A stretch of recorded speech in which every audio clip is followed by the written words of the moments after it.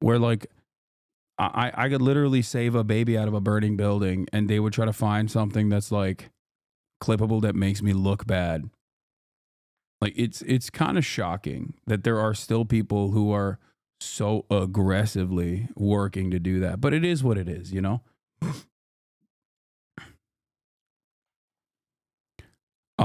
Having said that, having said that, oh, there is one. There is a clip by Ninjite actually. So not a hater.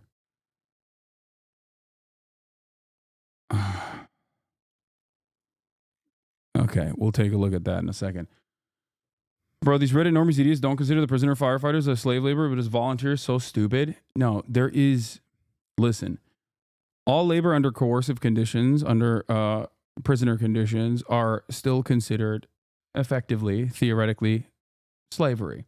Having said that, however, this is, and I 100% stand by my statement that I'm going to make here, and I'll talk about this more extensively in a little bit. This is a rehabilitative program. It's the closest you can get to a rehabilitative approach. Okay, because it's not just the fact that these guys are going out and fighting wildfires, but they're also in a very different carceral structure than the average county and prison structure. Okay.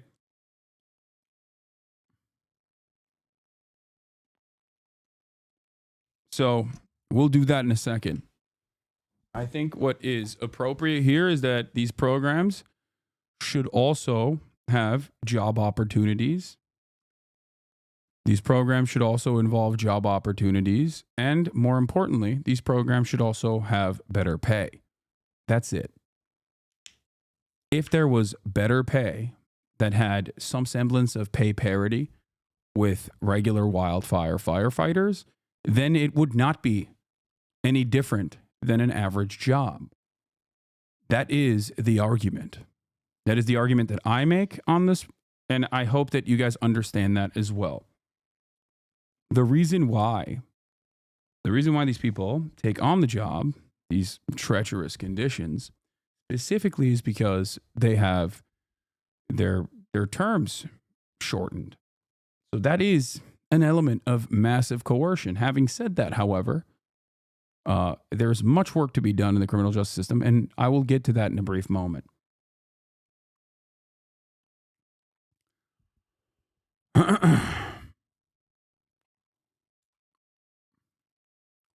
So, Scott over Lolo, he didn't cry at the outro. Okay, don't make fun of Lolo for crying. So, I'll get to that in a second.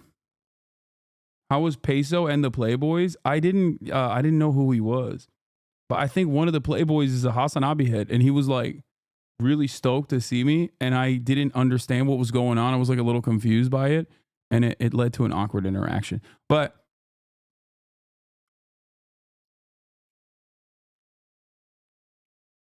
one of the biggest employers in the UK that provide programs for prisoner rehabilitation is a key cutting company. Yeah, Lolo's interview of mine came out as well. We'll be taking a look at that as well.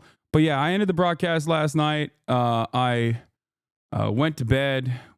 We're almost done. We're almost done with Lord of the Rings extended trilogy.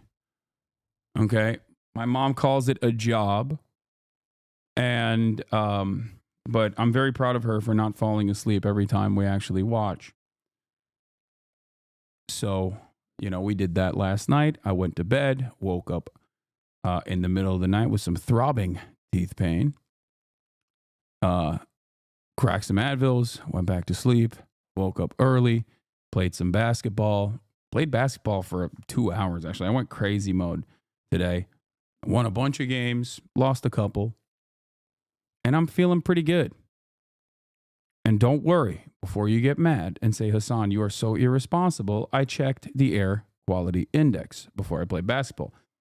Especially because of my previous experience playing basketball when the air quality index was so horrific that the air was basically radiating. So I will not be making that mistake ever again. Trust me. How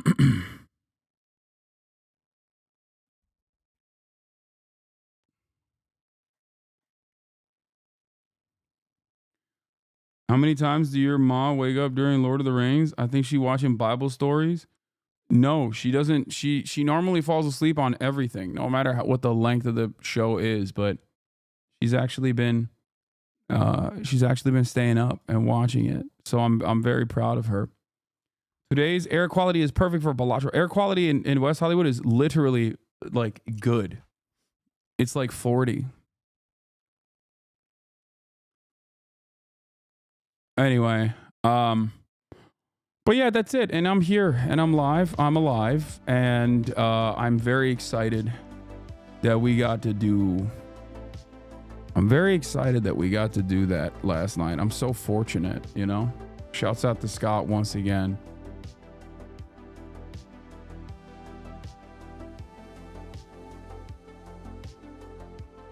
Oh wow, I got a mention on ABC Australia.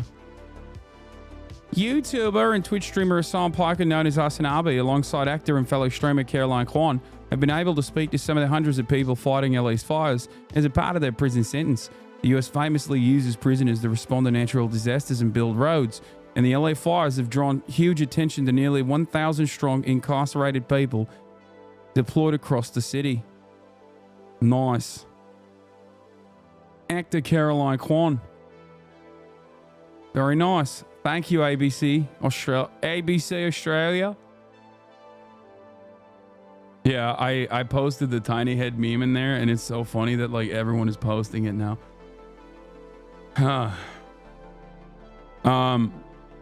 YouTuber.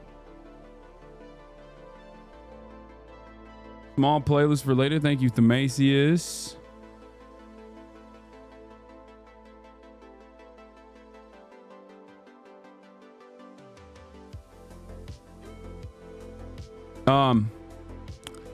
Okay, so let's gore. Let's blast off.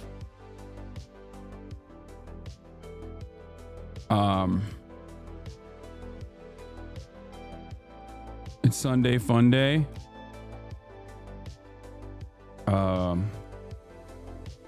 Recapping my experience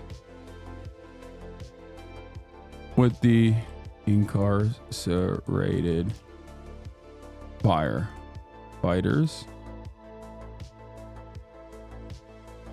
My takeaways.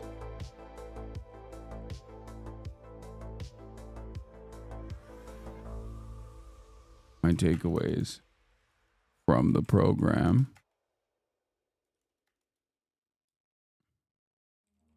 Some updates on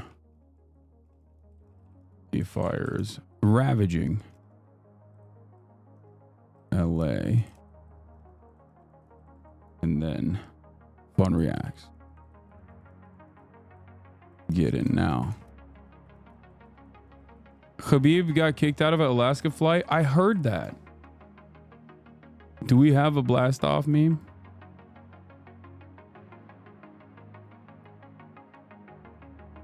Hasanabi after balling in the LA smoke. That's so stupid. Okay, respect. I like it. It's a One Piece meme, so I'll take it.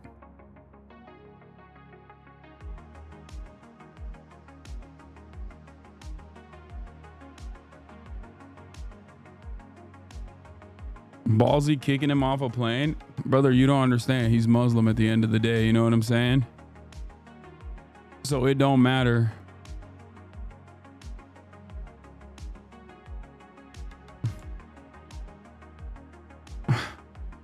It's the Muslim nerf. Like, it's the Muslim debuff.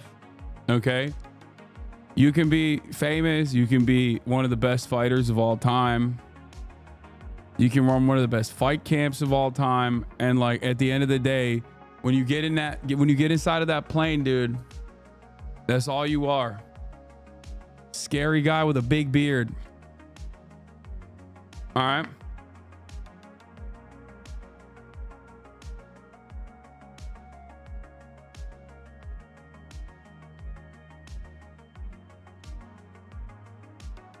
Weird times when I agree with Steve Bannon. Far right fascist Steve Bannon. I mean, I'm racist, right? But holy shit, have you met that South African tech oligarch trio? They're the most racist people in the world. What are they even doing here with their South African racism? Peter Thiel, David Sachs, Elon Musk are all white South Africans, Bannon observed. He should go back to South Africa. Why do we have South Africans, the most racist people on earth? White South Africans. We have them making any comment at all on what goes on in the United States. Oh my God. He's like, listen, he's like, listen, they already failed their racial apartheid. Okay. Why you got to have these failures here teaching us what to do? Okay. He's like, I'm going to have the best racial apartheid regime, unlike South Africa's, which made many mistakes. That's funny. There's something to be said about Steve Bannon being like, listen, as a racist, as a massive racist,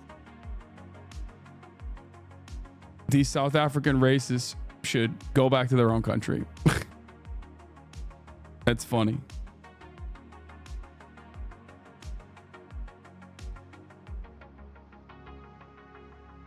He's like, this is kind of like a H-1B visa situation again.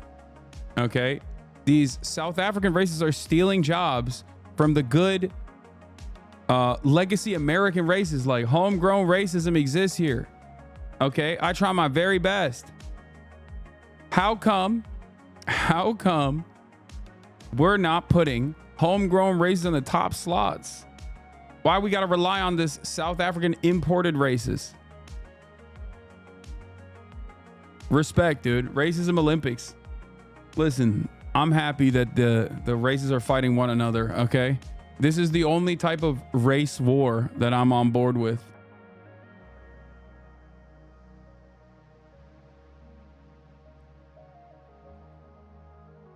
Good thread about last night's stream. Yeah.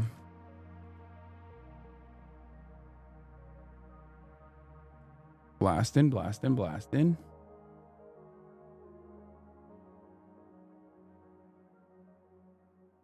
Funniest moment from yesterday, Hasan checking out married dudes.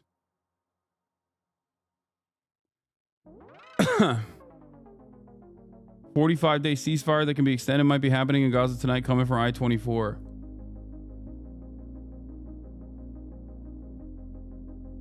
I haven't seen anybody. TikTokers, the algorithms are editorial and qualify as free speech because they can be edited and controlled like normal media, undercutting big tech's defense under Section 230. Are you energized by this newfound fight? What do you mean?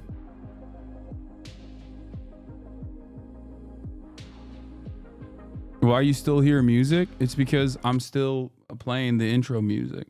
But here, I'll turn it off. All right. First, I want to start off with this Japanese coverage of the LA wildfires, which is the most kawaii thing I've ever seen. I don't know what's up with that. 大規模な火災の発生から3日目の朝。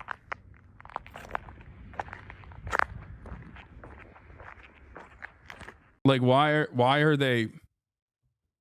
That's crazy.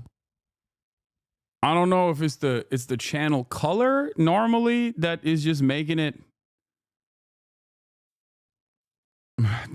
Why does it look like an Evian bottle? He's right. サンゼルス北東の山のふもとの町です。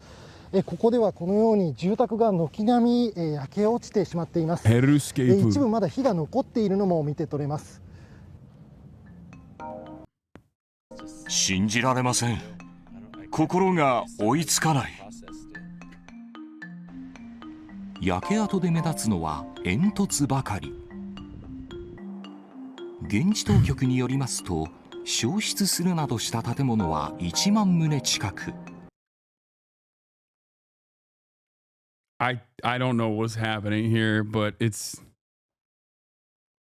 crazy. All right. But yeah, we got a lot to talk about. Okay. We're going to recap what happened last night, obviously. And I'm going to talk to you guys about the experiences that we had One of them even made it to LSF. Yeah, of course. Come over. A lot of the guys out here who are fighting. Get in here. Stand right here. Talk to him. I just want to say hello to my daughter out there. I haven't seen her in about 11 years. And yeah, I love you, baby. And hopefully I'll be out soon. And yeah, I miss you a lot. And hey, be good out there and get your mom right, okay? Love you. He's doing the Lord's work. He's protecting people in California right now, every day. Doing my best. What's your name? My name is Salvador Serna. I'm out of Tulare County, and I miss everybody. Yeah. So I wanna give you guys a brief explainer of what this is. Okay. First and foremost, there are a couple players here that I need to shout out. Okay. Number one is Scott Budnick. So Scott Budnick, who you saw on the broadcast last night, is a Hollywood producer. He made The Hangover. He made Project X. He made Old School. And he basically explained it in his own words, but he is a criminal justice reformer. Okay. He's a big rehabilitation guy. And part of that, I think, comes from his own personal experiences. I feel like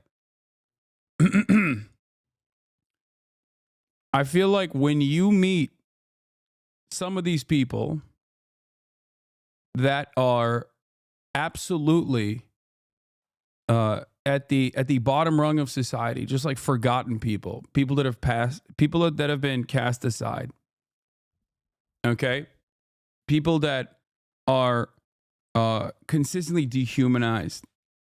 At least in my experience, these are some of the kindest individuals. Okay? These are some of the most thoughtful, some of the most kindest individuals you'll ever see, you'll ever meet. You can tell Hasan thinks he's tough. What? So these are some of the best people.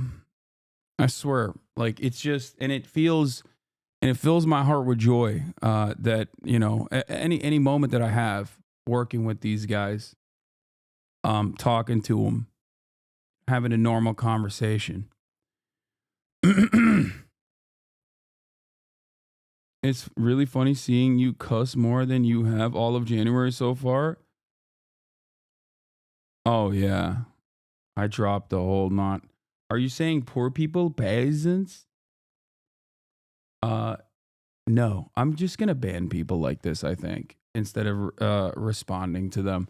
So, no, I'm talking about homeless people. I'm talking about prisoners. I'm talking about people who are actively dehumanized by everyone, that just like society is basically left behind.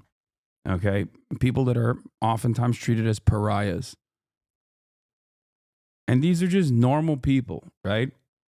They're normal people that don't have the same support system that we are all privileged and fortunate enough to have. They're normal people who had a sequence of fuck-ups, okay, back to back to back, and just kind of fell through the cracks of the system. And I think like what these guys need is someone to put their faith in them. They need a helping hand. And that's I don't know. That's just I'm going to try to do more stuff like this. All right?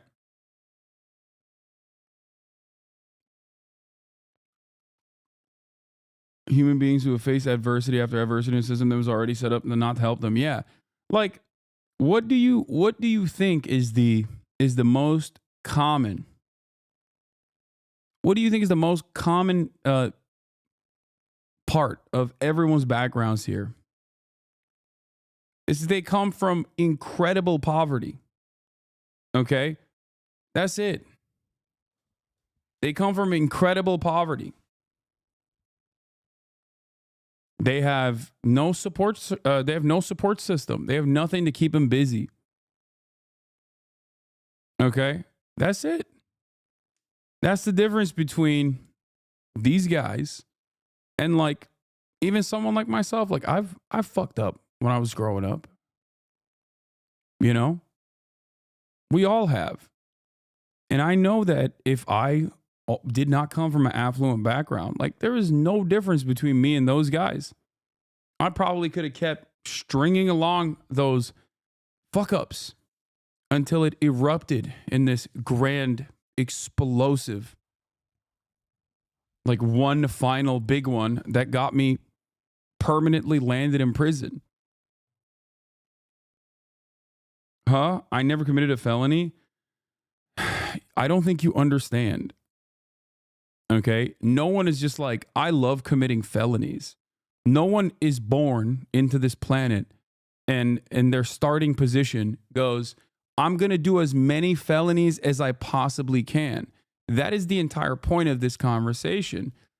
The point is, it starts small, okay? It starts small. You don't have a good family structure. You don't have a good support system. You don't have a good network. And the people around you are like, yeah, this is the only game in town. You're bored. You don't have any after school programs that you can attend, that you can participate with, your community with. And then you just string along failure after failure after failure after failure until you're doing more crimes, right? It's never, a lot of people think that the way this works is you just one day decide to go pick up a gun and do a crime. Or you're in the vicinity of someone else doing a crime and then you're accidentally in jail forever, okay? And then there are, you know, there are some people who do get caught up in this dragnet. Now, I know fools that could have done that other thing other than rolling with cholos. Sick, man. Take a week off, okay? Sick, bro. Okay. I hate this rugged survivorship bias nonsense, okay? That guy is going to permanently hate me now. 42-month subscriber who literally is like, nah, you don't understand. Well, you know, I also come from a bad background and I didn't do felonies. Why do so many people do that? Why do so many people have this attitude where they're like, how do they not realize that it's just survivor bias? That's all you're demonstrating here, okay? I'm glad that you didn't, you know, I'm glad that you didn't fall on this shitty path. I'm explaining something entirely different, okay? I'm sorry that they bullied you in high school and now some of these dudes that bullied you in high school are in jail, all right? Like, maybe keep that to yourself.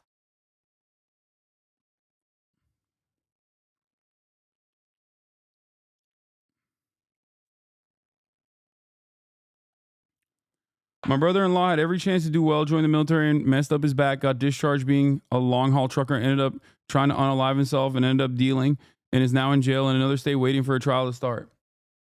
I mean, I can point just, you know, off of what you just described, I can point to like 3 different things where very clearly he got destroyed by the system. Not everybody gets the same hand is my point. There is a lot of probability here. Probability plays a major role in people's outcomes. Okay? It's rarely ever about personal choices. Having said that, however, are there people who are just constant fuck-ups? Absolutely. And there are constant fuck-ups in your immediate life as well. Like I'm sure you know someone that you no longer are friends with, that you no longer keep contact with, who is just a straight-up, constant fuck up, okay? He just gets in his own way. He can't help himself. Guess what? That guy's not in prison though, okay? But there are people like that, okay? You just have to keep focusing on people who do want a helping hand. People who may not even recognize that they need a helping hand and just unconditionally offer them that help. Every single person has infinite potential. It's up to us to try to maximize that. Okay? In any case,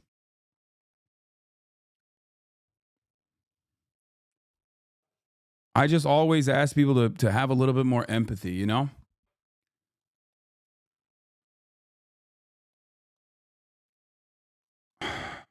Regardless, I saw a lot of stuff. I saw a lot of stuff last night. I saw a lot of things that reaffirmed my commitment. I saw a lot of things that I think proved me right once again. The very fact that, you know, like you never feel unsafe, right? Like no, for most normal people, I feel like they would just feel unsafe around prisoners. They'd be like, oh my God, these are prisoners. Like, they're just normal people. And I think part of that, and this sounds silly, but part of that comes from me consistently playing basketball at public parks, because I don't know what people's backgrounds are. I don't know where they come from. There's a lot of homeless people that I ball with as well. And it's like, they're just normal dudes. You know, if you treat them as normal dudes, then it's fine. But if you don't do that, and if you have no experience with that sort of thing, you develop this sense that these guys are evil, and they're there because they're just like truly evil people. And the reason why they've done crimes is not because of socioeconomic indicators and factors and a lack of support system and no opportunities whatsoever in their lives, but it's because they're evil people. And the media, I think, reaffirms this narrative over and over again. Consistently. And that's how we arrive at so many people who just have these incredibly draconian attitudes. These opinions about what must be done with these scumbags. Like they need to be cast aside. They need to be treated as pariahs. My dad is a felon. He made a mistake, all just to make ends meet for us. He's the sweetest person I know. That's what I'm saying.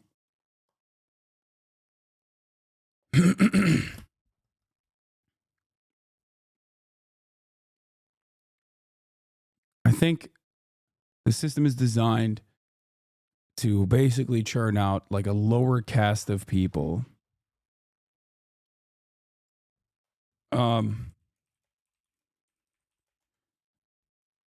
And keep them consistently within the carceral structure so that they can use them for free labor or almost free labor. That's what I think.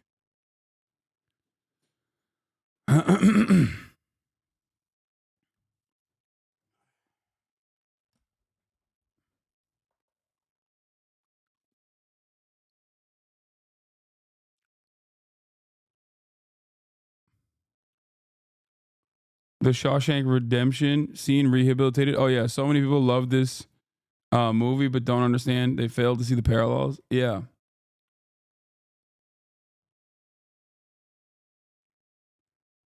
But what is this big drama?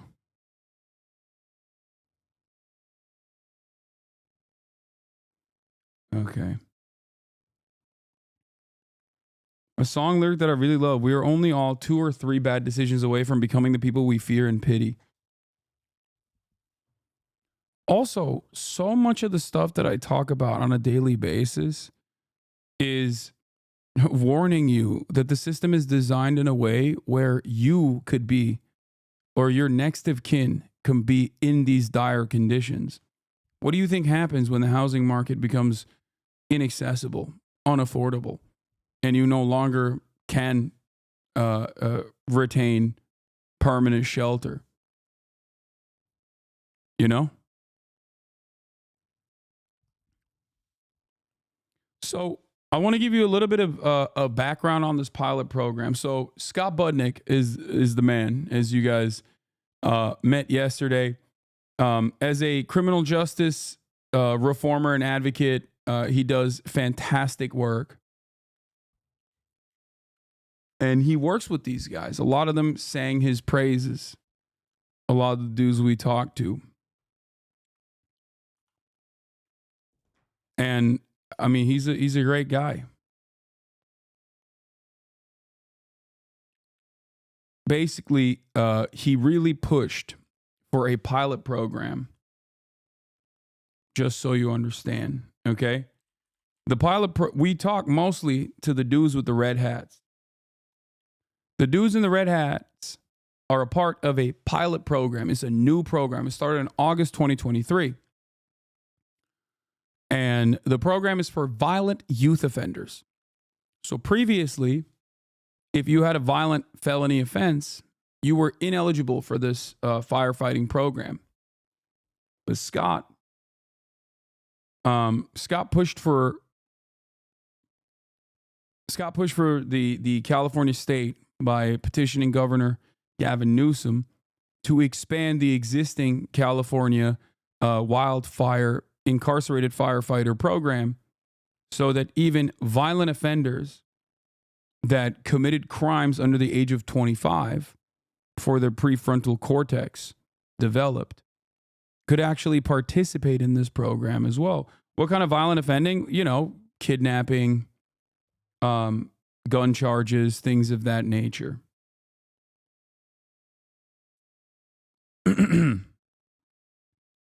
Great clip from yesterday about decision before our brain was able to develop, before the age of 25, you know? So, I mean, this is our second chance, and this is our second chance to prove it. And, you know, at this point, it's a blessing, you know? It's not more about the material, but the growth that we gain from this experience. I think it's important to talk about how there are obstacles though after you are released, where you have this training, right? You have this experience. You deserve to have this as a career, but you know, it's still really difficult even with legislation that's been passed to work at expunging records and make it easier to get hired in this career. Like, it is still the reintegration process is as a woman, I have to say that scares me to death. Yeah, guess what? There's a woman right here, and if you ask her, she didn't feel uncomfortable at all.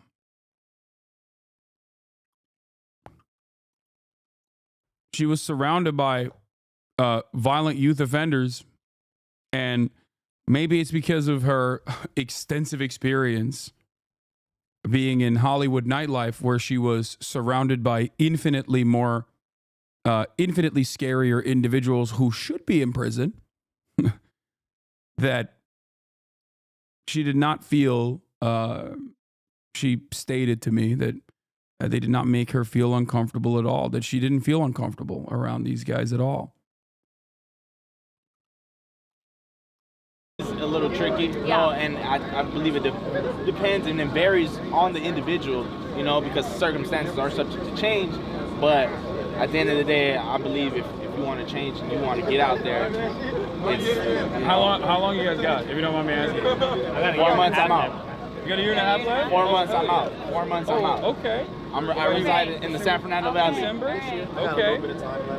How much time you have left? 2020. Also, for the record, none of them have sex offenses. They have other violent youth they're violent youth offenders, but not you can't have. They're ineligible for this program. So the types of crimes that render you ineligible for this program initially were violent offenses, if I'm not mistaken, unless there's like some way to demonstrate good behavior over an extended period of time. And also on top of that,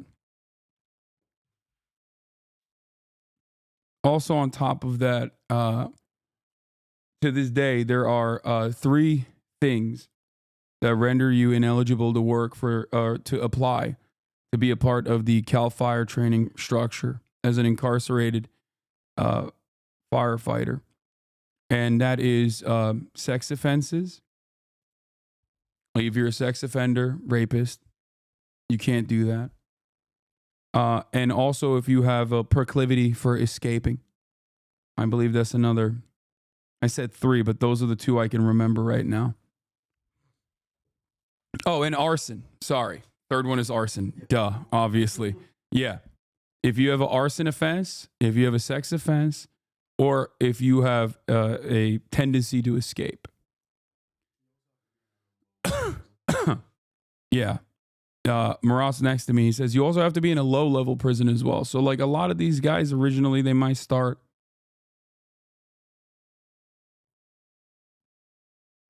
Hasan, do you think it's correct to acknowledge people who are automatically afraid of prisoners have a superiority complex, or, like, what would you call it? And do you think it's immoral to assume that incarcerated folks are dangerous people? I wouldn't say it's immoral.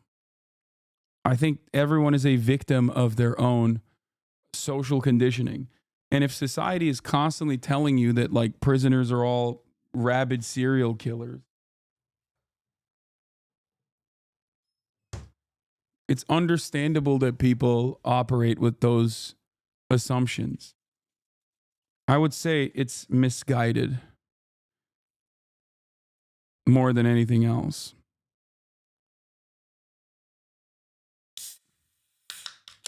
What if you want to right the wrongs of your arson offenses? Come on, chatter.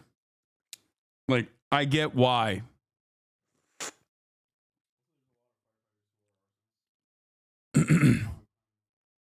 Really? Marat says that it's a common crime among firefighters that go to jail as arsonists.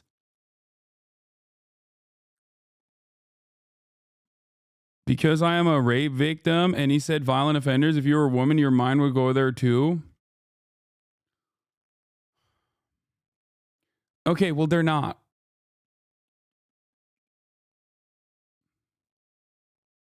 Can we please stop having a conversation surrounding your own personal feelings? We're doing, systemic analysis of how people's material conditions end up putting them in these circumstances. You want to say some stuff? All right, I'm muted. All right, what are you going to say, big dog? All right, I don't know how much you've talked about like this topic before I got here, but I mean, talking to these guys, it's like two very common themes that kept coming up as part of this program was dignity and service, right? Incarceration, imprisonment's a very undignified position, and conditions can be very tough, and they have to go through a certain level of criteria to be eligible for this. And then they have to maintain a high level of good standing to be able to stay in these programs. And talking to the small group of people that we talked to, like, their attitudes were incredibly positive. I was not expecting this level of positivity. They're getting to be in conditions that are way more dignified, and they're getting to give back and, service the communities that, not directly the communities that they've hurt, but that they've done. And so, and some of the they talk about wages a lot, at least you guys do, but a part of that wages also helps the retribution payments. So, it's overall, I can only say positive things about like the attitude of the people that we talked to yesterday. Yeah, those are the common the common things that I heard as well in all of our conversations. I think number one is the camp conditions. I asked a lot of the old prisoners, which I found out that we were not even supposed to be talking to, by the way. We were only supposed to be talking to the red hats, but I didn't realize that was the case. But some of the older dudes I talked to openly stated that they would rather do double the amount of time in camp, because the way that this prison structure works is like you have some of the worst prisons in the state, and then depending on if you can survive without actually getting into additional trouble in some of these worst prisons, you can inevitably move to a lower level prison, okay, inside of the state. And ultimately, the camp structure that they have is basically the closest I have ever seen to like almost a Norwegian style prison system. Okay? Like you have regular prison, you got county jails, and then you have the fire camp. Once you volunteer to be a part of this, you can have your sentence reduced, which is, again, a massive deal for these guys. That's one of the That's one of the biggest reasons why they do it. Okay. And then on top of that, they also get, I mean, a little bit of pay, which is, that's like the lowest, I would say. So the thing they mentioned with pay was that they haven't increased that. They haven't passed a bill to increase that since like 1984 or something. Yeah. I think that also kind of speaks to why it's at the level it is. And like, it also kind of makes sense for why they were, it hasn't until been recently, raised. they were getting paid $5 a day. Now it's up to 24, and they want to, like, Scott is pushing gruesome Governor Gavin Newsom to once again, increase the pay. Because we talk about like the coercive elements of being in prison, right? And volunteering for any position whatsoever when you're in prison. You're not doing that because you want to make a living, you want to make a wage. You're usually doing that because you're technically in chains by the state, and this has a likelihood to lower the time that you serve. That's not a normal level of coercion that exists under, regular wage slavery and capitalism. Okay, it's something beyond that. So I think making it basically bringing up those wages to a standard that is humane would turn this into a much more ethical structure overall. But having said that, the program, even with the way that it's currently designed, has a lot of good things in it. Okay. Now, the reason why I say that is because one thing that I don't even think they personally recognize, even though some of the prisoners we talked to openly mention this, is that when they're in camp, because when they're done fighting, they fight fires for 24 hours. They're out in the field. They sleep out there. They're constantly opening up trenches, right? They're trying to manage the vegetation. It's the most difficult part of wildfire fighting, as far as I understand, right? Yeah, it's a lot of work. It's like a tremendous backbreaking labor. You are constantly hiking up and down these windy conditions. If the ground is flat, they'll just have a bulldozer do it, right? Yeah. These guys are going up to the terrain that is otherwise inaccessible. I mean, and it's not just the inmate firefighter program. Like, that's just what this type of firefighting is. Yeah. They're all hot shots. They have to cut a 6-foot wide path within, which is a 3-foot scrape that digs up the dirt. Yes. Well, I don't know about the exact numbers, but yes, that's the idea. So it's a very difficult task. It's a very dangerous task. You're breathing in a lot of these like fumes and whatnot. And the equipment that they have is the exact same equipment that Cal Fire wildfire fighters get as well, which is substandard in general, from what I understand. I mean, it could probably be a little bit better. I can't comment on that. But overall, it's a very, very difficult. It's a very difficult job. Like, they talked about one of the treks that they had to do called the rocket ship, because it's a vertical climb where you have to literally climb up. Where they literally have to climb up a vertical climb with ropes. Right? Why'd you say falls? So,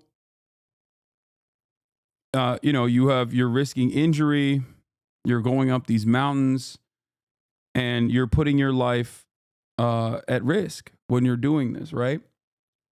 But I think one of the most significant aspects of their experience is that once they are in this structure, once they've been allowed to get this training, they go to a place called fire camp. And hopefully, if we have the opportunity, I want to shine a light on that as well and go to one of these fire camps to show you the living conditions there as well. But the fire camps, as far as I understand from the interviews that I conducted, is different than prison. So when they're done doing their 24-hour on, 24-hour off cycle, and the wildfire is contained, they don't go back to prison. They go back to fire camp, which is still prison, but it's not the same kind of prison, right? And the conditions at fire camp are nowhere near as substandard as like regular prison is. Okay. One of the things that they brought up about fire camp, for example, is that they have weights at fire camp. They don't have actual weights in regular prison. I didn't know that.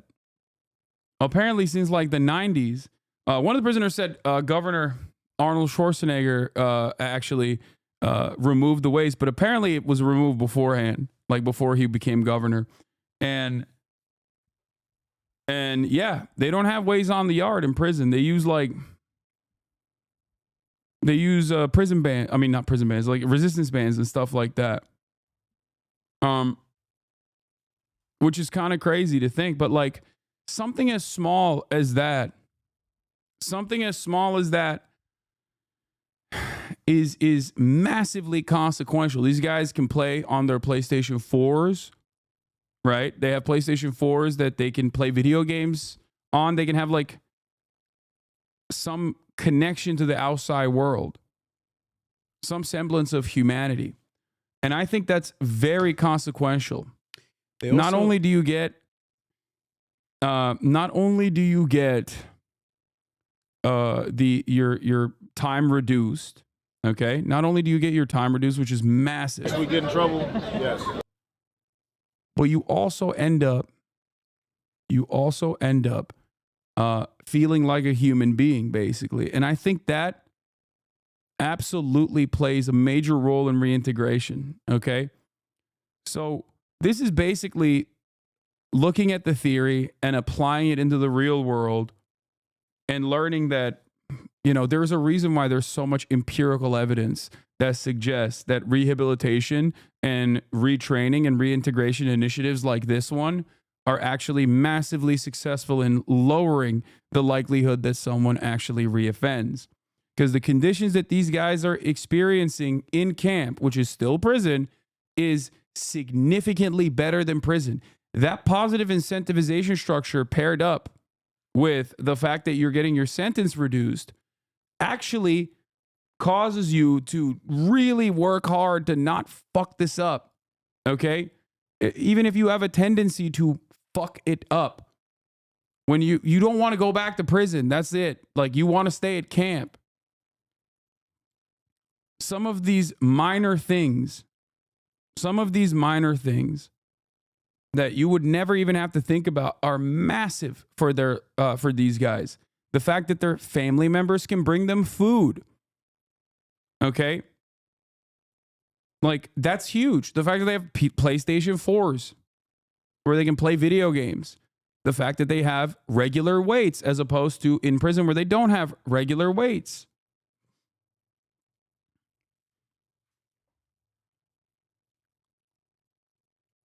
This is huge.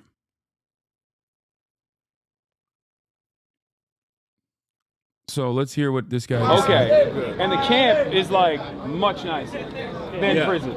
Yeah, there's little to no tension. The racial disputes is not a thing there.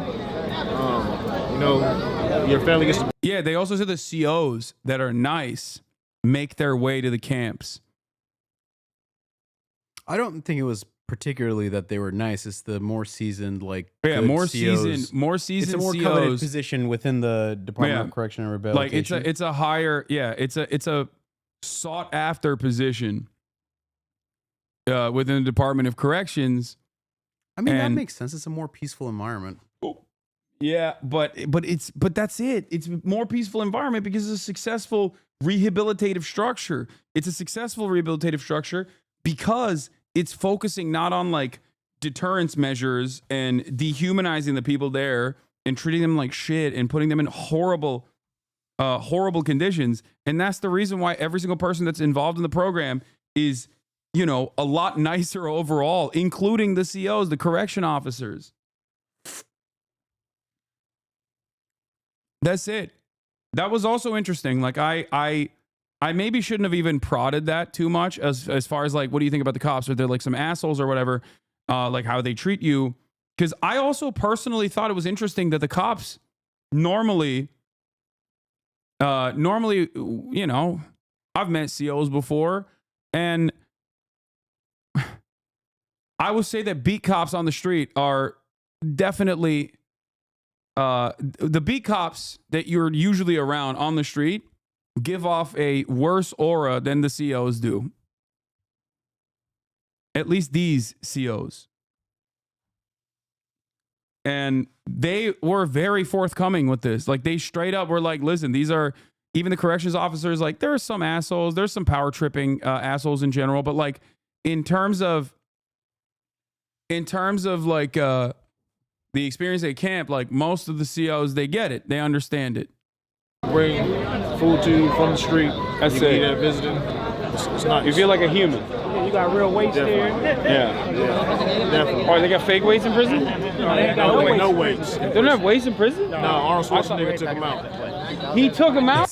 It's kind of funny that Arnold's the one who took him out. Cal Fire refused to give the inmate crew access to their showers. What the guy said, he said he would get kicked out of camp for saying it, if I recall correctly. Well, they did. They gave him they showered after we were done. Yeah. Why'd he do that? I don't know. He didn't want nobody else to be brolic like him. I heard that's what it was. Yeah, he got jealous. That's what I heard. What it You was. know, I don't know how true was it is. Was it collie muscle that got jacked in prison? I think that's what it is. I heard of something like that though. Yeah, he got jealous. Fucking Arnold. Yeah. When he was the governor. Exactly. That's crazy. Yeah. Hopefully they come back. You know, they've been giving us like resistant bands and agility ladders. Anyway, that's like, you're right. I've known a lot of COs, and I would say most are decent people, even if they're hogs. Yeah. I almost died when you say, like, what else are you going to do? What else you guys do if you didn't have a PS4? Crimes? Lol. No, I was joking. I said, what are you going to do if you get access to the internet? Crimes? Well, one of the guys was super into crypto. Yeah.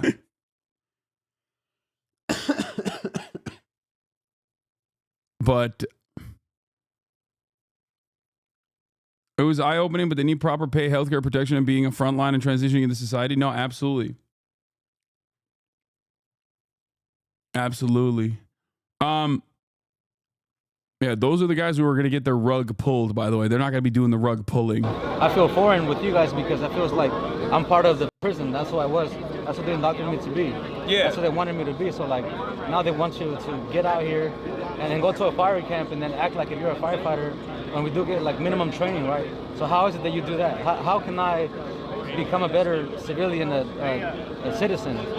Coming from prison to this, like maybe you guys know something about that. Like, that's my biggest question. How do I've I? only been in jail. You know what I mean? Like, it was not. okay, what's It was normal to you guys? overnight. What's normal to you guys? Are you asking like personally how Right, you right. make that transition? Right. I mean, He asked a serious question and I made jokes. I'm sorry. No, it's fine. No, It's no, a no. job. It's a job. It's I think what's key is having support, right? Right. So that that transition is easier. I mean, Right. you're right. When you spend so long Right. in prison and you either are on the path to being institutionalized or you're Right, there, right. it is hard to transition out, and there is such a lack of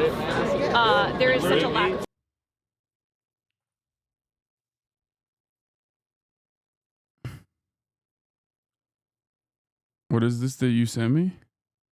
It's a satellite image, like a high resolution satellite image of the Pacific Palisades. You can see like most neighborhoods are gone. Why didn't you say the crash dummy spot again? What? Okay. Seeing these guys want to come up and talk to you and ask you questions and talk to the cameras, everything. Yeah. Well, you have to remember, like, these guys don't get a lot of access to the outside world. You know what I mean?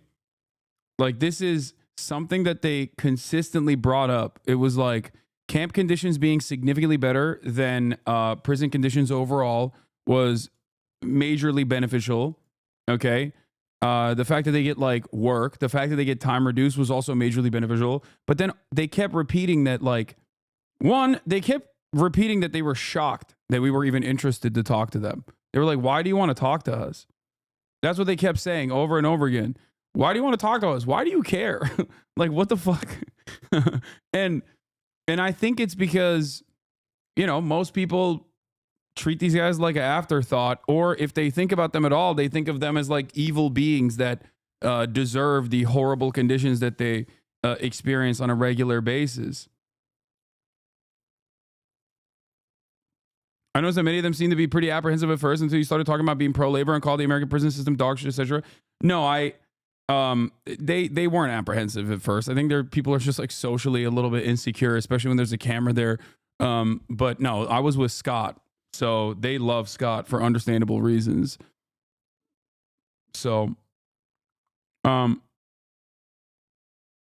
as someone who works with CDCR, I hope Hasan knows this interaction and ones like it are so morally lifting for these inmates. Yeah, so that's the other thing I was gonna say is that like the fact that, you know, people write to them, people send them like cupcakes, people send them like baked goods, people send them food when they're out fighting these wildfires. Like they feel like human beings. They feel like human beings. They have dignity for once.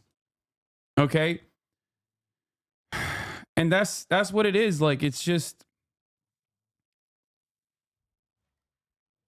Anyone got that clip of the one guy with a ponytail cooking Haas for being autistic? Oh my God, he did. He cooked my ass. In and out, giving our incarcerated firefighter Scott and some of the guys you talked to. Yeah.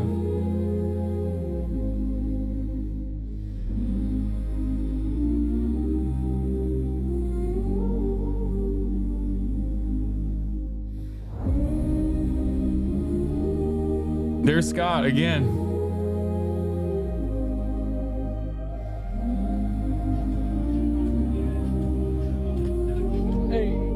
It's just crazy because like most of those dudes that we talked to were younger than me. Even the adult, the adult offenders in the program, like they were still younger than me. You know, they knew Kai Cenat. I hope he sees that. Yeah, one of them knew Kai Cenat. That was funny.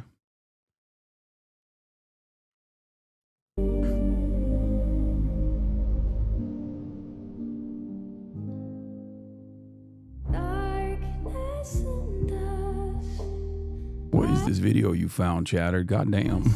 It's kind of funny. But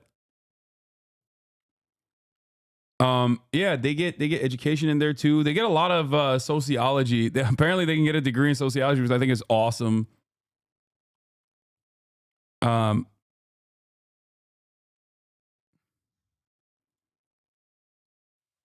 Younger than you and already 10 years in. Yeah, that's what I'm saying, bro. Seeing them chop it up between groups, just like any workplace, just some guys doing good despite everything, trying to shove them down. Yeah. So one of the things that I wanted to highlight as far as the incarcerated firefighters is, hold on, let me find this real quick. That Scott actively pushed for. Yeah, they offered me their tacos, which was crazy. It's like, come on, dude. I'm gonna tear up. You're gonna make me cry. This is the Youth Offender Camp Pilot Program. Okay, in August 2023, CDCR launched an innovative Youth Offender Program Camp Pilot Program at Grolersburg Conservation Camp. Okay, in Georgetown. The program is designed to expand opportunities to volunteers to serve their time at the conservation camp and encourage self-improvement and rehabilitation. In addition to educational and rehabilitative programming, camp participants receive wildland firefighter training, enhancing their opportunities for future firefighting careers. The program provides additional hand crew members for emergency response to fires, floods, and other disasters in the state. The initial 17 participants arrived at Grolersburg Conservation Camp in November 2023 after completing training at the Sierra Conservation Center. Now, what's important about this is that a lot of the dudes with the red hats that we talked to, they are youth offenders, which means that they did crimes under the age of 25. Okay? They committed crimes under the age of 25. But the program actually expands, unlike the normal structure, it actually expands to violent offenses as well. So if you were if you committed like assault, battery, you have a weapons charge, kidnapping, things of that regard. And also, kidnapping doesn't mean like kidnapping in the way that you understand it. Okay, just so you, it's just that's a term for if you steal a car and there's someone in the car, it's considered kidnapping. Just so you understand. Okay, not like Taken style kidnapping. So all of that stuff is under the banner of violent offenses. These are pretty significant crimes, okay? You can, yeah, it could be a custody dispute as well. So the thing is, despite the nature of these crimes, these guys, you met them, you saw them, okay? I didn't want to like spend too much time on what they had done because I didn't want to, like, I talked to them off camera beforehand. As far as like what they had done. I didn't want to talk to them on camera about what they had done because I feel like it's unproductive. But yeah, like they openly revealed some of the stuff that they were locked up for, and yeah, it's some pretty significant stuff. But it's important for you to understand, like, in spite of what they had done, like they were just chill as hell. They were just normal ass dudes, right?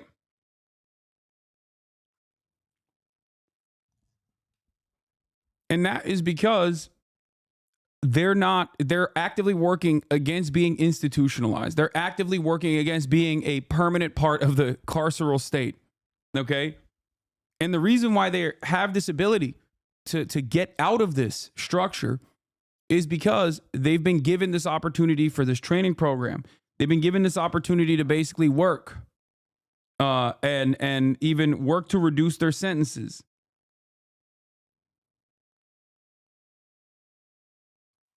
And they don't want to mess it up. They don't want to mess it up and go back to regular prison and lose their shot at reducing their sentences. So that's what it is. Camp Pod program expands access to camp programs and provides participants access to rehabilitative programs and job skills. The goal is to encourage offenders 25 years old and younger to commit to positive change and self-improvement with the goal of being law-abiding members of society upon release. This is one of the closest things as far as like the conversations that I had. This is one of the closest things I've seen, shockingly enough, within the California state prison structure that is as close as you can get to a rehabilitative system. Okay? It's genuinely shocking. And I will admit that in spite of my initial assessment saying this is slavery, this is slavery, this is slavery, this is slavery, this is slavery, like, I would not want this program to go away. Do you understand? Like, I would much rather expand this program. I would much rather ensure that this program also offers reintegration after you're done if you want to work in this field, because some of the guys I talked to didn't want to continue doing firefighting. They literally were like, yo, this stuff is like, this is dangerous. I don't want to do that. I don't want to do this shit, you know? And that is a part of the element, I would say, of coercion to a certain degree, right? And I think this program could be expanded to other fields as well. But the issue is, it cannot be used to displace the current civilian, non-carcerated population. And that is the problem here. And the only way to fix that is by offering not substandard pay, but having some semblance of pay parity. Okay? That's it. Because if you actually turn this into a regular program where there is pay parity, okay, where you're getting paid decent wages, then all of a sudden it's no longer extra coercive.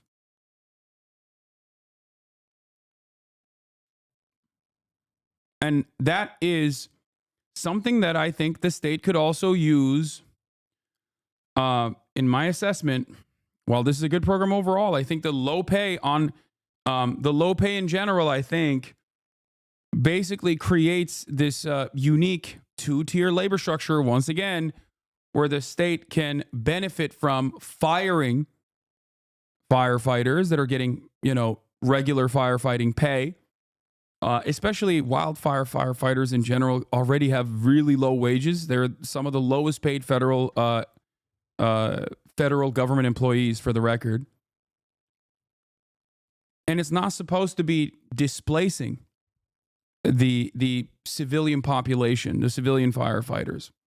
It shouldn't be used as a way to devalue the wages that exist in this sector. Do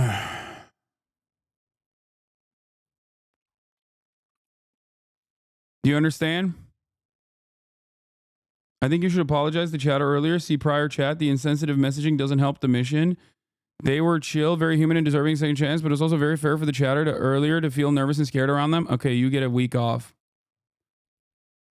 Dude, imagine we're having, again, larger conversation about the carceral structure, and you just chose to chime in to be like, no, it's actually okay to immediately assume that these guys are rapists and it's totally fine to be afraid of them, while I'm directly talking about how some of these guys might have committed violent crimes, okay?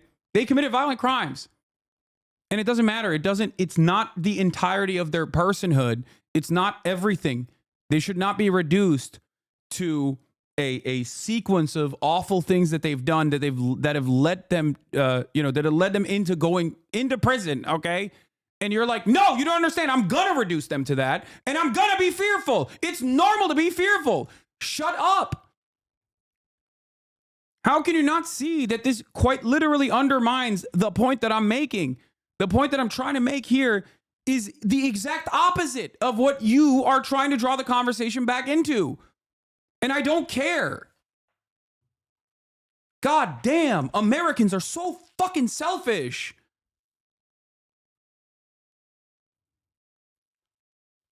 It's so incredibly frustrating to have any conversation like this, especially as it pertains to sexual violence. What a crazy situation.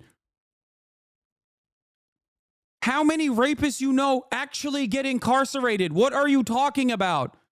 It's like one of the least punished, most commonplace crimes of all time. You are more likely to get raped by a fucking coworker or a boss or a family member than some random dude in prison. What the fuck? Shut up.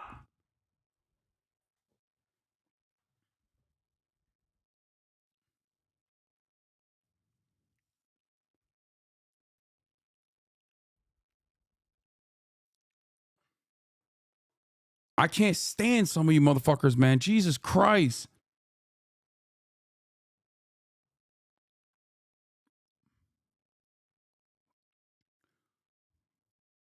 Yeah, you have to pay a lot of fees when out of prison as well. So that's the other thing. That's the reason why there's more. I think that's more of a reason to actually elevate their pay as well.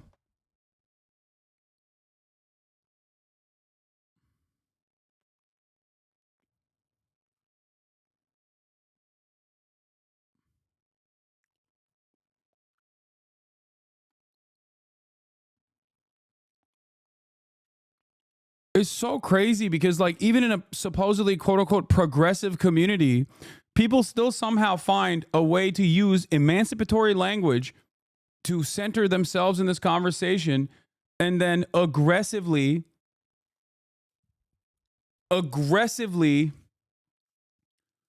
and actively defend, using academic emancipatory language, aggressively defend their self-centered attitude. It's a reactionary take.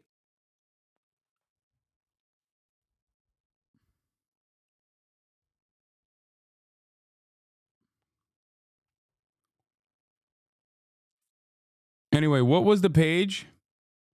Like, imagine being like, oh, dude, I know you're actively trying to, in a nation where prisoners are treated like evil, dehumanized serial killers, every single one, and you're actively trying to combat that narrative by showcasing the humanity of these people that have been left behind by our systems. But you should apologize to the one chatter who wanted to bring the conversation back to that exact point. You can get that anywhere you want. Okay? Go watch, I don't know, MSNBC or something. I promise you, they will have a very different approach. Please, Jesus Christ. You get that everywhere else. Why do you want to get it here too? I can't do anything different. It's very frustrating.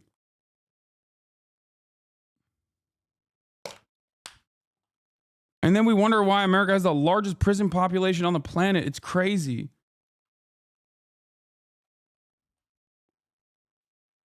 You're identifying an internal, consistent contradiction within the abolitionist framework. It's something we struggle with constantly. Reforms that do genuinely improve material conditions of the incarcerated also serve to lengthen the lifespan of the institution of prison. It's something people grapple with, and I'm glad this combo is happening out in the open.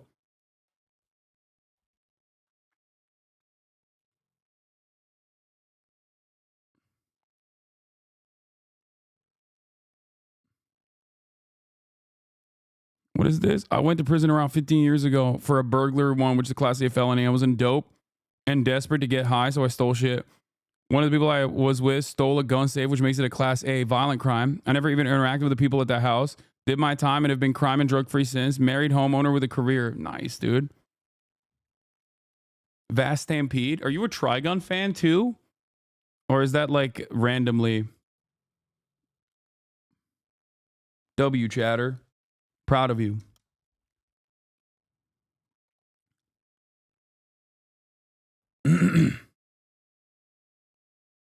I think the problem you pose, the question of whether we would be safe with these prisoners at a time when you were alone on screen, surrounded by 10 men. A lot of people would never feel safe in that situation. That's all they could think of when you said that. I don't care, dude. Please.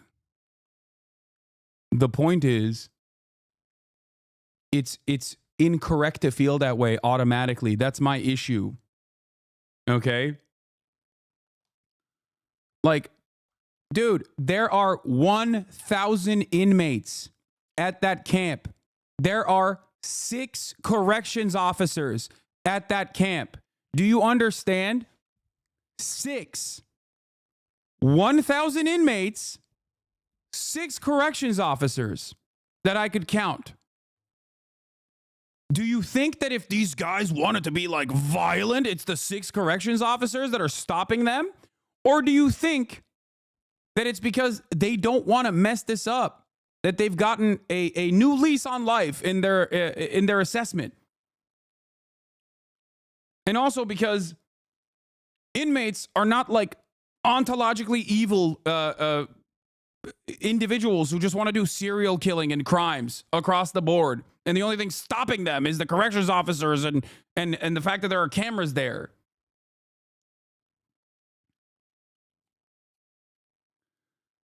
The problem with this kind of attitude is that if you have this opinion, if you operate like this, then you do not want these guys to ever be out.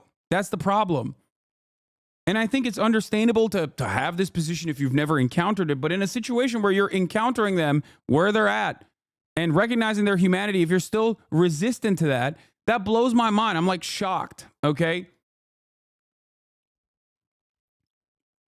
Like, how can you look at these guys and be like, no, they need to, they're scary and they need to be, they need to be perma incarcerated. Like, I don't care.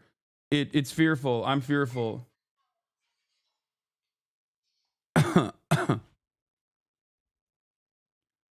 No, look, I will say one thing about Gavin Newsom, and this is something that I've defended of Gavin Newsom against my uncle Shaky Gurga as well. His approach to rehabilitation has been pretty solid. Like, California is a devastating carceral state. Don't ask me about the housing market. Don't ask me about his approach to homelessness and combating homelessness. That stuff is awful. But the very fact that the Republicans came after him so aggressively for releasing 85,000 prisoners, like, these are the guys he's talking about.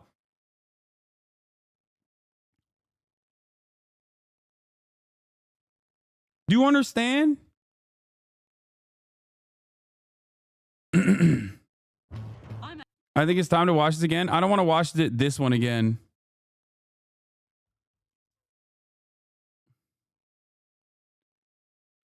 And yeah, for me, it's not even about like, it's not even about like me being fearful or whatever. Of course I don't, because I'm a big dude and I can handle myself. But like, not that I even thought that would be a situation. There would be a situation like that. But like Caroline is also surrounded. And she's a woman. And the fact that she didn't feel uncomfortable is important for people to recognize. It's not the way you think it is. That's what I'm trying to explain.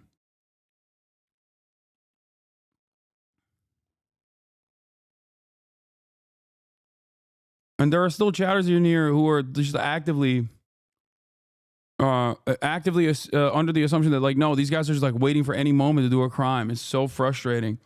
And that once you've done a crime and you've gone to prison for the crime, that you're automatically always thinking about new crimes that you want to do. And it's not about what do you call it? You know, having something to grab onto once you're out of prison.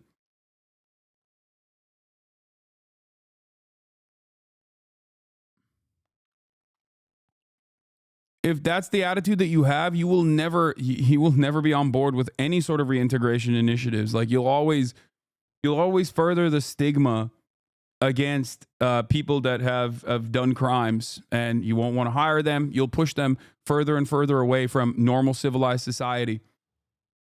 You will be a hurdle in front of them actively becoming better people and productive members of society. That's it.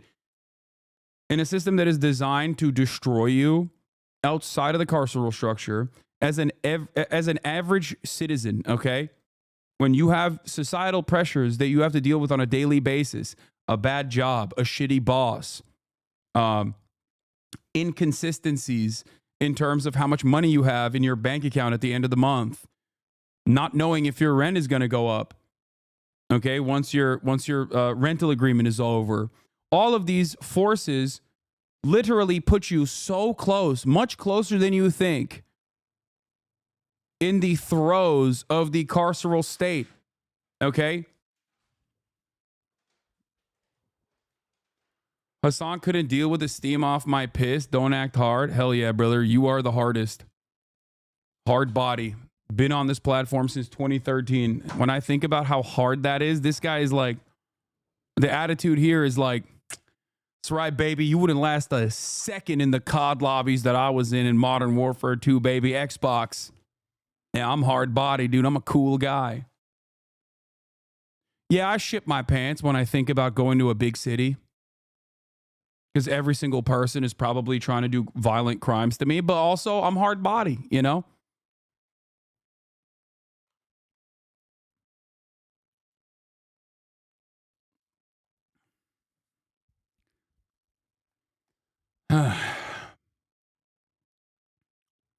One thing that the incarcerated youth we work with often thank us for treating them like normal human beings and not threats. Yeah, that's like,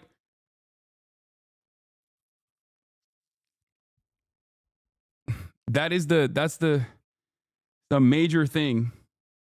That's crazy that there's such a major incentive. It's FYI, certain actors and other chats are going back to this violent criminals talking point continuously. This stun lock, keep that in mind. Yeah.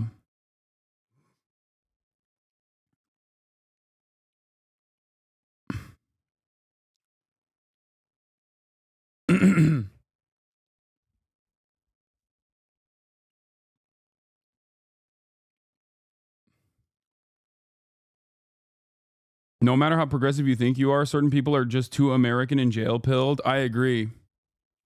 Exact same thing with homeless people. Exactly. That's the issue.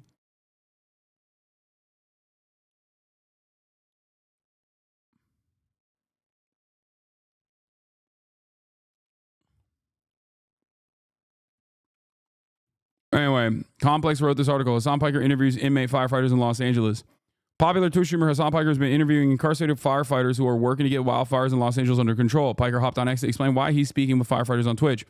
I try to use my platform this way because there are lots of normal people out there who fell through the cracks of the system with no support whatsoever. We cast them aside and choose to dehumanize them. Everyone is trying their best. Rehabilitation and reintegration lowers recidivism. Several of Piker's interviews have made it to X and gone viral. In one of them, he speaks with one prisoner about whether it's better fighting these fires than being in prison. It's way better because if I was in prison yard, I'm seeing guys get stabbed, get beat up, the cops shoot us like shit, but here we get better treatment.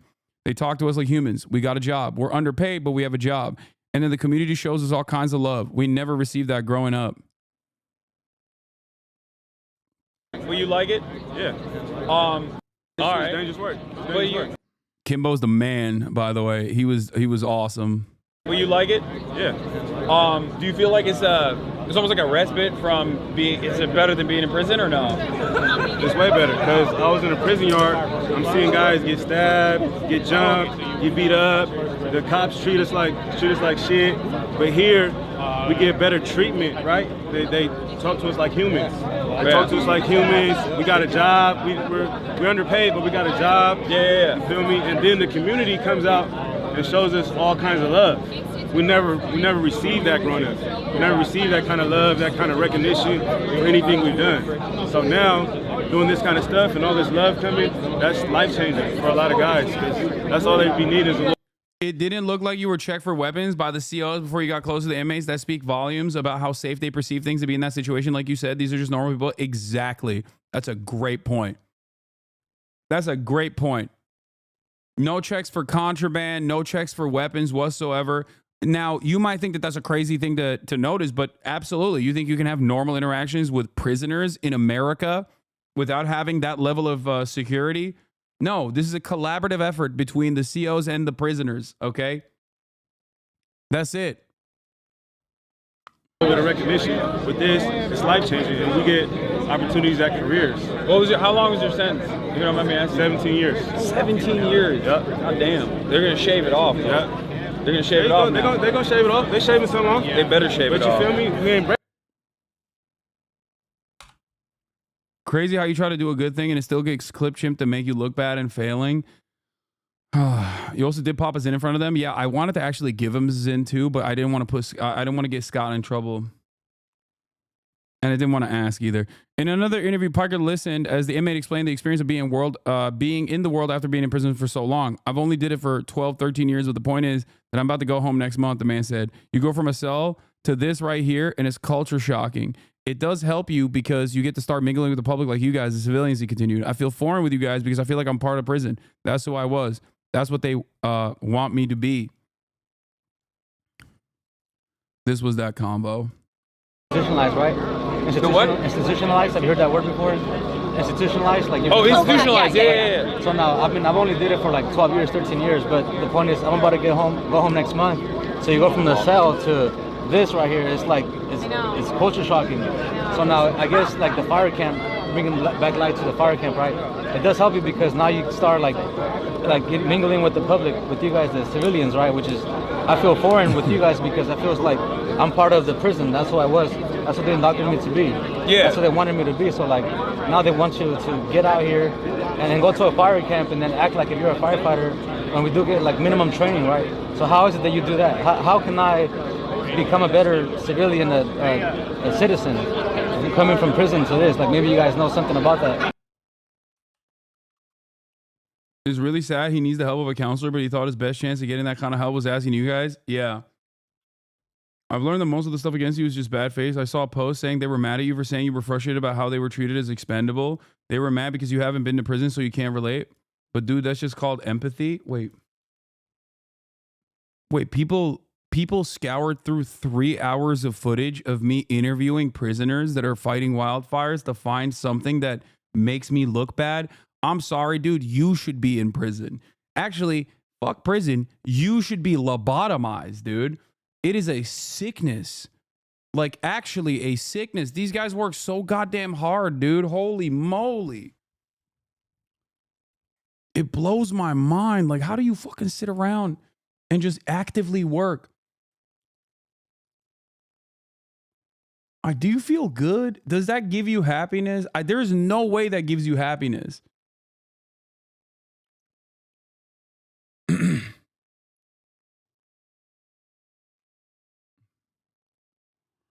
In another conversation, Piker wanted to get the opinion of one inmate firefighters about the fact that they are private firefighters making up to $7,000 a day. Wow, that's crazy. It's a big pill to swallow to the prisoner.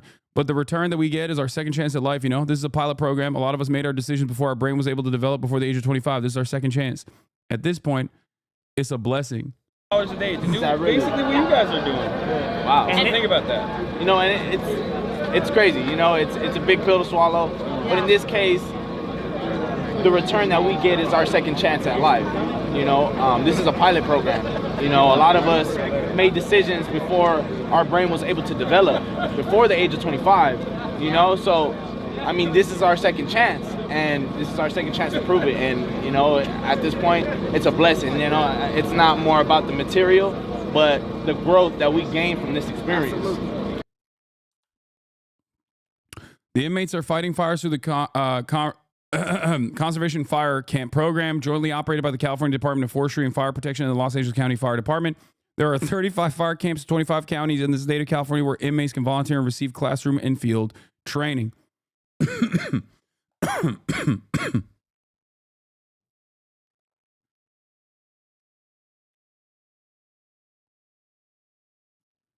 A fellow institutionalized person, how easily we are dehumanized is insane. I committed a victimless crime, speeding, turned, resisting arrest without violence, but turned into assault a police officer thanks to tests of lying. But I'm looked at the same as the worst criminals. The dehumanization is the worst. I may be subhuman by some people's standards, but at least I still have my humanity. Yes. That's the point. And the reality is, like, there are plenty of people. Like the thing that Scott mentioned, at the end there, New York Times put an article saying these guys make $10.24 a day max. No, I think they now make $24 a day in California, at least. But the thing that Scott mentioned was really good. Like, he brought up his own personal experience, right? He brought up his own personal experience when he went to a prison creative writing program, and he met this guy, this kid who had a 300-year sentence. 300-year sentence. This kid, at the age of 15, got hit with a 300-year sentence. And that's because he was standing next to his friend who shot someone. Okay? 14, not even 15, sorry. He's in one of the worst prisons in the state. And the point he brought up was that if my kid was in that same situation, it's over. He's out on bail, and he doesn't see a single moment inside of a cell. Because Scott has money. That's the difference. That's the difference. And there are so many people like that. There are so many people that just like are that are in the wrong place at the wrong time, maybe have priors. Okay? When you're 14, it's probably unlikely that you have priors. But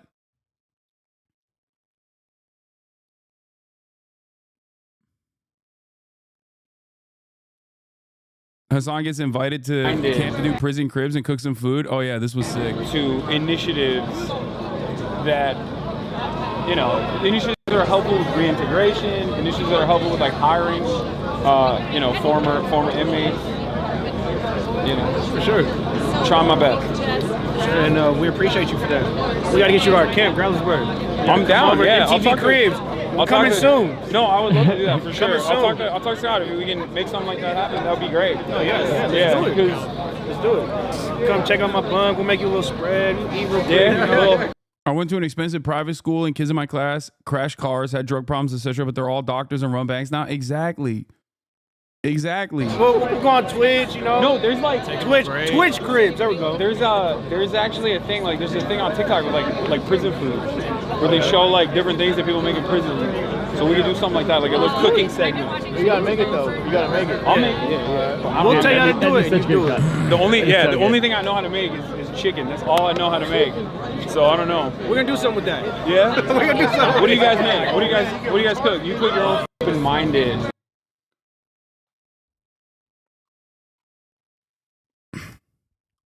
How are you so much taller than these guys? Bro, I'm 6'4".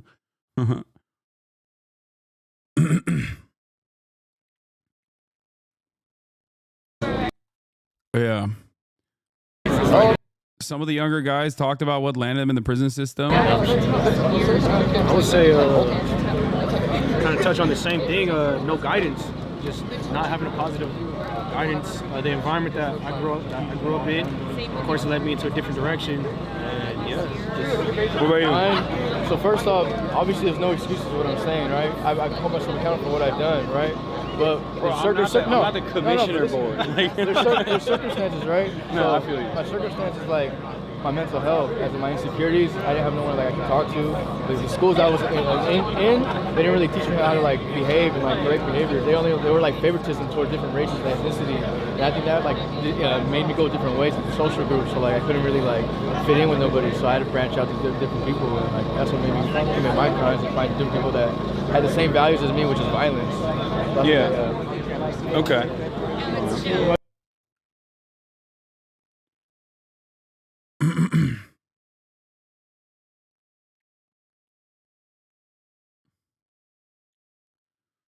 Some of our greatest revolutionary organizations, like the Black Panthers, identified how people like this are the motor for revolutionary change. People didn't hear chirp about revolution, but it's these people that have the practical skills for OPSEC, dealing with the law and other things. These folks have more revolutionary potential than any leftist that would turn their nose up to them.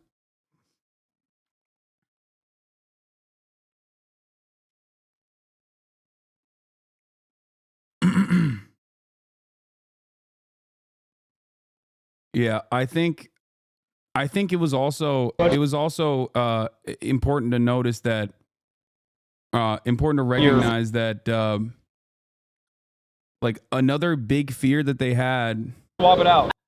Another big fear that they had was reintegration, like the fear that they have of like getting back out into the real world and not having not being able to cut it, because the reality of the matter is, it's not like the tools are abundant, okay, for what you can do when you go out. And especially if your records are not expunged and if they carry over into civilian life, you are going to be limited in the job opportunities that you do get. So that's another thing that Scott's working on as well, is to ensure that these guys' records get expunged so they can get their EMT certifications. And also on top of that, be able to continue working within the CAL FIRE structure, or even work inside of the municipalities now that they have experience on the job.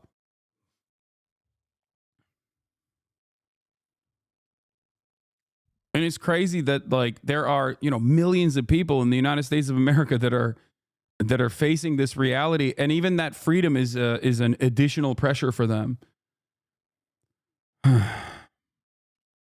I don't know.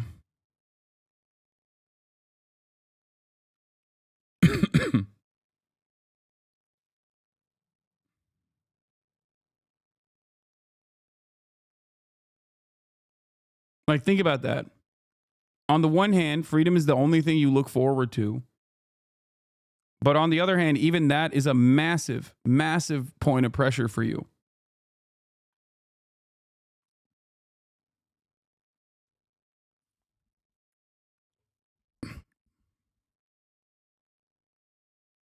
Is expunging the records of something that happens for everyone? No, these guys, even violent offenders, because they're youth offenders, can have their records expunged.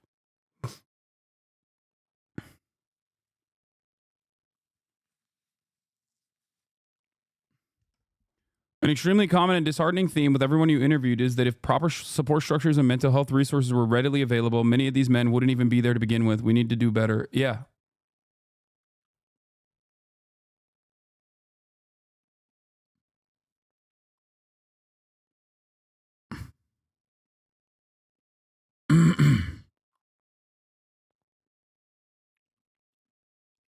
But that's why I'm so aggro against Uncle Shaky Gurga. Okay? How about that?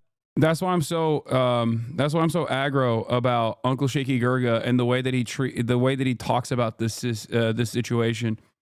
These are the types of people who get their sentences reduced, and they've already served for the 85,000 people that Gavin Newsom released onto the streets or whatever. Many of them have served a ginormous amount of their sentence already. Many of them have served the majority of their sentences, and they obviously still have to go through the parole board structure and demonstrate their capacity that they will not reoffend. And it's crazy that it's like it's crazy that people still are just like, nah, they should stay in prison permanently. We shouldn't be releasing prisoners. It's like, it's so frustrating, dude. How about that? And then swap it out. So again, Xavier and Angel for those who you don't want to get on camera? Huh? Nah, I gotta go wait. There's hella ladies watching right now. They're gonna be judging. They're gonna be judging the way you're eating. He's not shy. He's not a shy one. No, don't even worry. Huh? He eats on stream, and you cannot be worse. Fucking with you. You cannot be worse. Yeah. So how you guys doing? We're blessed. We're blessed. You know, we're taking it all in. We just came down from the mountain yesterday. We were assigned to the Eaton Fire. Our division, you know, was meeting up with other crews, doing some hand line. The dozer only goes so far. You know, our job is really to kind of get in the cracks and crevices where. Purely curious, what type of things fall under violent for these guys? Everything that you can think of, with the exception of sexual assault or arson related charges. The dozer can go, and when we get. More of the OGs talking about the programs. Some of the older firefighters that have been in the program for a few years talking about how they've been treated by the police. Like, why do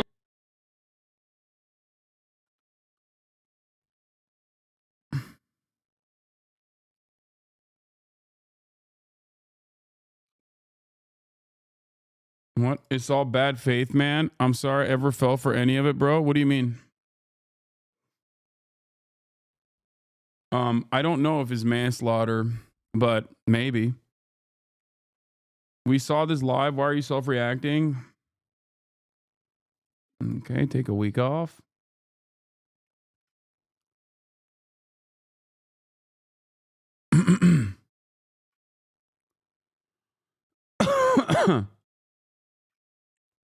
Is there JPay or something? Yes, there is. And you can also send video games to the camps as well. Would you ever run for public office? No.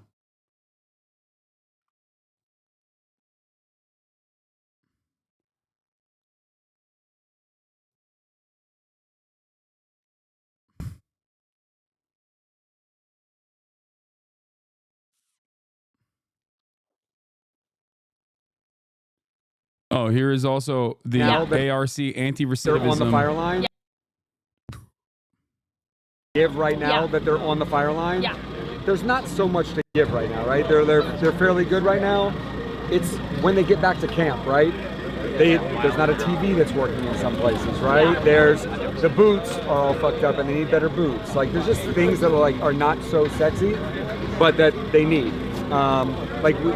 You never think this, but we're getting a shower truck dropped off. No, I know what you're talking about. Yeah. By the way, God bless. God bless the dudes at Coachella. Dude. They got a shower truck coming in. These guys haven't showered in like 4 days. I know. So just stuff like that. And then I think also when they get out, if they want to work for CAL FIRE, as soon as they get out, how are they going to pay rent to wherever they're getting hired? How are they going to pay utilities? What about a car to get to and from work? Right? Those are give right now that they're on the fire line. Yeah. There's not so much to give right now, right? They're fairly good. With this entire program being only allowed as a larger labor force, do you think that moving into pay parity would dissolve such a program, or is CAL FIRE being a governmental agency would allow such a structure? I don't know, but I hope that they don't do that. Are you aware of any programs like this for women offenders? I don't know. Not sure about this guy, Hasan. What? Not sure about the guy who is literally spending his own hard-earned dollars and time every single day to work with some of the most fucked over people in American society in a system that doodly mofo. Okay. The guy that runs the program. They have camps. They have a camp for women as well.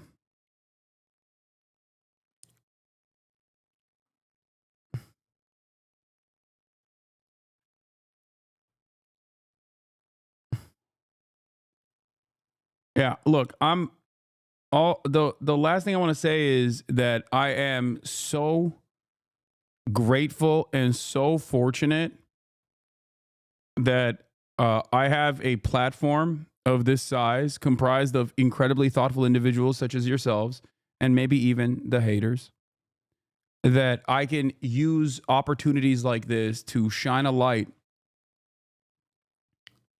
on some of the most forgotten people in society.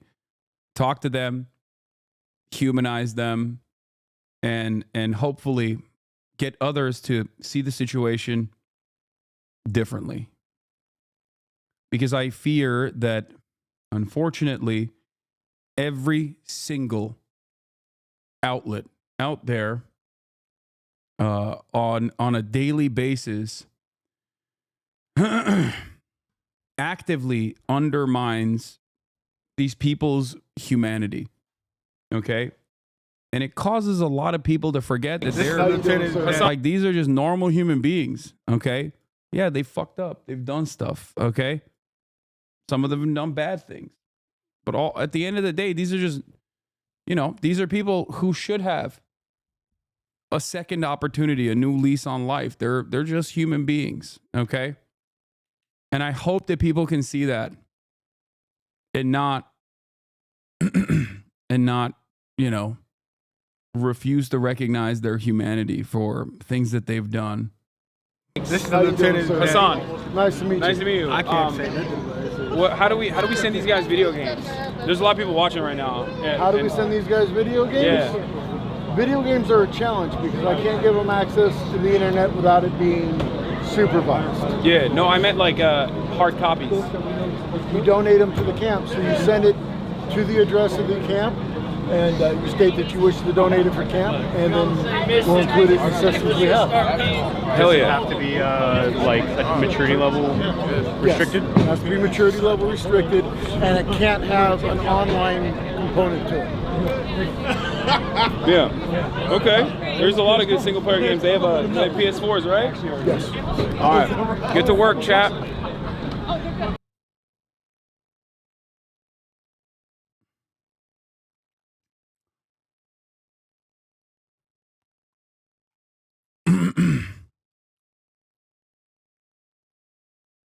Also, shout out to this lieutenant. Even if you weren't supposed to talk to these guys, you didn't give a single shit. No, I don't think they.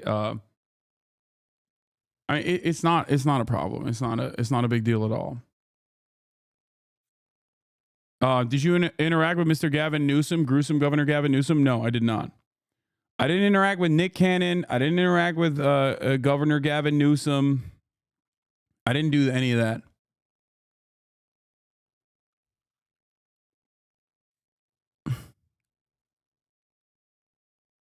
But yeah, this tweet that I retweeted as well from D Machine has the information about Washington Ridge Conservation Camp 44, the phone number and the address. If you want to donate PS4 games for these guys, please remember PS4 only, single player, no online requirement. Ideally PG-13.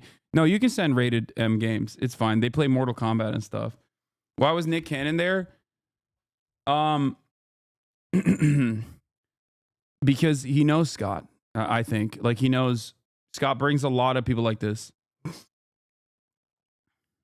And they, they come and show love. Also, I'm glad that Nick Cannon showed up because those guys don't know who I am, but they know who Nick Cannon is. They were so excited to see Nick Cannon. It was awesome.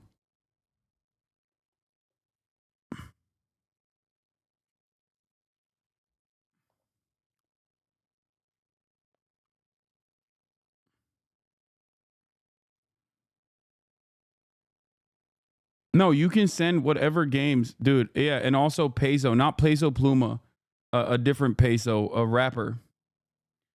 Yeah, one of the guys knew who Kai Cenat was.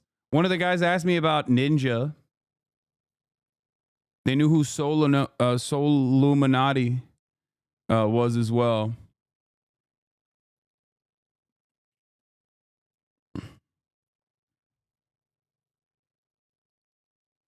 The most heartbreaking thing, but also wholesome thing, is the constant question of why do you even care? Yeah.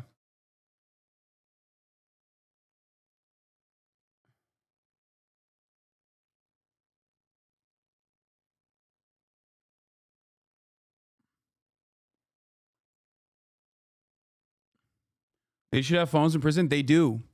I didn't know this either, but this used to be a major problem with the with the prison structure. Is like it was incredibly expensive. It's really important for people who are incarcerated to be able to have access to their family members and the outside world. And that structure was so awful in the past, and it still is in many other states, where you pay incredible amounts of money to even make these phone calls, and then the people that are receiving those phone calls are also getting the people that are receiving those phone calls also have to pay as well. It's a really, really costly endeavor. They have mobiles, but I'm glad you didn't say it on camera in front of the COs. Wait, what? No, not everyone. That's contraband.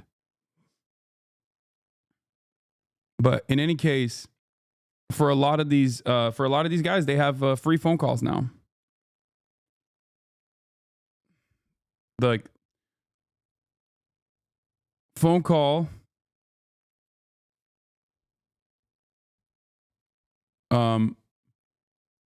Phone calls for these dudes are now free.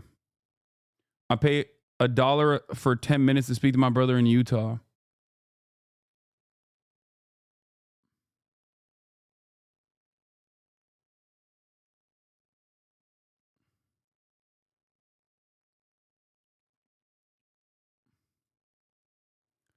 Some are calling them worse than looters. I mean, these are the real looters, but once again, nobody will ever consider. This is illegal, by the way. What they're doing is illegal.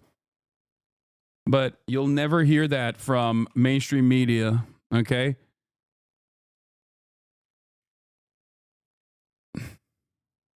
It doesn't have any sort of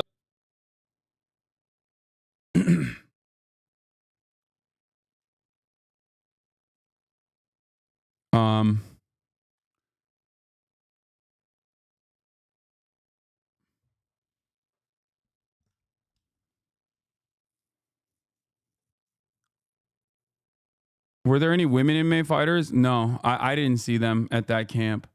They're probably separated though, but apparently there are. A furnished Bel Air home went on Zillow today for $29,500 a month. A few months ago, it was asking for $15,900. I called up the agent. She said she told her client to relist the home after this week's LA fires. People are desperate, she said. You can probably get good money. I asked why the rent had risen so much. The agent said she was getting another call and hung up. The listing was later removed. Here's my LA story on massive rent hikes people who've lost their homes are now seeing in their search for new housing.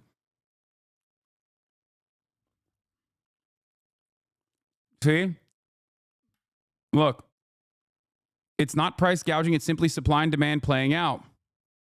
There's significant less supply and demand skyrocketed overnight. No, that is price gouging. You can say that about toilet paper too. What are you talking about? That's literally, it's price gouging. That is actually what it is. These home values or rents will be the new norm for years. This isn't gouging. The market was reset overnight.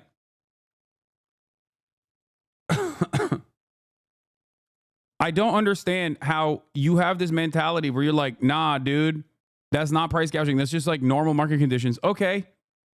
So it's always normal market conditions. Don't you think that one can make the argument? Don't you think that one can make that argument for everything, whether it be water, in the aftermath of a hurricane, whether it be, toiletry, supplies such as that in the aftermath of a hurricane?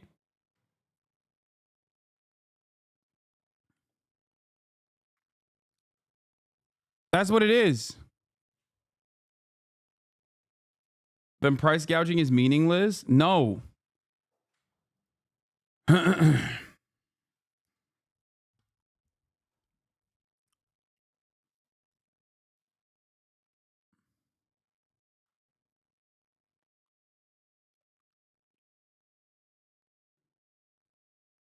People will care about some people stealing their burned down TV or someone forcing them to spend $14K more per month.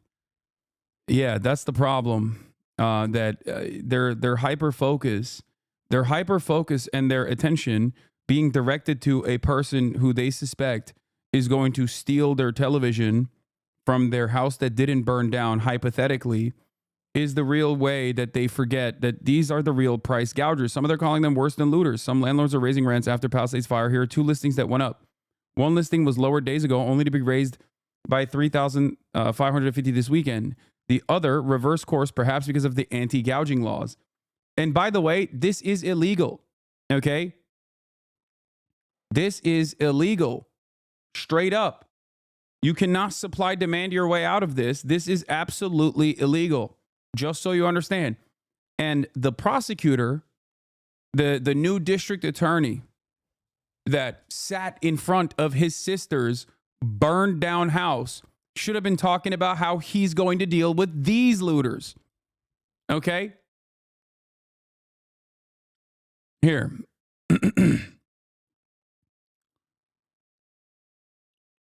Price gouging refers to sellers trying to take unfair advantage of consumers during an emergency or disaster by greatly increasing the price for essential consumer goods and services. Yes, in certain circumstances, California's anti-price gouging statute, Penal Code Section 396, prohibits raising the price of many consumer goods and services by more than 10% after an emergency has been declared. For items and services a seller only started offering after an emergency is declared, the seller may not charge more than 50% greater than what it costs the seller to provide the item or service. Local laws may also contain their own prohibitions on price gouging, which is crazy because even that is so expansive, and these guys still go above that.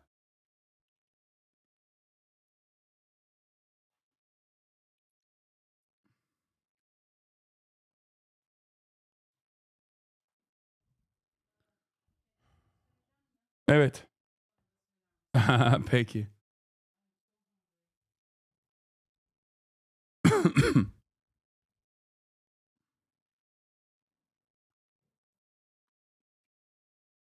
You going to the gym today? What? I already worked out.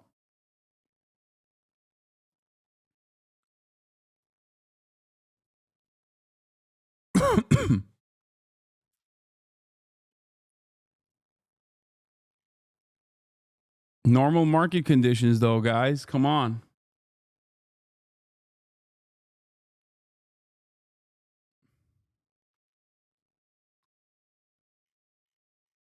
But yeah, this went viral. Let's talk.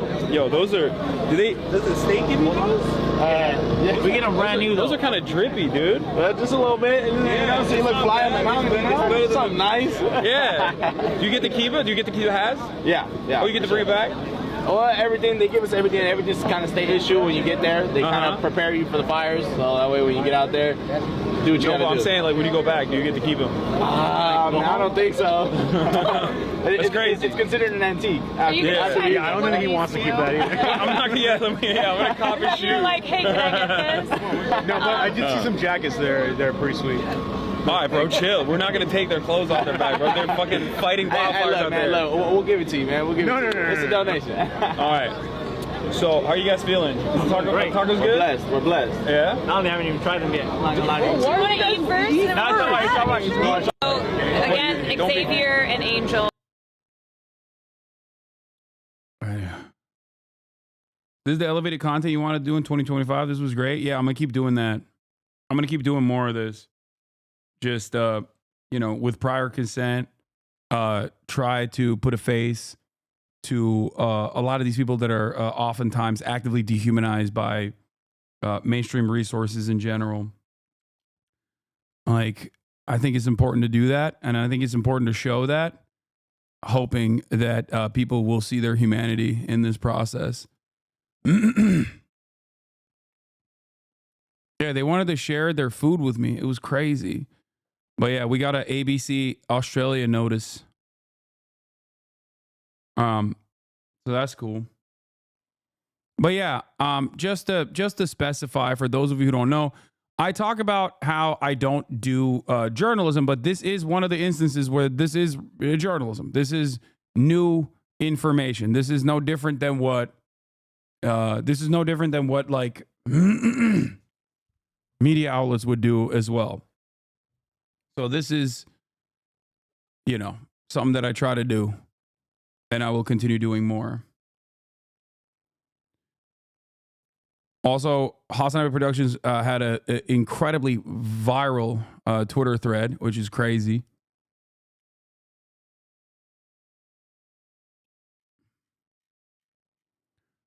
Yeah, shouts out to Caroline Kwan as well.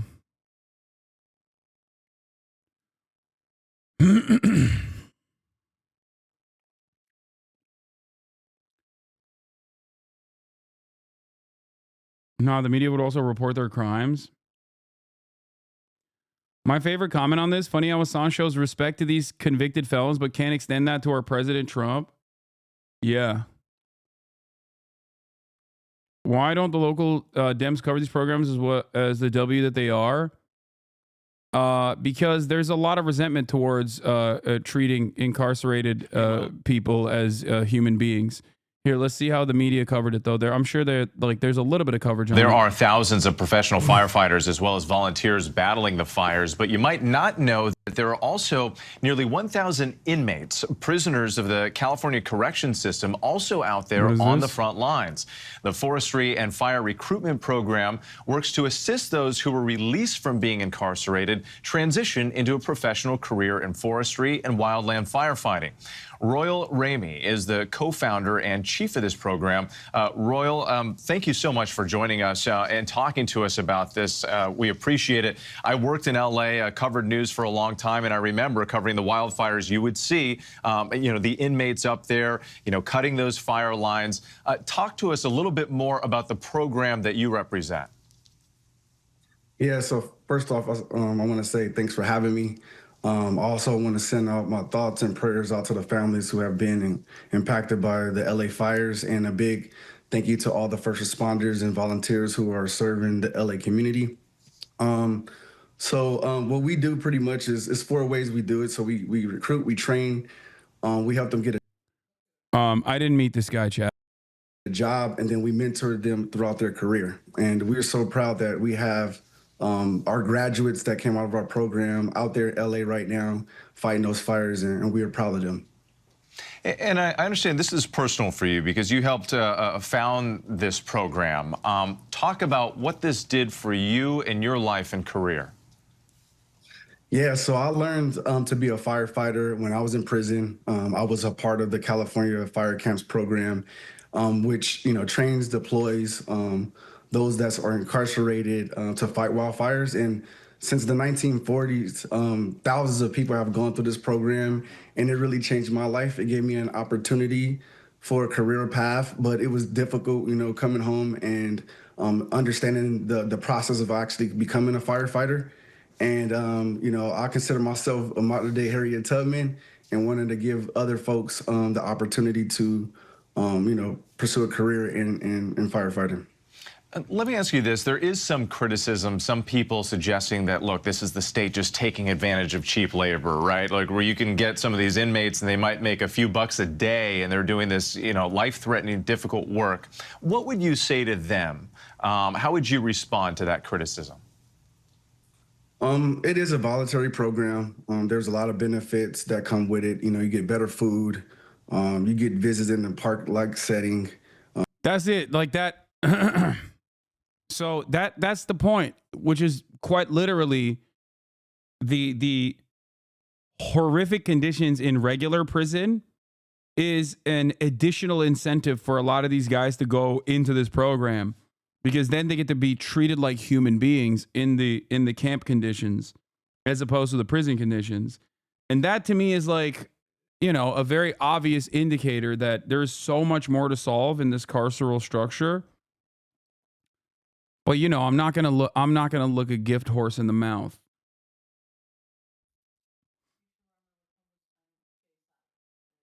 Dormitory living. You get out in the community and folks are eligible to get time off. But for me, it exposed me to that career that I love now. And that's one of the reasons why I started FFRP.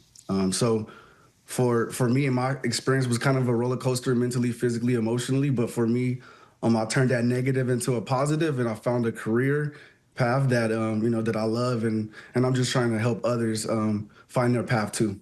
Well, Royal Ramey, thank you so much for taking the time. We appreciate you and all the incredible work that you and your colleagues are doing out there, saving lives and property. Thank you.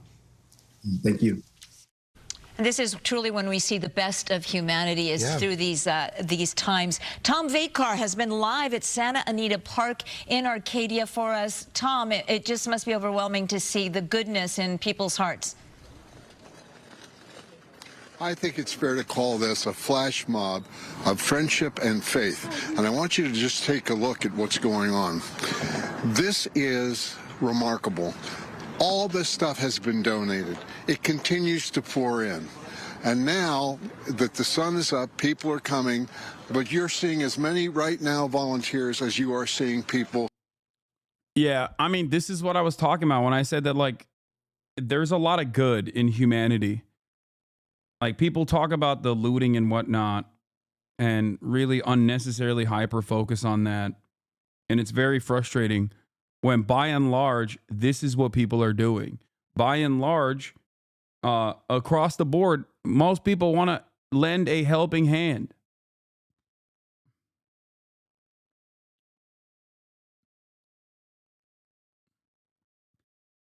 They understand that food and visits closed for the wealthy. Yes, you're right, dude. All of those, like, middle class Altadena, all those middle class Altadena families, dude. I don't know why people think that, like, wealthy people are going to go to this pile to get other people's used clothes. Like, what's wrong with you? No, these are people who need it, okay? Just think, please, think before you speak, okay? Think before you speak. You look at, like, an incredibly wholesome situation and immediately go, how can I ruin the vibes here? Like, why?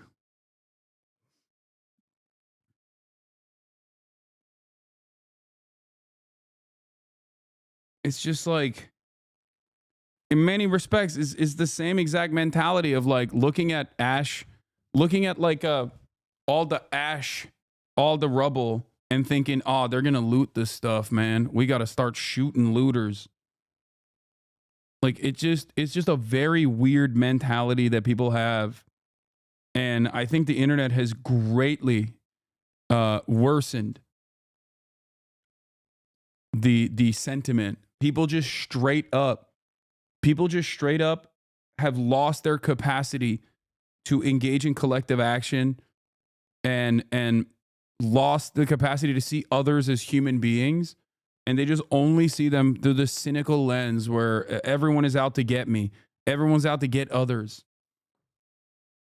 And the internet makes it certainly a lot worse.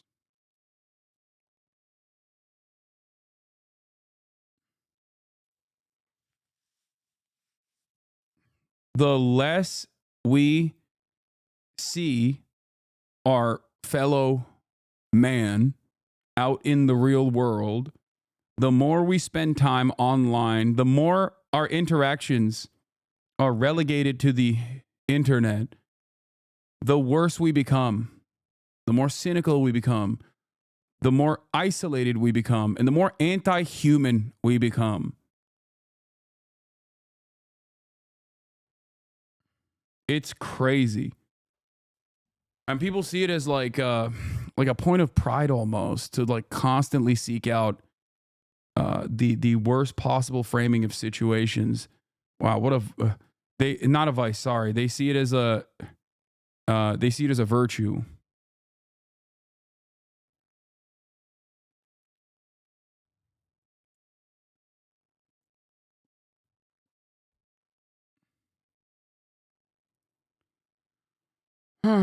Donate lightly used to new items. Some people have been donating dirty clothing and trash to clear out their homes. Yeah. That are actually coming to get these things. This is a remarkable ad hoc, let's just do it because it's the right thing to do kind of thing. And all of this clothing, remember, if you left and you had only the clothes on your back, this is something really critical. And the other thing that you have to realize is that, like, these are people who lost everything. They lost all their clothes in the fire. They lost their home. They lost their most prized possessions that have tremendous impact in their lives. And now they're just, like, looking to recover, looking to survive, looking to start anew. And you're over here being like, nah, a middle class person's getting shoes? Fuck that. Not on my watch, dude. this is something that a lot of people who are coming to were renters. And why I bring that up is yesterday there was a similar distribution at a park in Pasadena. They should wear the same clothes for the next month. Yeah. As they battle homelessness.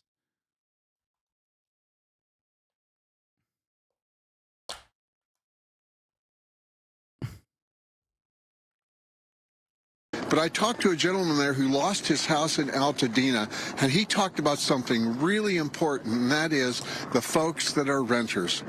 Listen to this. I know this is hard. Reality, we've all been kind of, okay, live with it. It is what it is. It's happened. Be real about it. This is inspiring. The tears you see are of gratitude for people volunteering out of the kindness of their own hearts. Is it true that some of the out-of-state fire trucks weren't able to help because they had to wait for emissions testing that weren't open on the weekends? I'm gonna die. No. Okay. No, it's not true. It was fake on Twitter. It went viral on Twitter. No. And not only was it untrue, but like the Oregon firefighters Twitter account had already posted about how their engines were working in the state of California hours before that Twitter, this random Twitter account decided, lol, California emissions testing. No. Sorry for getting aggressive with you, chatter. I'm not mad at you. I'm just so mad at the way that communication spreads, misinformation spreads.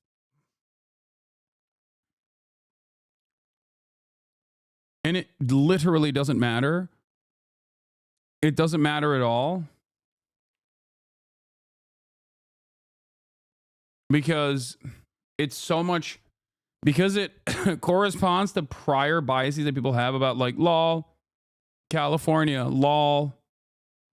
Yeah, you are the media now. Parker Cardwell is the guy who said at 3:26 p.m., okay, 4 hours after, to the dot, 4 hours after the Oregon State Fire Marshal had said, Oregon strike teams arrived Thursday and are assigned to the Palisades Fire. 11 of the teams began their assignments this AM.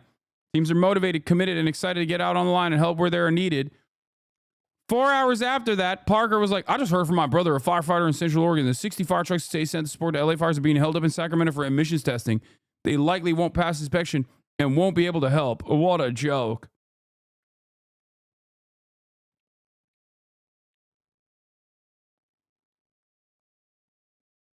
And it got highlighted by the CEO of Twitter, Linda Yaccarino.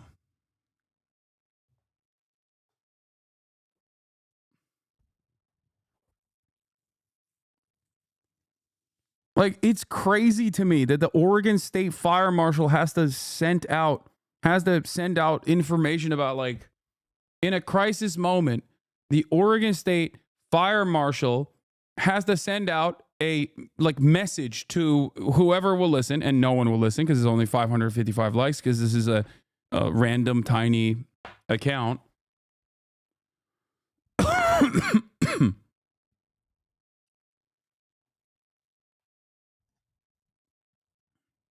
It just blows my mind the tendency that people have where they are infinitely more interested in spreading untruths than they are in exercising a little bit of critical thinking. Some people are born under certain circumstances, like you said, or like the young lady said, some people start ahead in the race.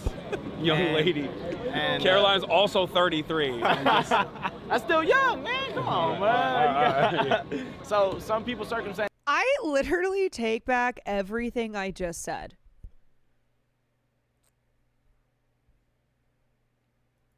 I take back everything I said. I'm sure there are exceptions, but I just don't like acting like these homes are in very wealthy areas. It doesn't make sense to me. Yeah. Palisades and Malibu still have places where people have had their homes for many, many decades at this point. So not every single person is wealthy there either.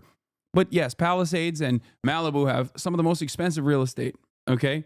Some of the most expensive real estate in Los Angeles. Altadena, on the other hand, another area of impact, is not an expensive real estate marketplace. Okay. It doesn't matter.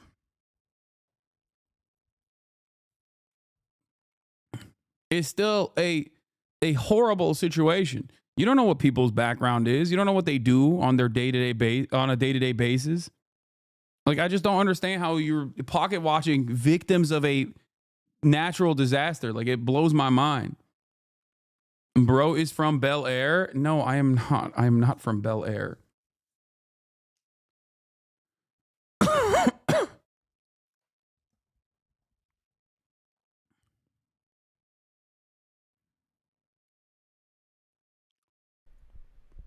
Fuck him.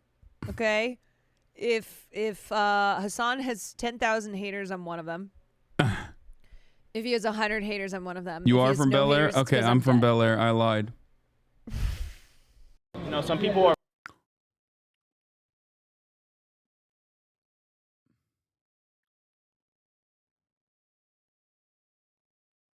Middle class or not, if you're in a country that has its support system stripped bare, then you are essentially one major crisis away from homelessness. That's going to be the case for many of these families. Yeah.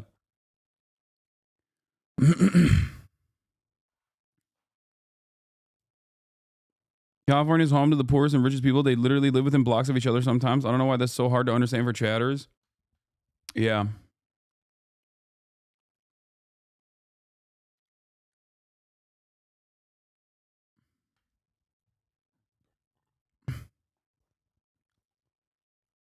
I promise you that the folks in Altadena and surrounding area are not wealthy. Even if folks own their homes, most are folks who bought years ago and have already been consistently priced out of their homes. Those left now have been permanently pushed out and will most likely not be able to buy again in the area they lived in. Exactly. It's going to be an endless struggle to try to rebuild their houses in the same neighborhood that they lived in their whole lives now, in the land that they own, as all of these predatory, vulturous private equity firms try to seize as much of that land as possible to develop, I don't know, luxury high-rise condominiums or something, I don't know, that they can use as a tax break down the line as they can offset their other costs. Yeah,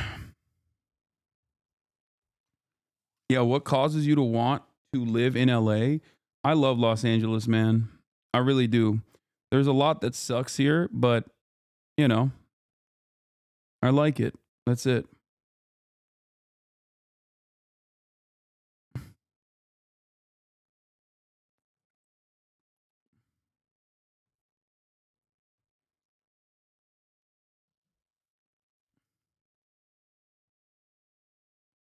It's going to be an endless struggle where these people are now going to, one, fight back against the vulturous and predatory private equity. They're going to have to fight back against their insurance companies that are going to work tirelessly around the clock to deny their claims that they paid for with their insurance. That is, if they are fortunate enough to not have their fire insurance canceled months before this wildfire took place without them even recognizing it.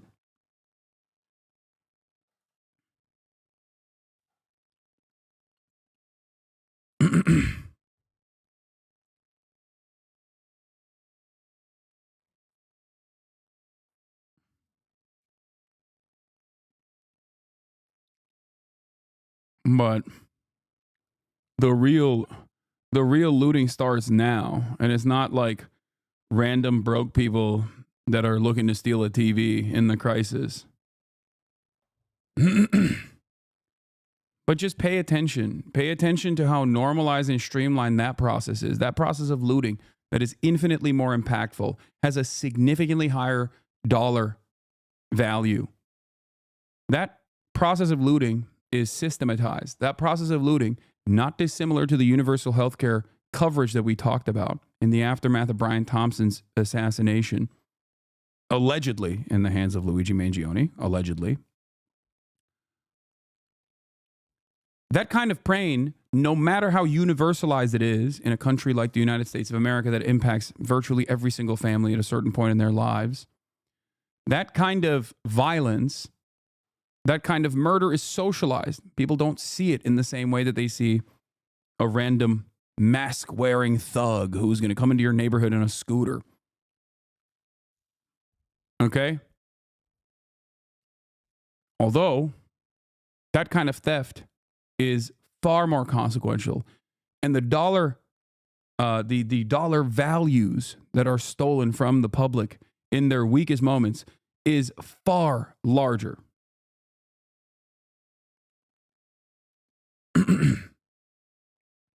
This TikTok pissed me off about the looting. Yeah, I saw this. It's got 2.2 million views since the last time I checked it. Last time I looked at it, it had 1.6 million. This guy is out of his mind for this. He doesn't even live in Los Angeles. He's talking about like, yeah, ladies, protect your own. It's got 2.2 million likes, dude. This is magical.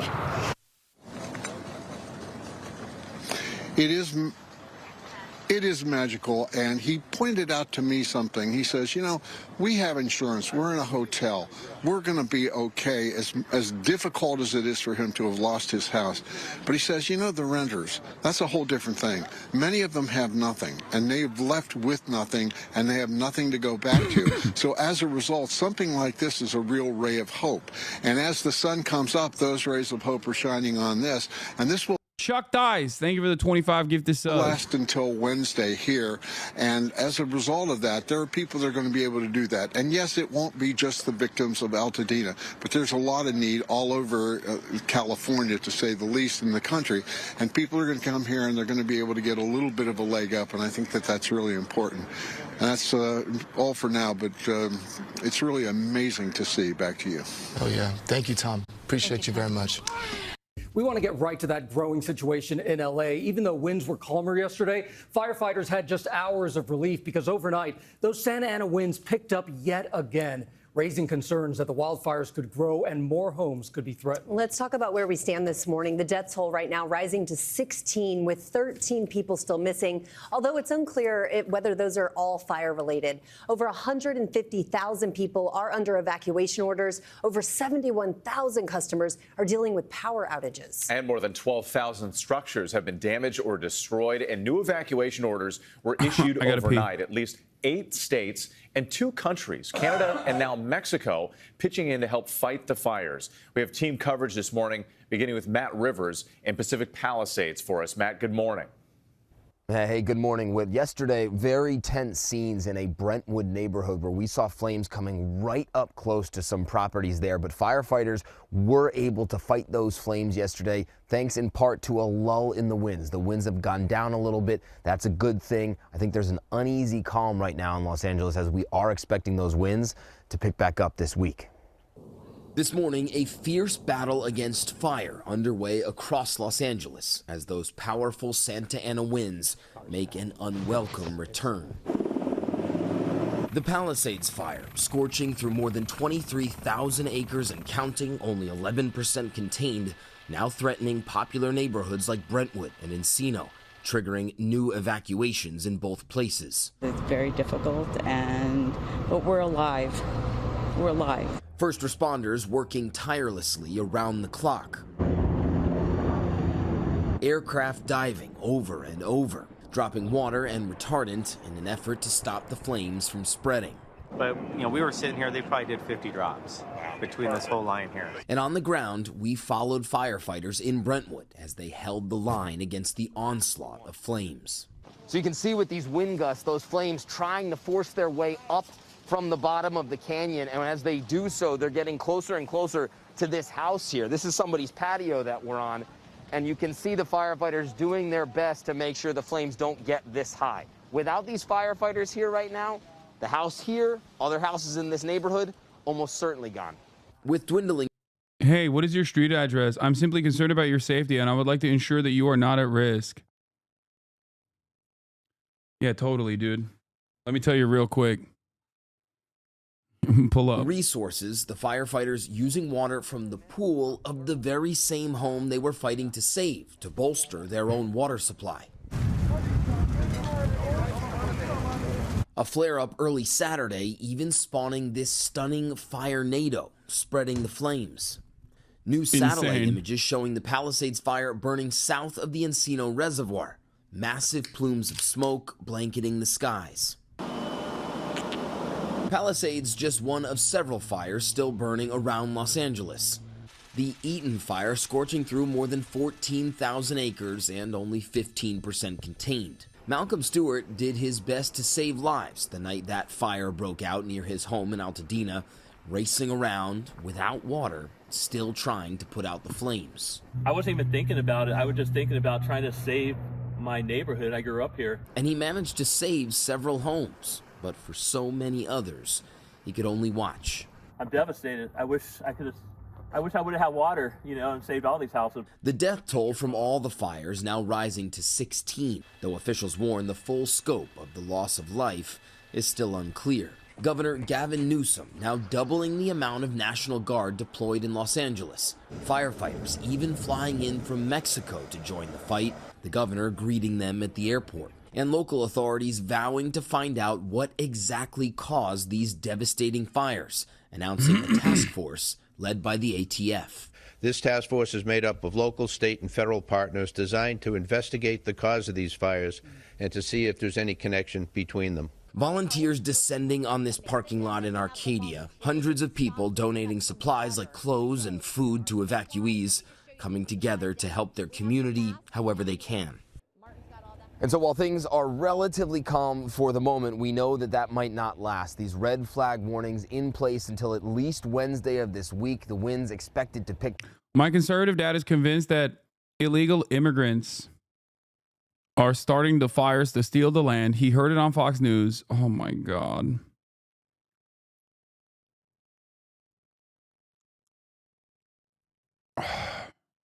The fireman I use is watch duty.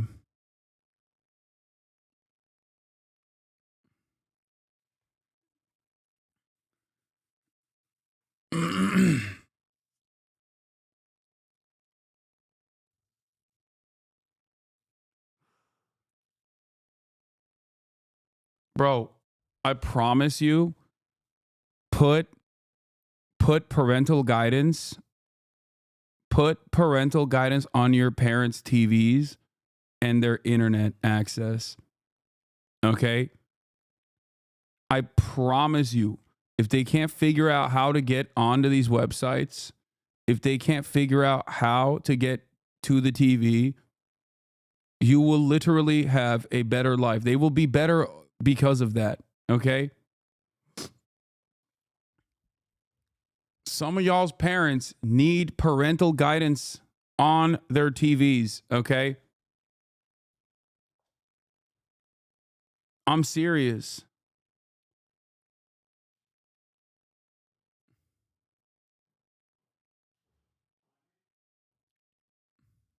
Back up, and when that happens, the threat of fire, of course, also rises. Gio? Unbelievable to see those flames so close to the house. Matt, thank you so much. Now to the growing questions about LA County's response to the fires and the lack of water to fight them. ABC's Jacqueline Lee is in Altadena with this major part of the story. Good morning, Jacqueline. Gio, good morning. That access to water critical for first responders and residents. You can see those flames burning in the hillside. It's powerful destruction so widespread. This used to be a coffee shop with nothing left behind. This morning, as people trickle back into their devastated communities. I can see my washing machine. I can see so many remnants of what used to be. Mujike Cooper and her fiance Alex stunned to see the Altadena home they spent 4 years in reduced to ashes. What do you guys regret not taking with you? Definitely my box of keepsakes. It had, my dad fought in World War II, came back to a segregated country, and there were little fragments of his tours around the Pacific that I really wish that I kept.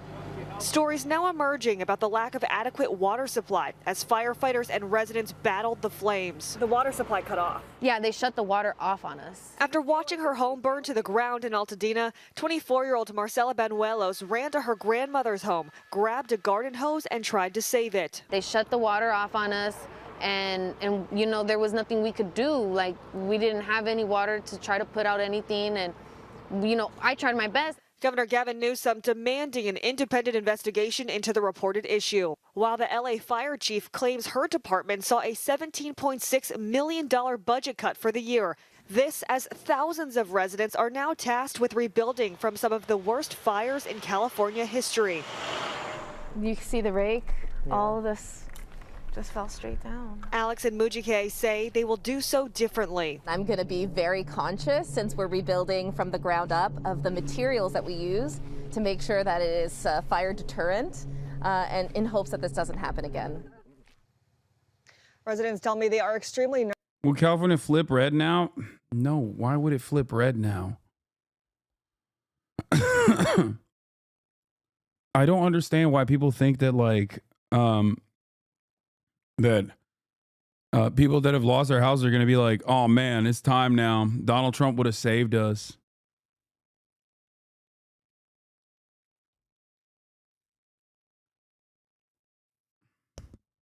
Nervous about their ability to obtain home insurance after rebuilding, and the state banning insurance companies from canceling and not renewing policies for 1 year. Rhiannon? Oh, just devastating. Jacqueline Lee, thank you for that. As you heard Matt Rivers mention, a red flag warning remains in effect for much of Southern California as LA prepares for more strong Santa Ana winds this week. And then, sorry, just Everybody except people who live there seem to be doing it. Yeah. Everybody's fantasizing about like a red wave in California, which is like such a freak like attitude to have. I don't understand it. Did Florida turn blue after the hurricane? No, that's not how this works. just one more question. So we are expecting severe gusts of wind in the coming days. Is the city prepared regarding fire hydrants and water pressure? I believe. It feels like there's a lack of fire education in the USA. We're told not to rely on water lines to fight fires. We have ads on news in Australia about what to do in a fire. Yeah. I think there isn't enough communication of like mitigation stuff that you need to do, definitely, that is enforced by the local governments and the state broadly. Like fire codes that you need to constantly maintain. And I think part of that is also a lack of adequate funding in terms of like fire inspections happening regularly. It would also be very upsetting for a lot of wealthy homeowners to consistently have to worry about their trim. And then I can totally see an argument being conducted that like this actually harms the working poor. You know, it would actually harm the landlords that don't want to engage in this real estate, like multiple real estate owning landlords and landlord management groups, like commercial real estate, I mean, not commercial, residential real estate management groups. But then they would actually cut ads against whoever is implementing such things.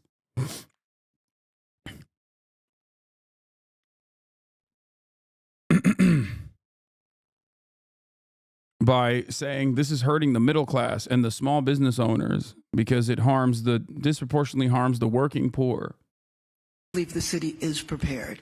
I'm going to receive reports in a couple of hours from a couple of the other city departments. And Chief, if you want to expand on that. Thank you. Hi, Hasan. I just finished volunteering with Water Drop LA. Thank you for bringing this org to my attention. It was such a cool experience, and a ton of Hasanabi heads were there. Super cool org, and just wanted to say thank you. Hell yeah, chatters. I know that the mission is also looking for extra helping hands right now. That's like down the street from Skid Row. I think my mom left the fridge open. Oh my God. Thank you. We had a. Oh, I'm sorry, Chief. Any other comments? Okay, thank you. And go ahead. Over Could you clarify the total death count related to the wildfires? And if I could also clarification or guidance from the health departments regarding the air quality for residents. Thank you. I can confer for the Los Angeles County jurisdictional areas that we are at 14 deaths. That's 11 in the Eaton area and 3 in the Palisades area. But that's just for Los Angeles County. Los Angeles would have different numbers, and the city of Pasadena may have different numbers as well. I would say that the best source for that is the LA County Coroner's Office, because they encompass the entire county of Los Angeles, including the jurisdictions I just mentioned. She didn't leave the fridge open. It was Murat, and it was the freezer. Yeah, Anish Mahajan, Chief Deputy Director at LA County Public Health. The air quality is improving as we have seen the smoke lessen with the better containment of the fires. At this time, the South Coast Air Quality Management Division is indicating a smoke advisory specifically in those areas close to the fires in the northwest component of the county.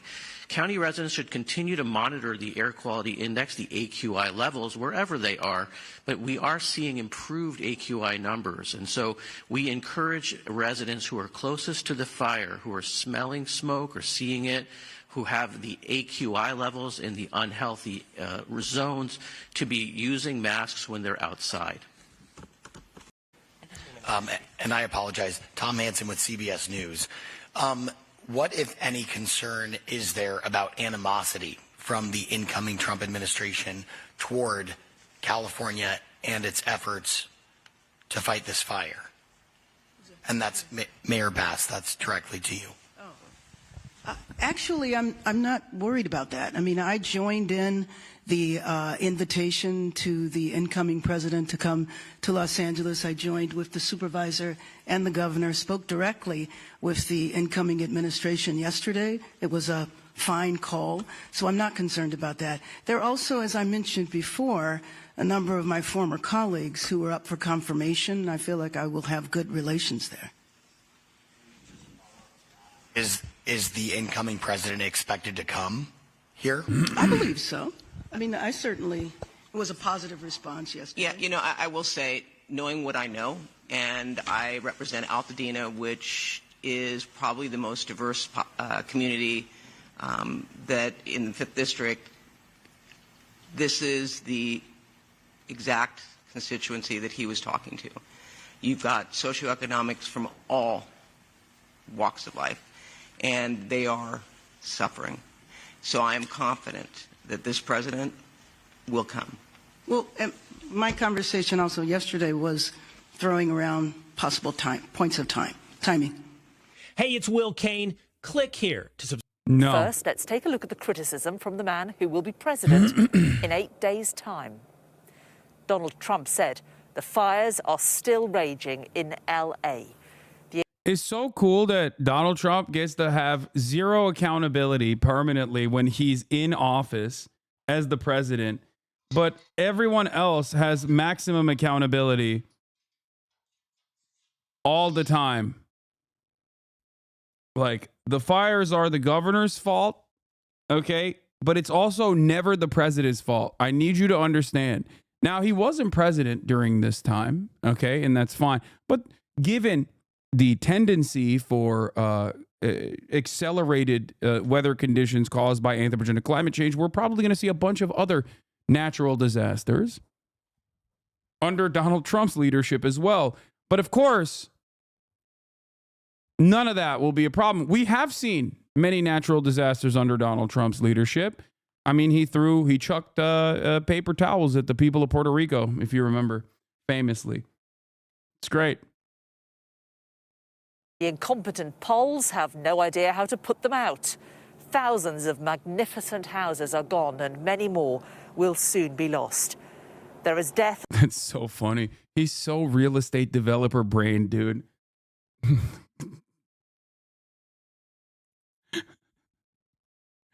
Magnificent houses that were built so perfectly, let me tell you. All of these beautiful looking, magnificent houses. Like, it's understandable to point to the property loss in that situation. Obviously, it's devastating, but it is pretty funny. He's like, they're magnificent. The houses were magnificent. All over the place. This is one of the worst catastrophes in the history of our country. They just can't put out the fires. What's wrong with them? Well, the governor has responded to the incoming president's comments in an interview with NBC. He's hit back at what he calls misinformation. Coming. I called for him to come out, take a look for himself. We want to do it in the spirit of an open hand, not a closed fist. He's the president-elect. I respect the office. We have a president of the United States that within 36 hours provided a major disaster declaration over a text. We had support from the president of the United States, Joe Biden, with 100% reimbursement, all the resources you could hope for or imagine, constant communication. I'd like to extend that to the president-elect. I don't know what he's referring to when he talks about the Delta smelt in reservoirs. The reservoirs are completely full, the state reservoirs here in Southern California. That mis and disinformation, I don't think advantages or aids. It is pretty wild that like when you are in the midst of look, you're in the midst of dealing with a major, perhaps the most expensive natural disaster in American history, right? And on the other, like while you are trying to manage resources, I guess maintain proper communication, and also ensure that you are not the responsible party, you also have to turn around and actively deal with the faucet of misinformation that Republicans are just pushing like crazy. Like, it is wild where we've gotten to. I live in downtown LA. It is a super surreal feeling being in the same city, but still feeling so detached from the issue at hand. It feels like I'm in another state watching from afar. Yeah.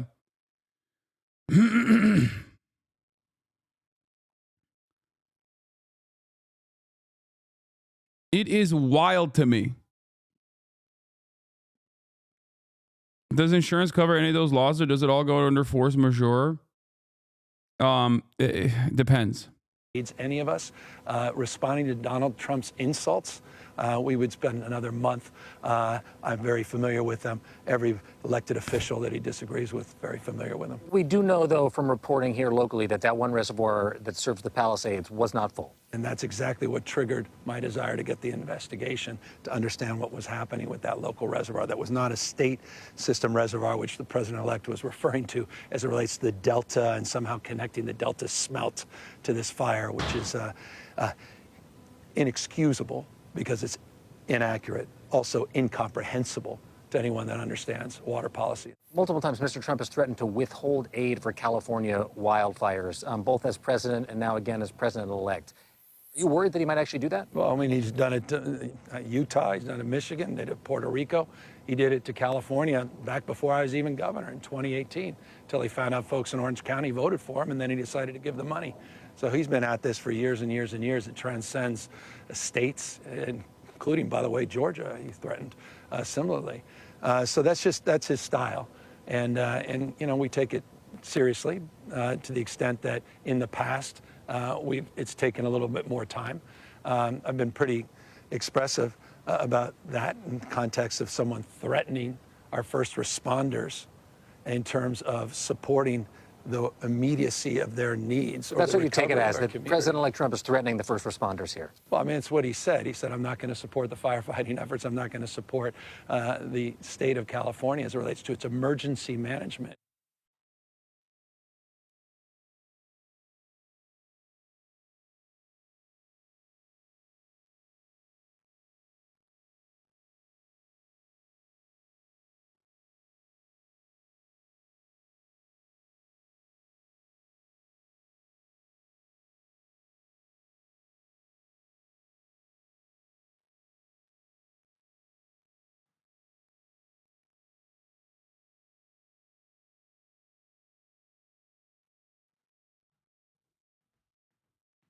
Hold.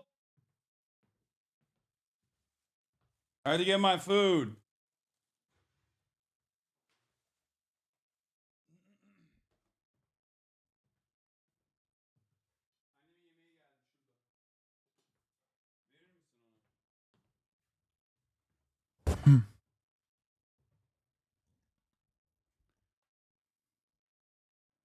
Click on the dog video. This is my mom's doing.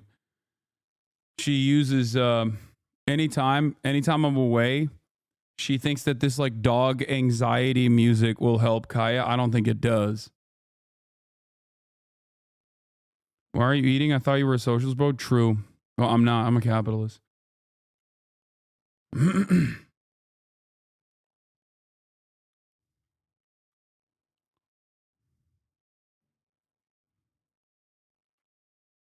Trump calls for President-elect Trump.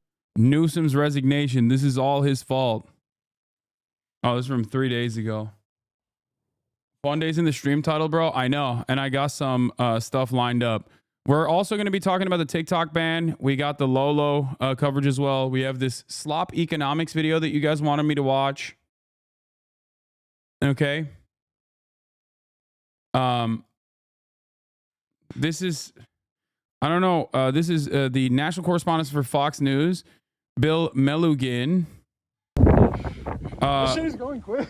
Who posted these videos or reposted these videos saying this is the closest and clearest footage I've seen of the first moments after the Palisades fire started, and it shows the exact starting location, which appears to be near a trail.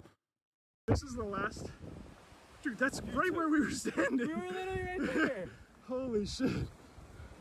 This is the last. Dude, it's catching up. And people are like, will you be watching a new Bestie Marks vid? Bro, this person has nonstop. I don't know what Bestie Marks wrote about, but it's crazy to me that you have just been writing for this Bestie Marks video so much.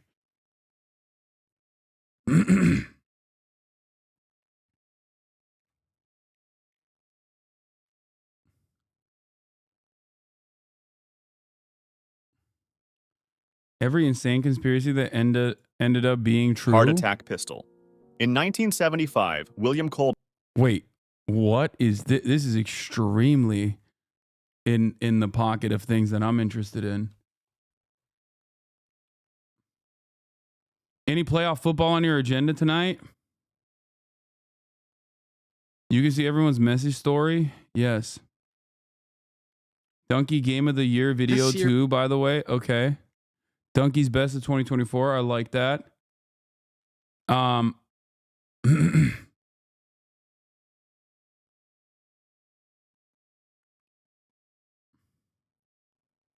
It's about German anti-Semitism turning into Islamophobia. Yeah, I don't want to watch that today, man. I've covered this so much. But yeah, we got TikTok. We got the TikTok ban as well. We're going to be covering that.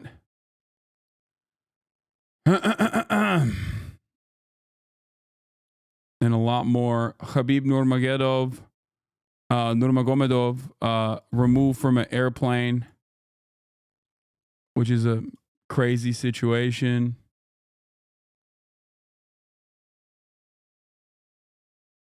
I never covered the Elon Musk thing. The Elon Musk like pro-Nazi Germany thing, or not pro-Nazi Germany necessarily, but like his Holocaust revisionism, I guess.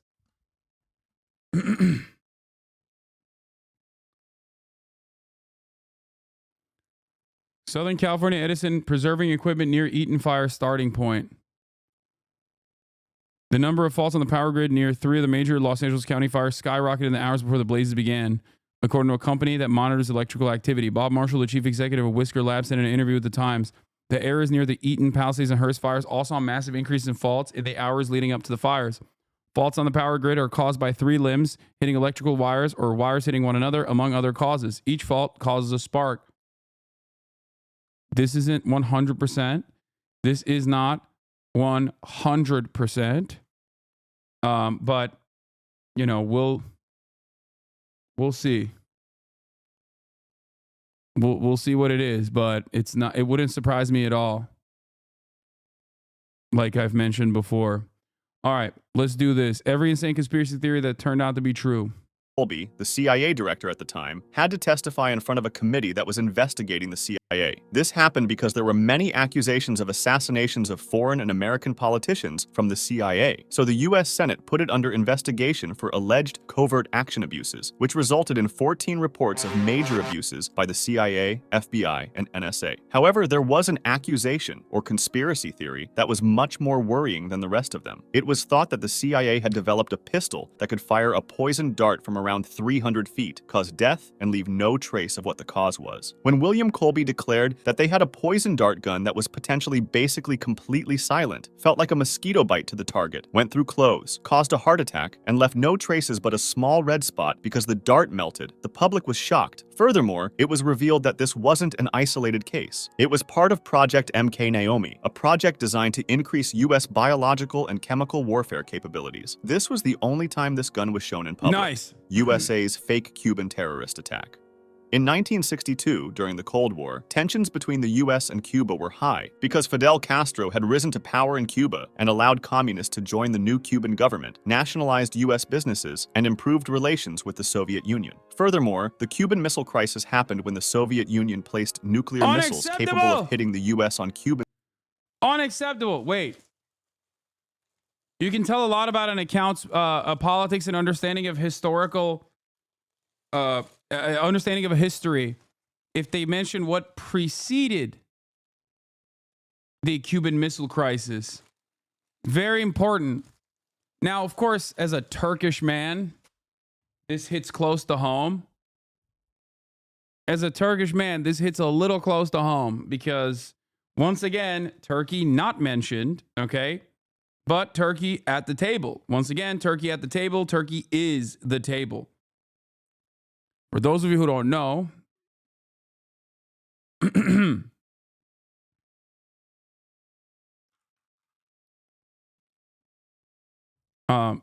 Russia said that the USSR said that they were going to put missiles on Cuba,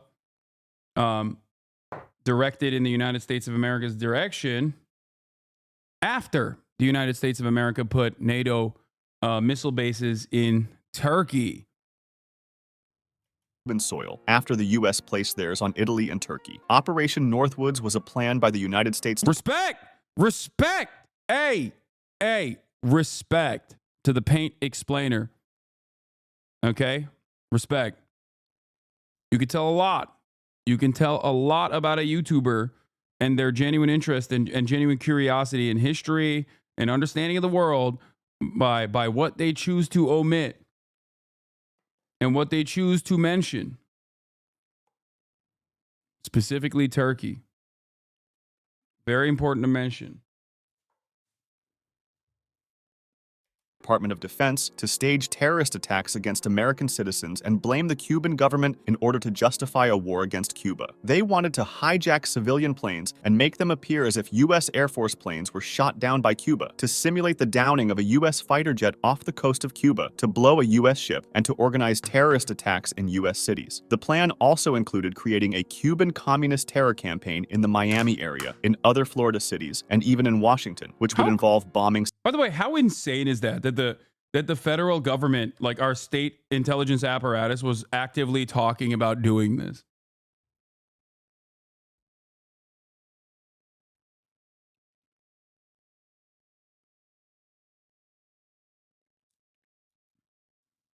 Civilian targets. The plan was approved by the Joint Chiefs of Staff, but was ultimately rejected by President John F. Kennedy because it would have been too risky and could have led to a full-scale war with the Soviet Union. CIA's fake animals.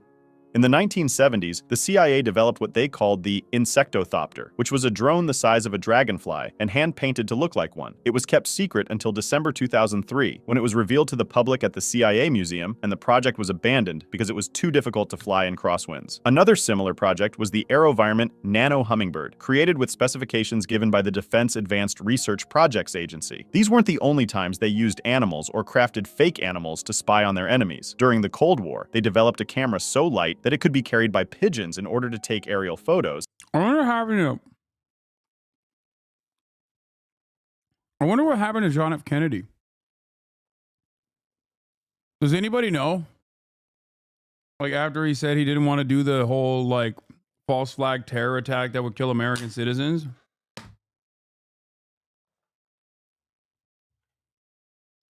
Sure hope he, had a wonderful blossoming presidential career to completion. Seems like he's got a good head on his shoulders. And they even trained some of these pigeons to drop eavesdropping devices onto window ledges. However, despite successfully placing some of these devices, no usable audio was captured from them. They even used fake fish to secretly check water samples for the presence of nuclear runoff or other suspicious substances. USA's fake Vietnam attack. In 1964, tensions between the United States Okay, this account is amazing. and North Vietnam were at an all-time high, and things worsened on the 2nd of August when North Vietnamese forces shot at a U.S. destroyer while it was doing a covert operation close to North Vietnamese territorial waters. The U.S. government then, on the 4th of August, said that a second attack happened, while this was false. The commander of the Maddox, Captain John Herrick, initially reported the attack but later expressed doubts, attributing the radar signals to freak weather effects. And despite these uncertainties, the Lyndon Johnson administration relied on misinterpreted communications intercepts to conclude that the attack was real. Also, in October 2005, the New York Times reported that Robert J. Hanyuk, an historian for the NSA, concluded that the NSA distorted intelligence reports passed to policymakers. He said agency staff deliberately skewed the evidence to make it appear that an attack had occurred. This was probably done with the goal of providing the Johnson administration with the justification needed for military action in Vietnam. Years after the incident, Robert McNamara, the Secretary of Defense during the time, admitted himself that the August 4th attack had Wait a minute, what? never occurred. The Johnson administration was probably just seeking a reason to escalate American involvement in Vietnam as Cold War tensions increased, and the domino theory made its way through the U.S. military, which said that the fall of one country to communism would lead to the fall of others in the region, causing more fear. Because of this false operation, Congress passed the Gulf of Tonkin Resolution, granting President Johnson broad powers to conduct military operations in Vietnam without a formal declaration of war. Canada's gay radar. At that time, What? Okay, this one I didn't know either. What are we talking about? Every insane conspiracy theory that turned out to be true. That America staged a fake attack to America created a fake attack to set the stage to invade Vietnam. That the CIA has a heart attack gun. That America openly, like the CIA openly tried to do a false flag terror incident to also set the stage to invade Cuba. homosexual people were persecuted by the Canadian government, and they were trying to find new ways to get rid of them from public jobs, especially the police and military. In the 1960s, Dr. Frank Robert Wake, a psychology professor at Carleton University, developed what's called the gaydar or fruit machine, which was a series of psychological tests with the purpose of... Okay, this is so funny because it's like, dog, you're Canadian. It's gonna do false positives across the board, you know? Of identifying gay men. It worked by using erotic images and what were thought to be homosexual words to see if there were any physiological changes that could point to a sexual arousal, such as the dilation of their pupils. Of course, this machine was completely pseudoscientific and unreliable. The room's light could change the dilation of the pupil, and many more outside variables made it faulty. Nonetheless, these tests caused hundreds, if not thousands, of people to get fired. The US government poisoned alcohol. From 1920 to 1933, the United States banned alcohol, entering the Prohibition era. This made the alcohol black market flourish, enabling criminal organizations like the mafia to enrich themselves. So the United States government had to find a way to stop this. They went to extreme lengths to try to reduce the black market's activity and to make people stop drinking, but their efforts had poor results. So the government became frustrated and started adding large amounts of methyl alcohol, a substance that made the illegal drinks really dangerous, as a very small amount of undiluted methyl alcohol could kill a human being. This was probably done thinking that the black market sellers would have avoided selling poisoned alcohol to their customers, as they would have lost them when they died. But they didn't take into account that the demand for illegal alcohol was so booming at the time that the sellers didn't really care about their customers' lives. The effects quickly showed. In 1926, in New York City, 585 people died from this government action, and over 5,000 fatalities from this poisoning, at least a 600% increase I don't know this either. from the previous deaths from alcohol were said to have resulted in the entire country. CIA's fake vaccines. During the hunt... I didn't know this. This account is amazing.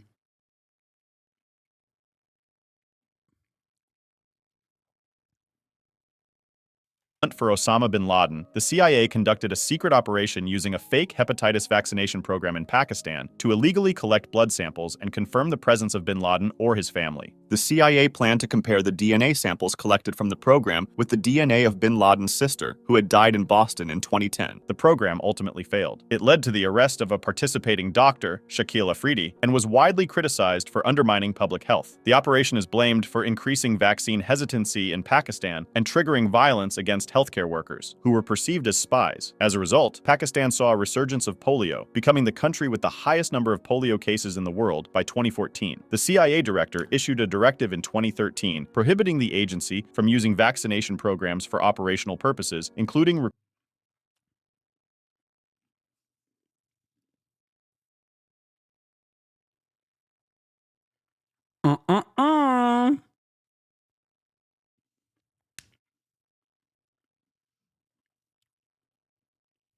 Would it shock you to find out that the CIA deliberately spread vaccine misinformation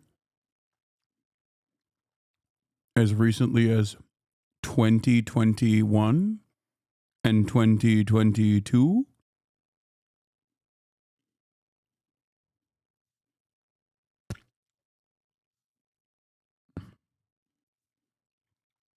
I wonder if he'll talk about this, but China, in an effort to increase soft power and also not be weird, gross, profit-seeking monsters, decided to send Sinovac, their own COVID vaccine, to the Philippines. Now, if you know anything about China, there's a lot of, let's just say, back and forth, a lot of water wars going on in the South China Sea, where Filipino boats will sometimes be sprayed with water by the Chinese Coast Guard. So there's already a little bit of friction between the two nations, but China wanted to offer a lending hand to the Philippines, whereas Western nations were taking their sweet time in delivering vaccines to the country. America saw this as a major problem. The American State Department looked at that and thought, we can't have people in the Philippines feeling like China is there to protect them. So they worked tirelessly behind the scenes to create anti-vaccine campaigns in the Philippines to undermine the public opinion on vaccination campaigns in general, and specifically Sinovac, that the Chinese vaccine would kill you if you took it. They did in the Philippines what Americans do here to our own. The Pentagon ran a secret anti-vax campaign to undermine China during the pandemic. The U.S. military launched a clandestine program amid the COVID crisis to discredit China's Sinovac inoculation. Payback for Beijing's efforts to blame Washington for the pandemic. One target, the Filipino public. Health experts say the gambit was indefensible and put innocent lives at risk.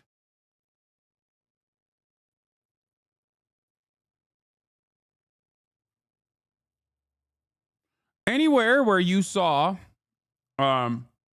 countries that deal with China, where there is like a tremendous number of anti-vaxxer fears, who knows if the State Department had a hand in that? We know for a fact that they did in the Philippines. And that was certainly almost a decade after the CIA openly came out and were like, my bad about the Osama bin Laden, Pakistan situation. Yeah. Hashtag China Ong virus. This post, identified by Reuters, matched the messaging timeframe and design of the U.S. military's anti-vax propaganda campaign in the Philippines, former and current military officials say. Social media platform X also identified the account as fake and removed it. COVID came from China, and the vaccine also came from China. Don't trust China. One typical tweet from July 2020 read in Tagalog. The words were next to a photo of a syringe beside a Chinese flag and soaring chart of infections. Another post read from China, PPE, face mask, vaccine, fake. But the coronavirus is real.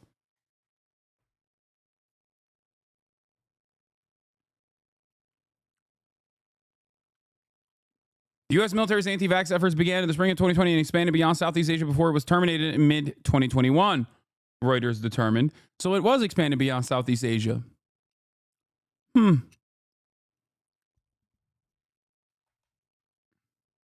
He doesn't understand a simple gambit. Yeah, that's true. It was a gambit, dude. It wasn't a tactical misinformation campaign. You're right, Chatter.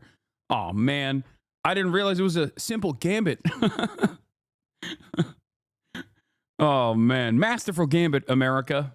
Recruiting healthcare workers. It's in situations like these that we see the impact information has on our perception and beliefs. The health of the Pakistani population was undermined by disinformation that caused disbelief in the healthcare system. It's crucial to get an objective view on matters. For example, news outlets might frame stories through a different lens based on their political leanings and interests. Fortunately, today's sponsor, Ground News, addresses this issue by enabling us to see a broader, unbiased perspective by gathering information from a multitude of sources. For example, it has been reported that Mexico warned they would impose their own tariffs in retaliation if Trump were to impose a 25% tariff on Mexican goods. 348 sources reported on this, primarily from the center, with less coverage from right and left-leaning outlets. This creates what Ground News calls a potential blind spot in critical analysis for people who typically consume right and left-leaning sources. The differences in I do find it funny that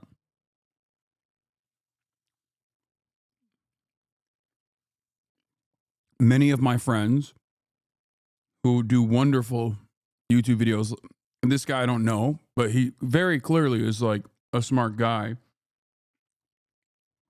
have Ground News as like a major advertiser, and Ground News is still at the end of the day using a lot of faulty methodology to figure out what their bias chart is, including but not limited to, as far as I understand, the Koch brother funded Poynter Institute. Like media bias ranking structures are entirely dominated by far-right billionaires that have set up these like supposedly apolitical apolitical institutions that almost always exhibit a right-wing bias.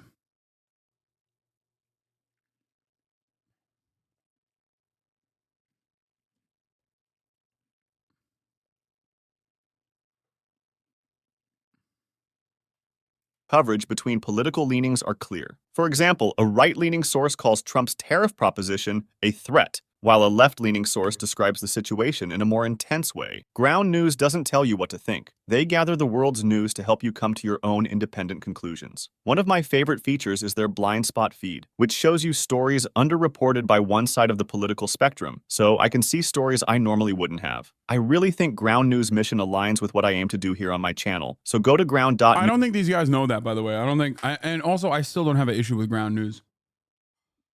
I don't really care. News/TPE to stay informed with context you can't find anywhere else. Or scan my QR code for 50% off the same top-tier Vantage plan I use for unlimited access to all their features. Thanks again to Ground News for sponsoring this video. Operation Sea Spray. In 1950, the Navy wanted to test the vulnerability of a city like San Francisco to a biological weapons attack in a project called Operation Sea Spray. To do so, they released two types of bacteria, Serratia marcescens and Bacillus globigii, into San Francisco Bay. The operation happened between September 20th and 27th, and the bacteria were released from a ship off the coast of San Francisco. It's said that they did this because they thought they would have been harmless to humans, but on October 11th, 11 residents checked into Stanford Hospital in San Francisco with very rare, serious urinary tract infections. 10 of them recovered, but one man, who had had recent prostate surgery, died 3 weeks later from a heart valve infection. His relatives later tried to sue the government, but they lost because the bacteria used in the test was unproven to be responsible for his death. The urinary tract outbreak was so unusual that the Stanford doctors wrote it up for a medical journal. None of the other hospitals in the city reported similar spikes in cases, and all 11 victims had urinary tract infections following medical procedures, suggesting that the source of their infections was inside the hospital. Cases of pneumonia in San Francisco also increased after Serratia marcescens was released, even though a causal relationship has not been established. Overall, the Army determined that San Francisco had received enough of— Dude, it's so crazy that, like, the American government is so out of pocket. This is something I try to explain to people all the time. Like, they don't even care about Americans, man. Like, what is the expectation that they would ever care about, like, Palestinians or Pakistani people or the Filipino population? They don't even care about Americans. These same institutions are supposed to, you know, protect all Americans from enemies, both domestic and foreign. Meanwhile, we need protection from the military. Of a dose for nearly all of the city's 800,000 residents to inhale at least 5,000 of the particles, which is within the range of infectivity for anthrax. Project Sunshine. Project Sunshine was a series of research studies done by the U.S. government that began in 1953 to see the impact of radioactive fallout on the world's population, which remained secret until 3 years later, in 1956. They wanted to see the body's reaction to radioactive isotope strontium-90, which represented the most serious threat to human health from nuclear fallout, especially on kids, since they're—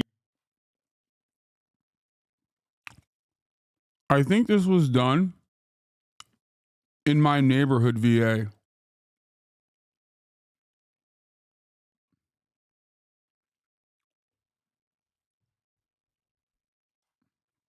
When I lived in Brentwood, there were certain parts that the VA owned. There was a dog park in Brentwood where there were certain parts that the VA, like certain land that the military owned, that was plotted out for the VA. And you were just like not allowed to. The one next to the Getty, that's a massive facility. Exactly.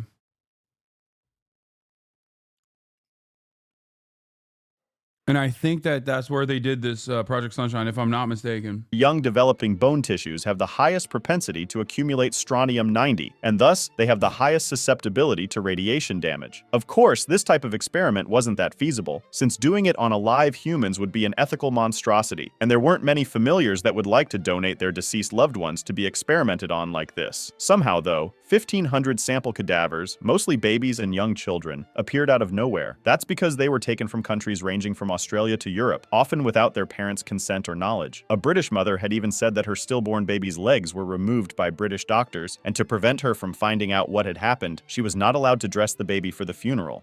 The Dalai Lama worked for the CIA. During the Cold War, it seemed like China and its—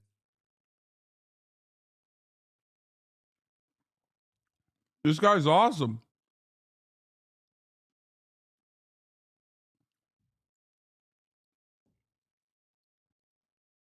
Mr. Tongue Suck. The Dalai Lama did work for the CIA. It's kind of funny because the CIA just gave up on Tibet.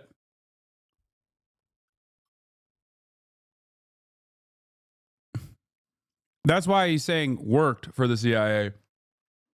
They did. They literally had a program. They spent a bunch of money on it. And then I've never actually looked into it, but I wonder why they just straight up gave up on it. They're like, whatever.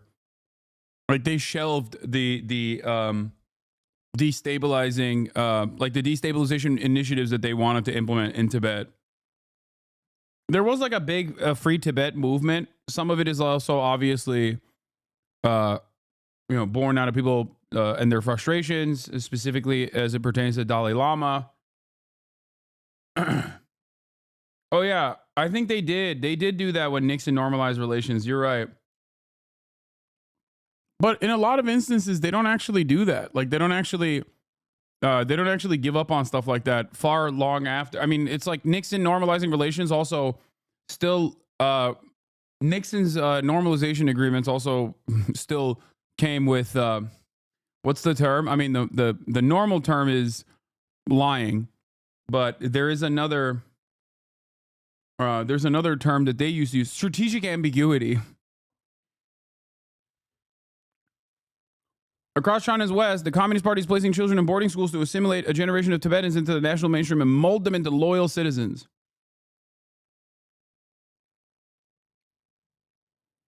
Country that bombs schools with 4,000-pound bunker busters calls out country that provides boarding schools for its kids. Hundreds of thousands of Tibetan children are being separated. I mean, you'll see more of this sort of stuff in the upcoming administration, especially as we gear up. We redirect all of our efforts into all the evil that China is doing. So there'll be, I think what America is going to do in the next decade, as far as like anti-Chinese sentiment, is going to make anything that we've seen so far look silly. They openly allotted almost $2 billion to specifically this, some of which is these kinds of initiatives. Like they have a lot of money invested in instilling anti-Chinese sentiment. Its Communist Party wanted to increase their influence on Tibet, which worried the United States. Tibet. Consequently, the CIA created what was called the CIA Tibetan Program, where they trained and strengthened various isolated Tibetan resistance groups, which eventually led to the creation of a paramilitary force of 2,000 men. They also sent military supplies in stealthy ways to not attract China's attention, and they spread pro-Tibetan propaganda by showing the human rights abuses in Tibet under Chinese rule. The plan reached $1.7 million of annual funding, and the funny thing is that the Dalai Lama himself received an annual salary of $180,000 from the late 1950s to the mid-1970s, even though he stated that he used most of the funds received from the CIA to finance the activities of the Tibetan government in exile. His brother, Gyalo Thondup, was also considered a CIA's top asset. The program ended after President Nixon visited China to establish closer relations in 1972, but the Dalai Lama and his brother thought that this demonstrated that the US didn't care about genuinely helping the Tibetan people, but that they were following their own interests in the Cold War. The U.S. president's wife became the real president. Edith Wilson was the wife of President Woodrow Wilson when, in October 1919, he suffered a stroke that heavily incapacitated him. They hid the true extent of the president's illness and disability from the American public, and although she was never officially elected president of the United States, she played a significant role in managing the country after her husband's condition, and some scholars even call her the secret president or the first woman president. She took control of many of the day-to-day functions of the executive branch, deciding which communications, issues, and matters of state were important enough to bring to the bedridden president's attention. For this reason, she required that all members of the cabinet send urgent matters, memoranda, correspondence, questions, and requests to her. In this way, she became the sole link of communication between the president and his cabinet. Even though she claimed that she didn't take any decisions herself, her role as a potential gatekeeper of info gave her lots of power and influence, and some suggest that she even successfully pushed for the removal of Secretary. Another example that comes to mind is also Ronald Reagan and Jill Biden with Joseph Robinette Brandon. Secretary of State Robert Lansing, CIA's cat spies. In the 1960s, Operation Acoustic Kitty was launched, which aimed to use cats as spies. This project's estimated cost, according to former CIA officer Victor Marchetti, was around $20 million, and the procedure consisted of implanting a microphone in the cat's ear canal, a small radio transmitter at the base of its skull, and a thin wire in its fur. The first mission of a cat spy was to eavesdrop on two men in a park near the Soviet embassy in Washington, D.C. The cat was released nearby, but was almost immediately hit by a taxi. However, Robert Wallace, a former director of the CIA's Office of Technical Service, disputed this version in 2013. He said the project was abandoned due to the difficulty in training the cat. This failure, accompanied by other failed tests, caused the project to get shut down in 1966. Respect. I'm back in.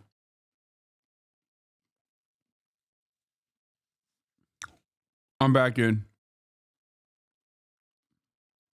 Impossible to tame, impossible to train. Cat said, I ain't no fed. Yeah. 7. USA's gay bomb. The idea of a gay bomb, a non-lethal chemical weapon designed to make enemy soldiers attracted to each other, was considered by the U.S. Air Force. This hypothetical weapon, mentioned in a 1994 Department of Defense document, aimed to disperse sexual pheromones among enemy forces to generate mutual attraction, leading to mass confusion and panic. Along with the gay bomb, other ideas were discussed, such as remotely engineering body odors using compounds found in bad breath and excessive sweating, with the goal of making the enemy so smelly that they could be easily detected by their opponents. However, there is no evidence that these weapons were used or that it's possible to create such a thing. If you want to discuss this video or suggest an idea for the next one, join my Discord. Link in the description.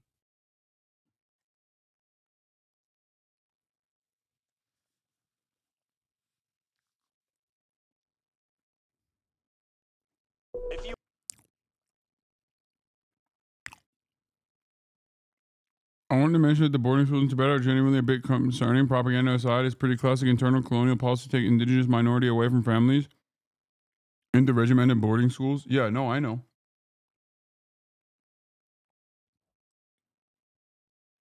I'm unfamiliar with what they're doing. And I doubt that this is, as cheery as the Chinese government suggests it is. But I also doubt it's as violent and as awful as the American news reports on it as well. I'm more inclined to believe that this is still some semblance of re-education. But only time will tell.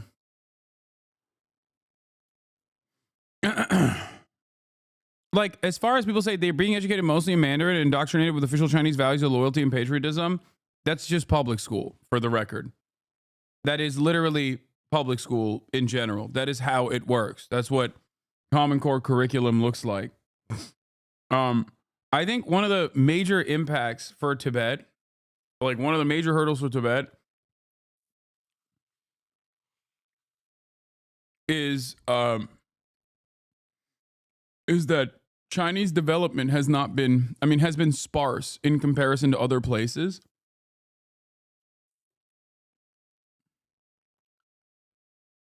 So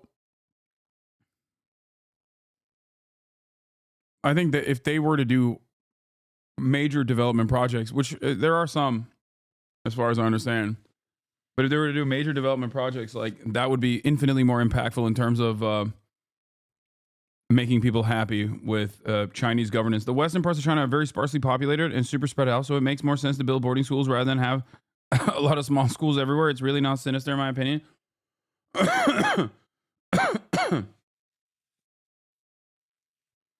Hasan, why is it easier to adopt other countries' kids than China? What? I don't know.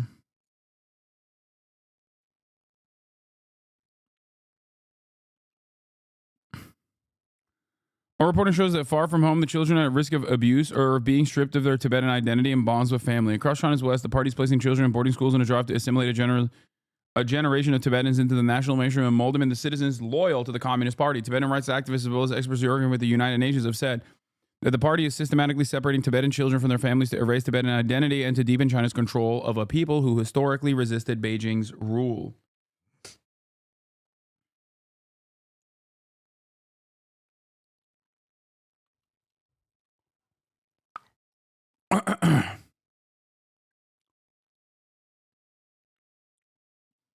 China doesn't really invest in Tibet as opposed to Xinjiang because they can't really make trade routes to South Asia over the Himalayas. But Xinjiang is getting a lot of bread because that's how China can link up with Central Asia and consequently the Russian and European markets. Yeah. But also, I think part of the reason why is I don't think that there is as large of a Tibetan resistance movement against or a Tibet separatist movement in Tibet as opposed to the Xinjiang separatist movement, which caused China to take action that was completely unacceptable, as I've detailed time and time again.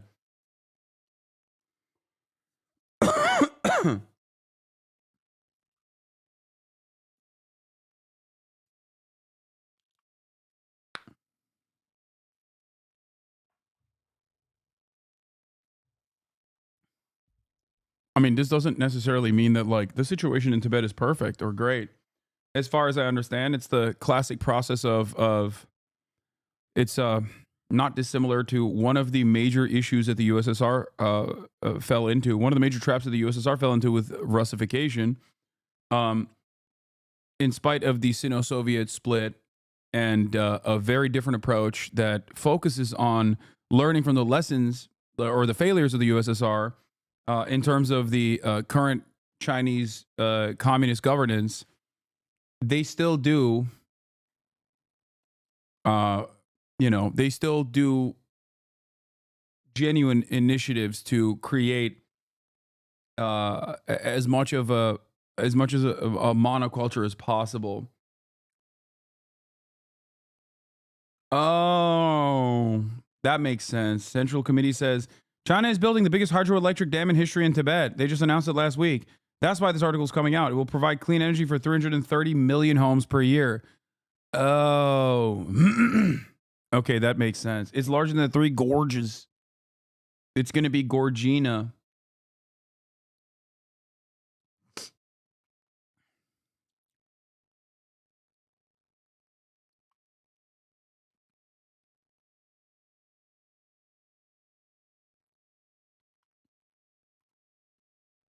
From an Indian Tamil perspective, this reads as something similar to what India has been trying to do for decades, which is making states, especially South Indian states, that don't speak Hindi, learn Hindi through force, which is something that Tamil Nadu has fiercely resisted against.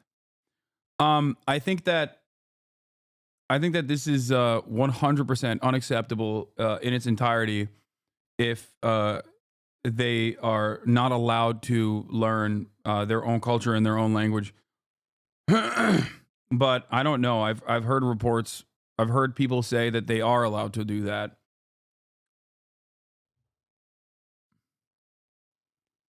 I know India is mad as fuck about the dam being built.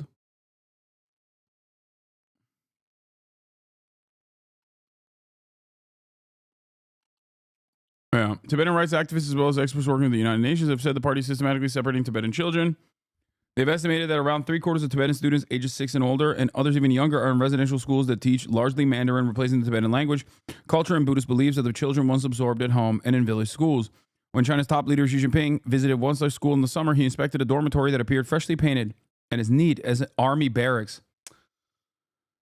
He walked into a classroom with Tibetan students, listened to a lecture on Communist Party thought, stood and applauded to welcome him. Mr. Xi's visit to the school in the Qinghai province in June amounted to a firm endorsement of the program, despite international criticism. Education, he said, must implant a shared consciousness of Chinese nationhood in the souls of children from an early age.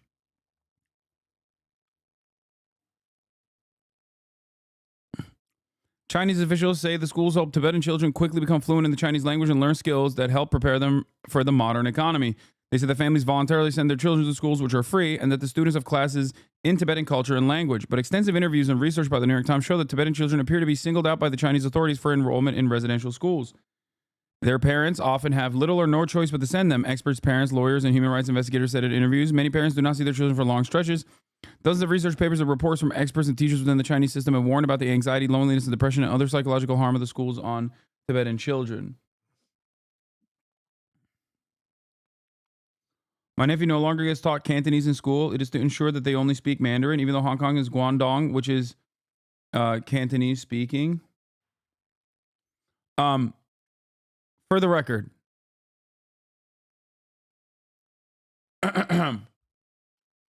this isn't me defending China whatsoever, even though people will immediately rush to that judgment here. But the entire purpose of the military and Common Core public schooling and the Common Core curriculum is to literally do this, just so you understand. For every country, this is a universal value. Every nation state on this planet, since nation states have existed, have done this exact same thing. That's what it is.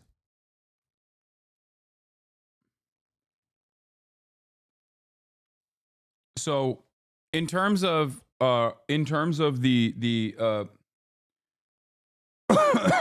in terms of the educational opportunities like this one, like, people are of two minds where they say, like, this is a residential school, this is exploitative, but we have a process in the United States of America for this as well. Like, don't think anyone here would say that people that live here in the United States of America shouldn't learn English and get English education. They wouldn't.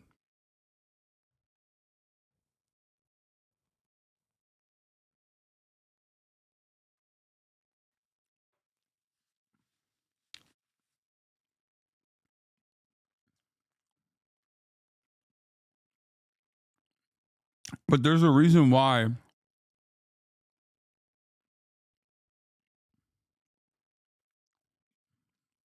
the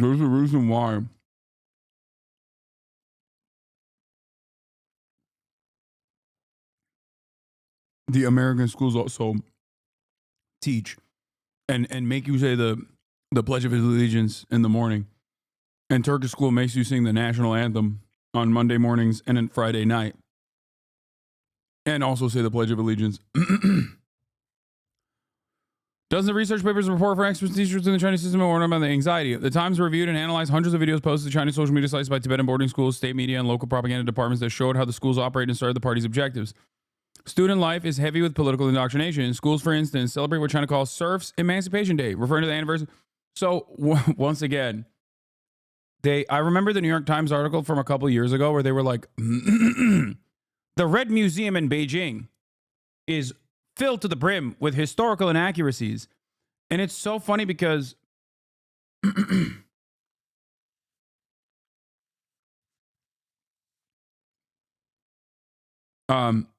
the report basically was just describing a museum. Virtually every museum, both in the Western world and also in China, okay, serve that same purpose. And they were very upset that Beijing had made a museum and, I don't know, weren't talking about how they killed 700 gorillion people or something. And I thought that was really funny because it's like, yeah, of course, like, well, one, what are you saying? That's ridiculous. And two, even if that was the case, why? No nation state is going to do that. Have you been to an American museum?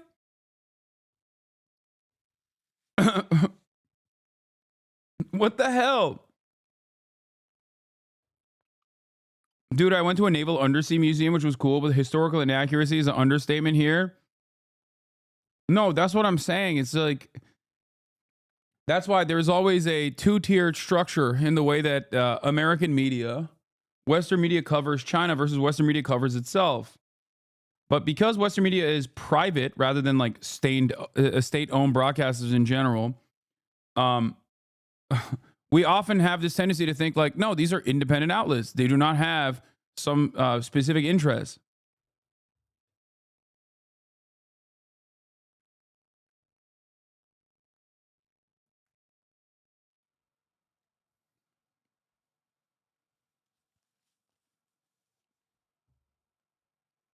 Anyway.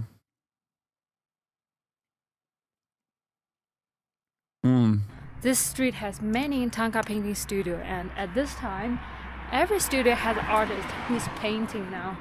青金石、绿松石、金子，就是你们别看我们这边有黄金，但是黄金其实在比起这些矿物。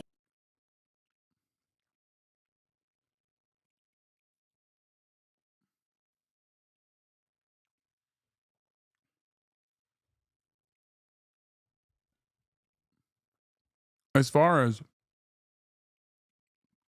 what China is doing here, as long as students are still taught their own culture and their own language, I don't see an issue with it. But if they're actually forcibly bringing people into boarding schools and also forcibly teaching them Mandarin and nothing else, then no, that is not acceptable. That is completely unacceptable. That is yet another instance of a major power player in the world engaging in the destruction of cultural remnants of a population that they are dominating. Student life is heavy with political indoctrination. Schools, for instance, celebrate China calls Serf Emancipation Day, celebrating the anniversary of the Communist Party's full takeover of Tibet in 1959, after a failed Tibetan uprising and a Chinese crackdown that forced the Dalai Lama into exile. The party accuses the Dalai Lama, the Tibetan spiritual leader, of having ruled over a slaveholding society.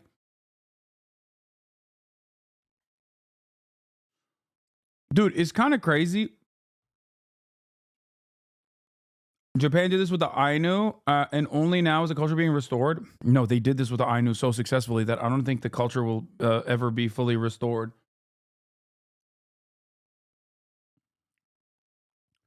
I'm confused by this. I'm confused by this because it's like, this is not, like, what do you mean accused? Like, this is, like, there was a serfdom implemented in Tibet at the time. Tibet had historically been under Chinese rulership, but had some semblance of autonomy. This is before the KMT. This is like predating. I'm talking about Chinese empire. In and out of Chinese governorship. But the former nationalist control over Tibet allowed Tibet to do whatever it wanted, and it still had it still absolutely had serfdom and torture. I mean, this is like relatively well documented. So I'm just kind of surprised that the New York Times is just openly saying this was an accusation.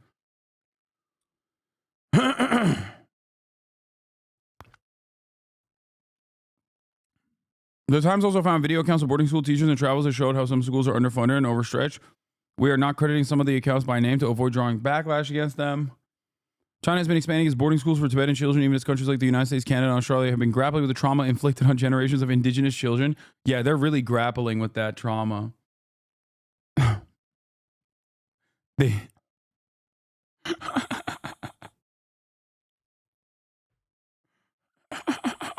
Come on.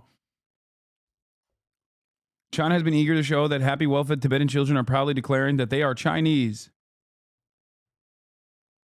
Chung Ken Sumdo Town, Tibetan boarding central primary school, 10-cent video. Wait, what is this? I heard from some drama farmer YouTuber that your take on this matter is incredibly stupid. Yeah.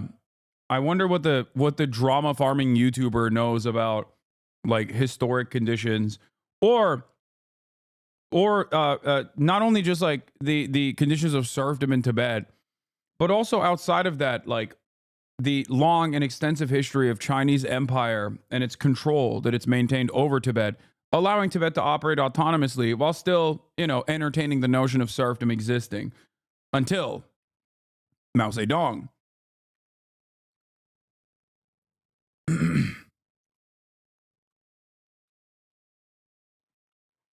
I work at a major news outlet. I think you're just a dumb guy.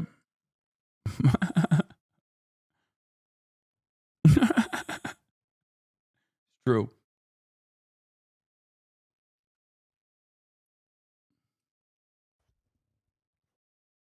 I am a dumb guy.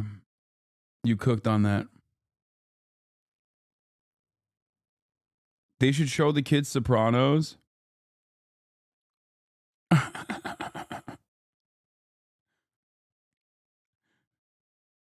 Oh my God. All right, let's continue with the article.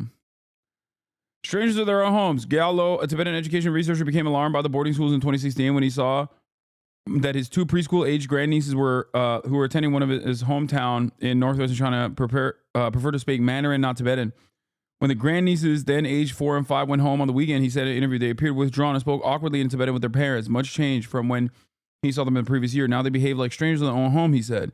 I said to my brother, what if you don't send them to the boarding school, Gyalo said. He said he had no choice. Gyalo set out to investigate the changes families were going through as the schools expanded across Tibetan regions in China. Over the next 3 years, he visited dozens of such schools and saw that many Tibetan students spoke little of their mother tongue and were sometimes only able to see their parents once every several weeks or even months.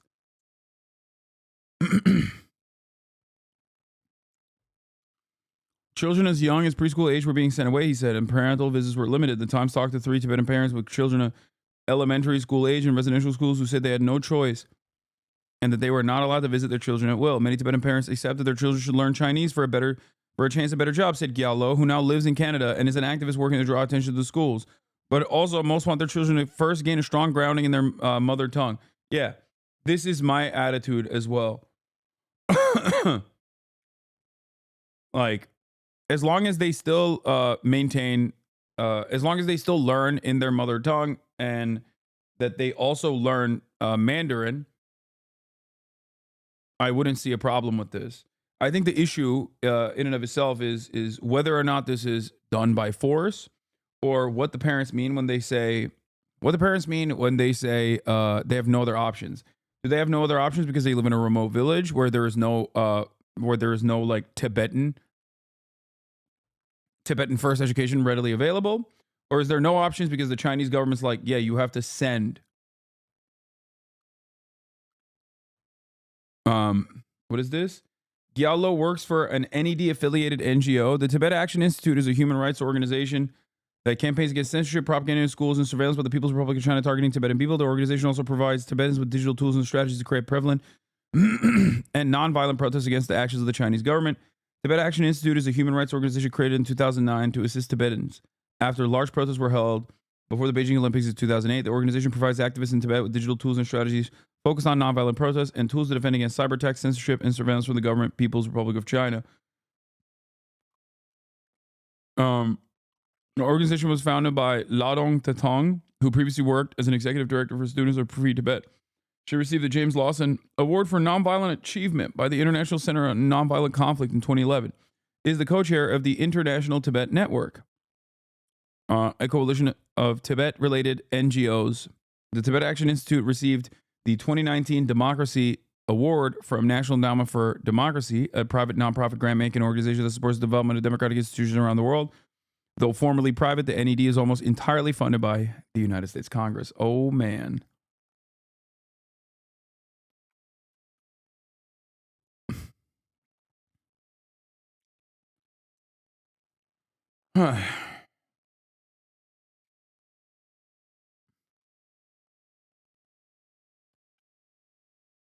I'm once again reminded of the many different.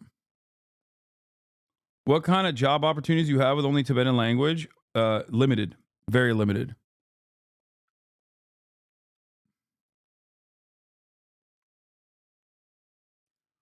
This same stuff was always a point of contention with the USSR, a facet I'm actually researching currently. Cold Warriors always took any push for Russian to mean intense Russification, but now most scholars see it, at least with some more nuance, since many minorities in the non-Russian republics saw Russia as a power to empower them over national leadership.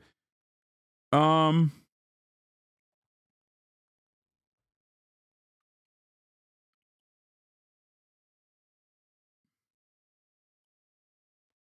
yeah, the National Endowment for Democracy is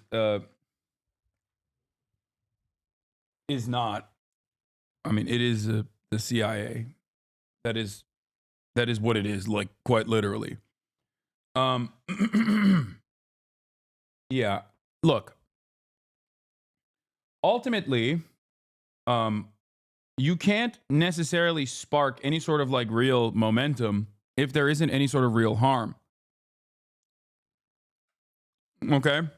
So what I mean by that is, I'm sure that there are very real issues in terms of Chinese governorship over, and there are very real issues in terms of Chinese governorship over Tibet. Okay? Many of said issues could be addressed through economic improvement for the most part, and also by not necessarily trying to, the term isn't Hanifying, but, you know, not necessarily creating a incentivized or by force, I guess Hanification structure, not the appropriate term here, but regardless. In terms of like people's real gripes, cynicization is better. Yes. Cynicization. Sure. Cynicization. The point is, America can't operate successfully if there isn't any real gripes from the local governance. They can't just like simply give money to people and hope that and hope that there is some momentum. Okay? But this is pretty commonplace in terms of like wherever America has any interest of destabilization. They will look at real gripes and real anger and real resentment that the local population has. towards any of our foreign adversaries, and they will greatly overemphasize it in Western media. They will use terms, oftentimes, that they obfuscate when talking about America's very similar crimes and much worse crimes, as a matter of fact, and will turn around and say, like, this is what China's doing. I mean, we might have even done it in the past. Who knows? But like, China's doing it right now and much worse.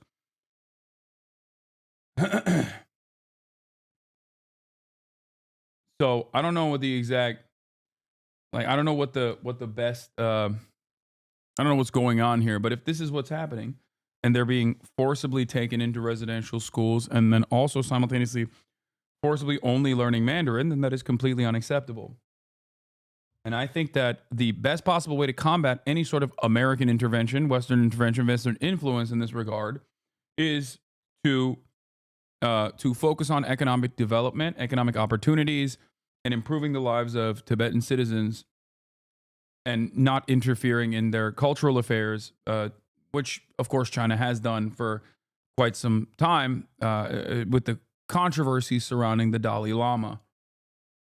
Controversies that are not born out of like pure hatred or anger, but also to a certain degree are serving a security purpose, considering what we just talked about with respect to the CIA giving the Dalai Lama money and using the Dalai Lama as a beacon of Tibetan emancipation from the treacherous nature of Chinese empire.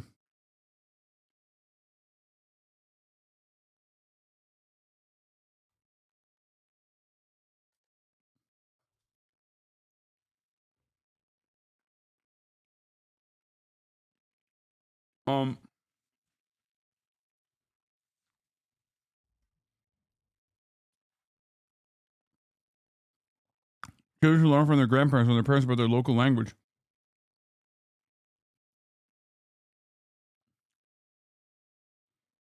Under Xi, such schools have sharply cut classes in Tibetan. Instead, most classes are taught in Chinese. Wait, what? So they do teach Tibetan.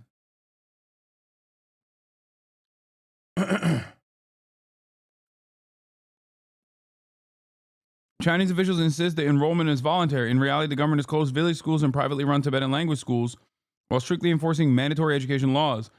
One can hardly speak of any choice if local schools are all closed down. He and two other independent experts of the United Nations investigated the boarding schools and expressed alarm in 2023, and what they said appeared to be a policy of forced assimilation of the Tibetan identity into the dominant Han Chinese majority. Text messages and voice memos trickled in, carrying urgent questions from Tibetans in China seeking legal advice about the treatment of children in boarding schools. One man wrote to ask about what redress to demand for a child who suffered permanent injury in a classroom fight while the teacher was absent. Another said that the child was found dead in the bathroom of a boarding school of unclear causes, and that the child's parents wanted answers. The questions have been sent over the past 3 years to volunteers offering online legal advice to Tibetans. Times reporters reviewed several such messages, which were shared with us, but were unable to independently verify the accounts. This is just a Chinese Moms for Liberty type person? No, it would be a Tibetan Moms for Liberty type person. New York Times will be like, yeah, what the Tibetan population needs is school vouchers. School choice.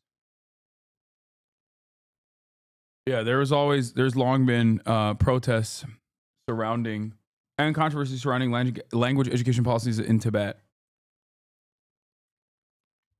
In 2021, a video surfaced online showing an elementary school teacher in eastern Tibet beating a child with a chair in his classroom. The video circulated on the internet in China more than 1,000 times before it was taken down. The school at which the beating took place has been described in state media reports as having students who lived on campus. Sure, Israel's been determined to be committing scholasticide, but have you considered that the New York Times is breaking news about a teacher abusing a student in rural Tibet once? Yeah, I mean, that's what's so wild about what's going on here is that, and I have talked about this before, where it's like people will come in here while I'm in the midst of covering like what Israel is doing and be like, dude, but you never talk about China. And then the story that they come to me that they want me to cover desperately is like the Chinese Coast Guard spraying a Filipino fishing boat with water. And it's like, bro, we're dropping 6,000 pound bombs on schools and mosques and hospitals. And you're like, they're playing water wars over there. Like, look at how bad it is. And it's always the same. But dude, you never talk about China? That's not true. I talk about China all the time. As a matter of fact, I talk about it very frequently, which is why a lot of people get very mad and say, Hasan, you're pro-China unconditionally. China does a lot of good and China does a lot of bad, as any state does. I'm currently in the process of reading a New York Times article, but the point remains, which is that, like, in order to put together a narrative that this is like genuinely devastating, and there is some evidence, especially considering what large nation states have done, okay, to wipe out certain aspects of cultures that exist within a nation state's boundaries without offering them proper autonomy, with the fears that they might separate or whatever. I'm inclined at first glance to not immediately assume that this is all fabrications. This is all lies or anything like that. Okay. Having said that, however, the article then does this very classic thing that virtually every country of origin perceives as completely normal, which is talking about like a random school having an abuse against a student. Like, yeah, no, there's like, this would be akin to China writing an article about like a pedophile teacher that was outed, like a gym teacher in an Ohio suburb. You know what I mean? Like, can you imagine the largest publication in China writing an article about like the dangers of American public schooling and talking about how there was a pedophile who was a teacher who was outed as a pedophile in I don't know, Springfield, Ohio.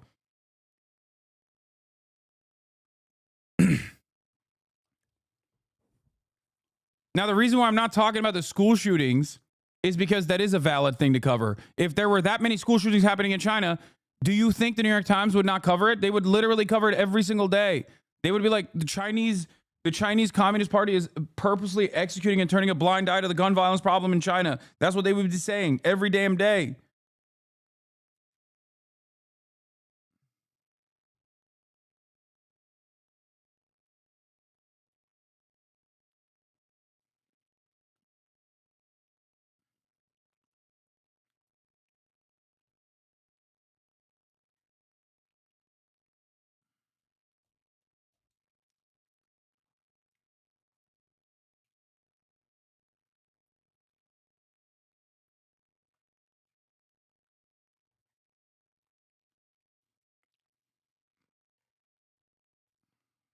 Boom.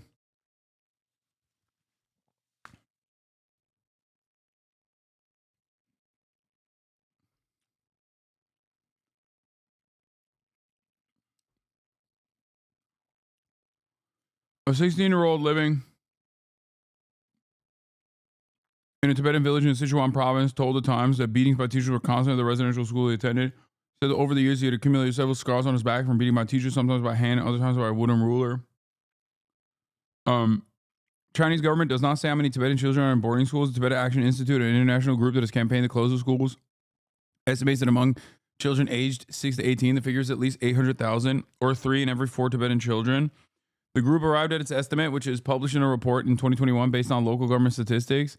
Ladon Tatong, a co-founder and director of the group, likened the Chinese schools to the colonial residential schools in Canada, Australia, and the United States. Now that you read an article of lies, at least watch the video I sent to you to get a balanced view. Okay, bro. Like, calm down. Just because it's an American foreign adversary engaging in these actions doesn't mean that it's entirely untrue. This is the nuance necessary for people to understand. This is why so many people have incredibly black and white opinions on, like, Xinjiang, for example. Different time, different place, different government, but same impacts, she said, in the sense of breaking cultural and familiar bonds and roots. Statistics collected by the Times from local government documents across Tibetan areas shows similar numbers in boarding schools, with some areas notably higher than others. In Galag, a Tibetan area of the Qinghai province, 95% of middle school students were in such schools, according to a study published in 2017 in China's main journal on education for ethnic groups. A report from the local legislature in 2023 said that 45 of the 49 elementary schools in Galag were residential.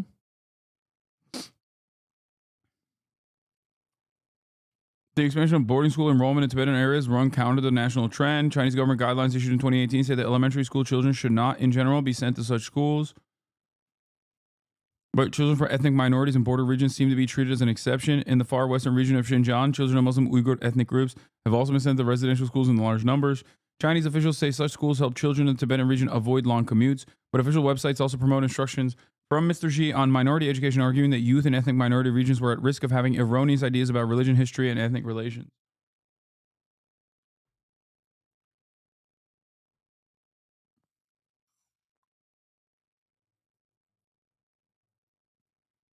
To counter those threats, Mr. Xi said in 2014, children of the right age should study in school, live in school, and grow up in school.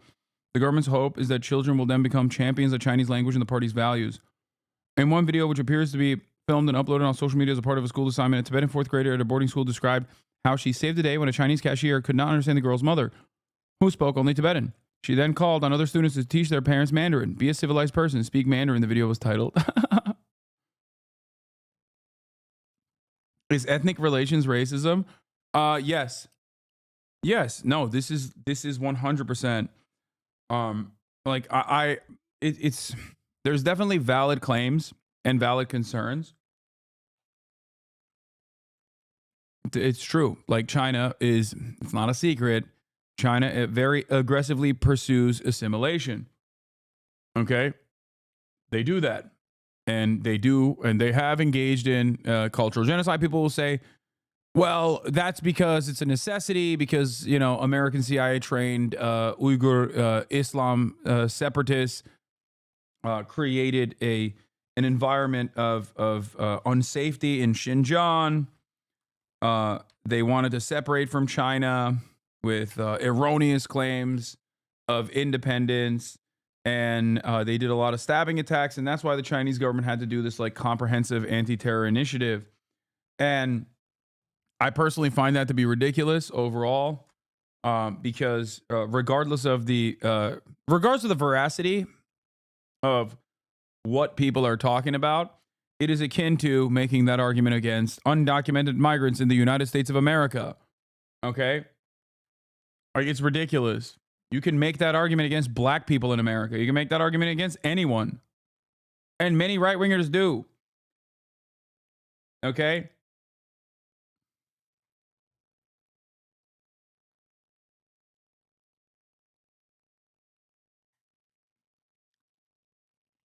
Americans make the argument all the time.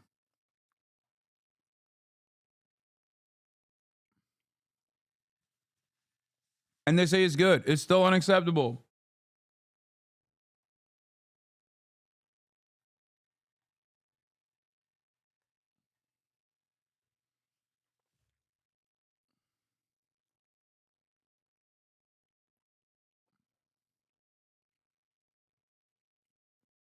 But yeah.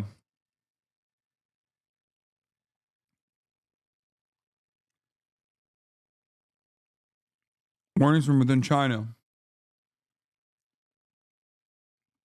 China's drive to assimilate Tibetans echoes history elsewhere in the world where indigenous people were being seen by their foreign. How shameless of the New York Times.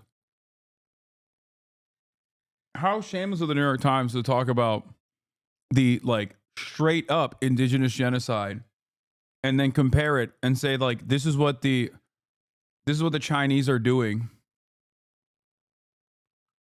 elsewhere in the world. Also, if you ask us, it wasn't really a genocide, you know what I mean? Come on, they got casinos.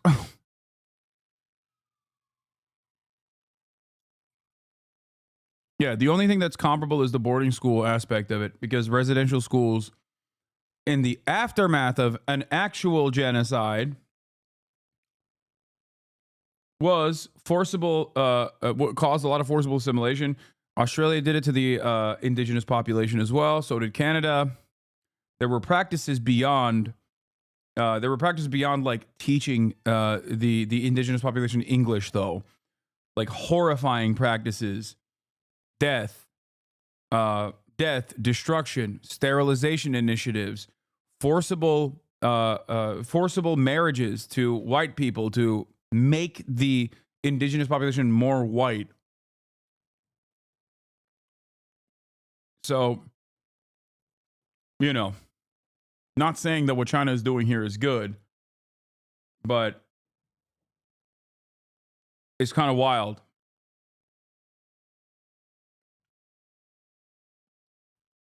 Removed from family, not allowed to speak their language, not allowed to practice their cultures, all their cultures were uncivilized.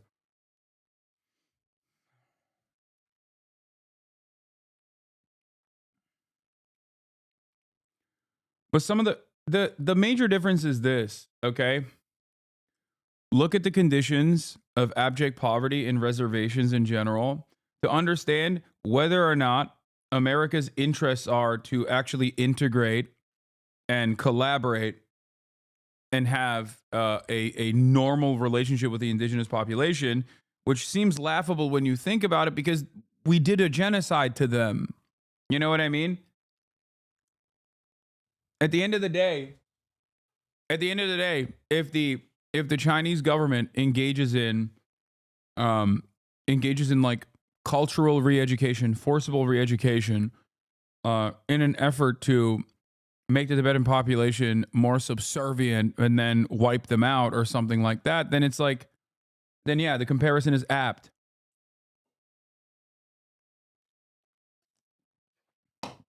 They're taking Tibetan brides. They're taking Tibetan brides and forcibly marrying them into like Chinese families or whatever. And consistently keeping Tibet underserved and consistently keeping Tibet poor. Just casting them aside, using Tibet as, I don't know, testing grounds for highly radioactive weapons, destroying their water supply, forcing them into concentration camps in the slave labor sweatshops. That's another great example. Those sorts of things are remnants of what, those sorts of actions taken by the government will show you what the priority is. Is the priority to instill some sort of assimilation that is as ethical as possible, which I don't think it is, for the record. Just pointing that out. I don't think what China's doing here is I think what China's doing here is absolutely assimilation, like, for sure. How can they develop that region? Well, you'll see. I mean, a massive dam in the region seems like a good start.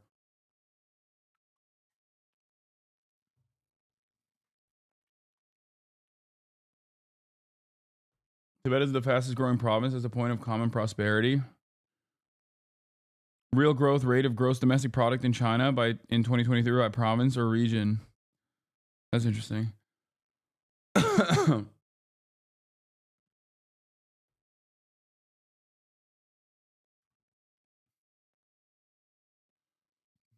China's building so much infrastructure in Tibet. Tibetan students get preferential treatments when applying for universities. That'd be really funny if people started talking about affirmative action for Tibetans.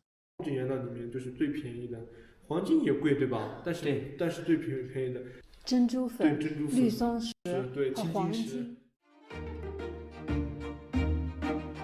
China's doing woke DEI for Tibetans. They don't let my daughter from Shenzhen go to school. I want to send my daughter Li Hao from Shenzhen to the best possible school. She studied real hard. She applied the Confucianist principles, the values appropriately of meritocracy. And now you got them goddamn Tibetans coming in, taking over government positions. What's next? You're going to put them in the Communist Party of China leadership? My daughter deserves that.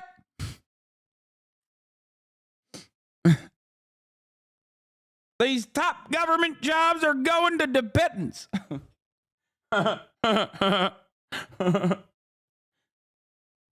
Unironically, there are Chinese hogs that say this. I mean, hog principles are universal.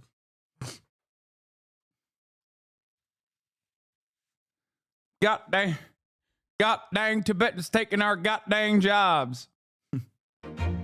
Anti-DEI hog Han Chinese is an incredible character. Yeah.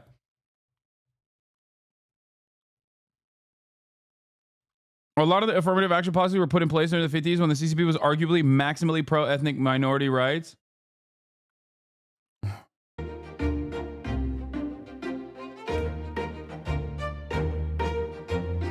I'm triggered. I'm triggered. I'm triggered. I'm triggered. They got the goddamn affirmative action in China. Hey, yo. You better stop it now. You better stop it. I'm having a conniption. Thinking about the goddamn DEI.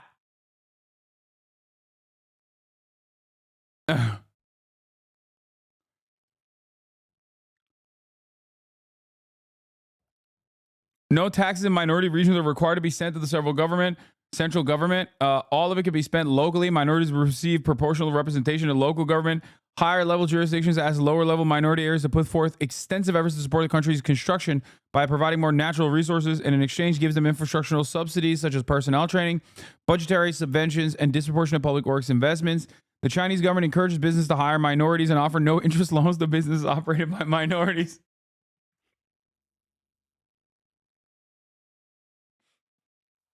This actually happens. Most Han Chinese think the CCP is beholden to ethnic minorities. You should see what liberal Chinese say about the Uyghurs. They say the government didn't go far enough. They also believe the government lied about the number of casualties in the Urumqi riots. Oh my God. Oh my God. Listen. Now I love Chairman Mao. Peace be upon his name. Lord rest his soul. Okay? That's our founding father right there. As every red-blooded Han Chinese man. Having said that, however, these woke policies, wokeism, what those American dogs call the mind virus, has clearly taken over Xi Jinping.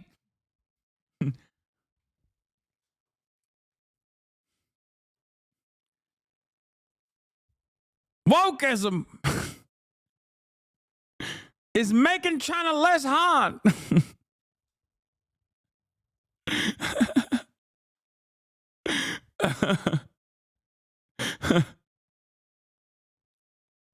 Make China Han again. I don't want to see no goddamn Tibetan serving me my delicious dumplings. Which are a Chinese invention.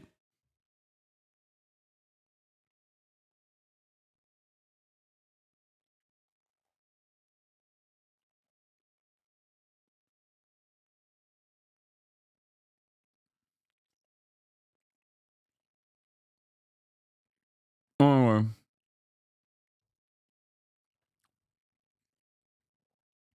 This is very non-stream. This is such a minority in China. Okay, but it's funny.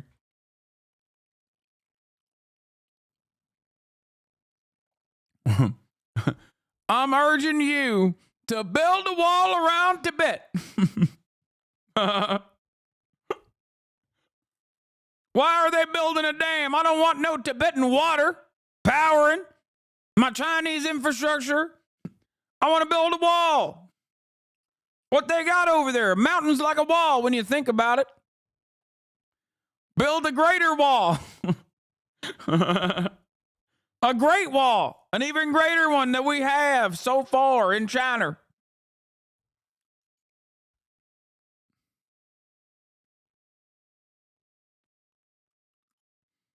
This is hilarious. Historical precedents. Fuk Kangan, a Manchu military leader, recommended for an increase of the quota for the Hui people in a civil and military Suishi examinations during a 1785 memorial for the governor of Gansu and Shanxi provinces.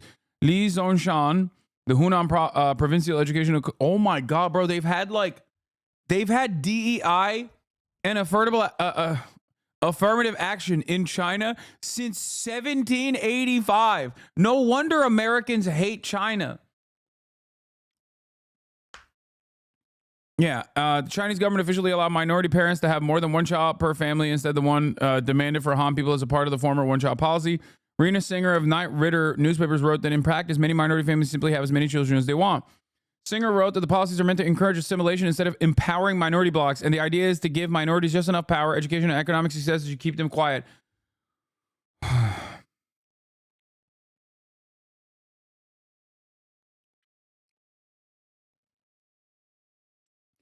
This is a somber reminder of the same exact thing that the Western media did during the COVID zero policies that were implemented in China, where they constantly ripped into China while constantly ripping into Donald Trump for having, a perma-COVID policy, but then making fun of China for having COVID zero policies. Okay. And then when public pressure got to a uncontrollable degree, and they decided to no longer have the COVID zero policies in China, they had a massive amount of COVID in China. And then the Western media wrote about how stupid they are. Look, lol, you let COVID roam through your streets.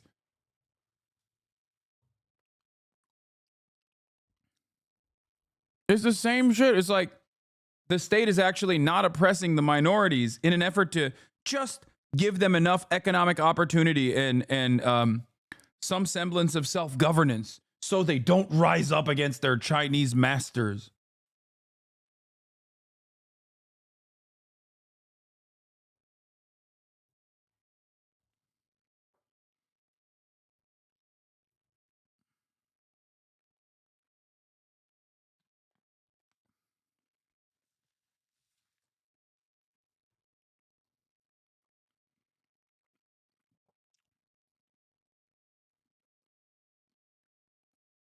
It's like my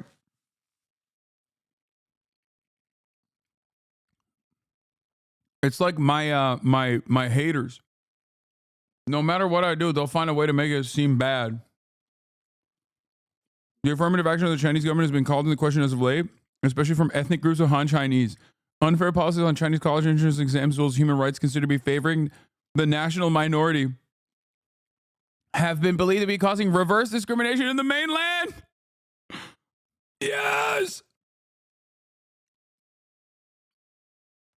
Oh my God. Han chauvinism has been becoming more popular in mainland China since the 2000s, the cause of which has been attributed to the discontent towards Chinese affirmative action. Another talking point is that some ethnic minorities can carry some weapons for cultural purposes. The Han hogs get scared of that too. Oh my God. I want to dive deep and investigate the Chinese Han hogs that have like reactionary opinions. That's so amazing. Oh my God. How dare they get their crazy weapons? God dang Wagger Muslim mans, they got their weapons, and I can't use anything but a butter knife and chopsticks. There are some minorities in China that are allowed firearms for hunting. Number of Manchu speakers at one point after World War II was just down to 8 total. After a few decades, it was restored to tens of thousands.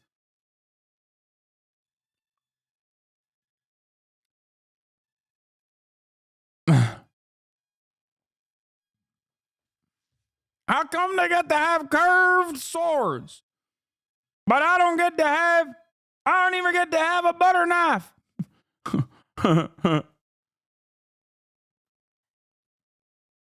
That's amazing.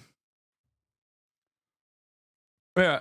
Now that TikTok's getting banned, I'm actually going to move straight to the source and go to Bilibili.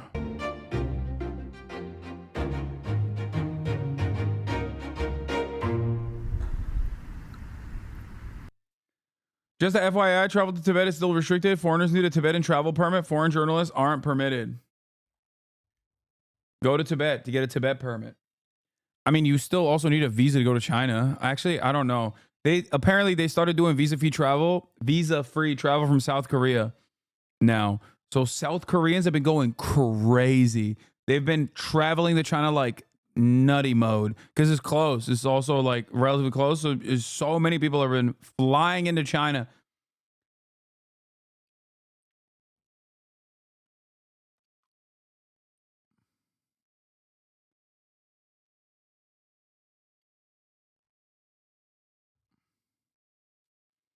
Just ask a chatter to send you their parents' WeChat logs.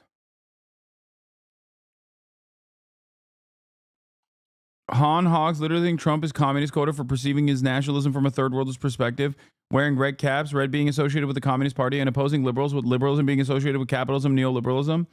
Some of them unironically call him Comrade Trump.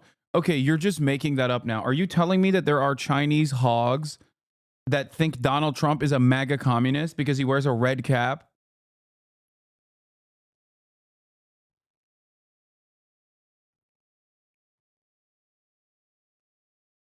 I'm done. I'm done.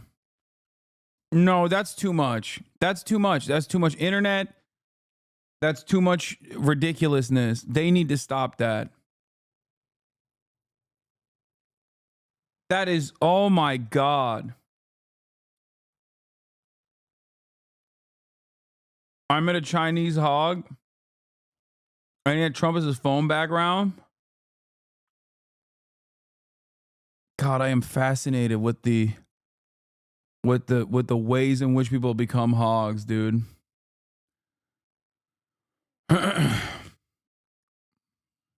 In video diaries uploaded to social media, teachers in Tibetan regions have described days in which, on top of teaching, they must also deliver food to students, show them how to make beds, and tuck them in at night. A teacher at elementary school in Tibet who goes by Miss Chen on social media posted a series of video blogs in 2022. In one, she documented a typical day that started with a morning study session before dawn and ended with her checking on the children before bedtime. Another teacher who identifies himself as Mr. Su on social media says he teaches at elementary and secondary school in Nagari, Tibet. He shot a video while patrolling the dormitories of younger students while on duty in one night in 2023. All of us are basically standing in as their parents, he wrote in one social media post. Videos from Chinese travelers show how difficult it can be for rural schools to meet the needs of their students. In 2021, a traveler who recorded a visit to one school in Garzi, a Tibetan area in Sichuan province, said that the dorms looked nice, but there weren't enough beds. Two children shared a bed and huddled to keep each other warm in the winter, as there was no central heating. Some teachers defended schools as ultimately for the good of the children. Others described encountering widespread opposition to the policy.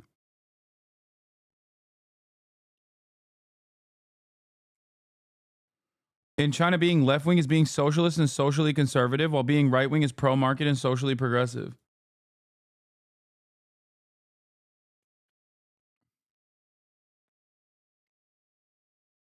I hate that.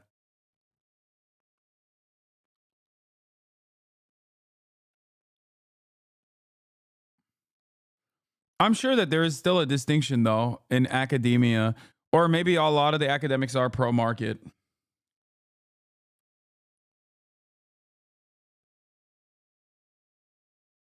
You can cheese the visa free by getting transit visas. You can go via Hong Kong and then transit visa, then back to Hong Kong if you need to extend it.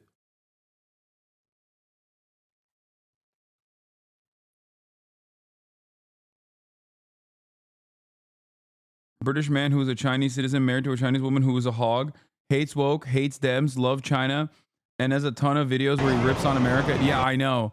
I don't like this guy because, like, at first I watched his videos and I thought it was cool, but then he just, like, he's so gross about homeless people in America. Like, he literally is just like, he's like, yeah, look at all these zombies on the streets of America. This guy's obviously a propaganda machine. Yeah.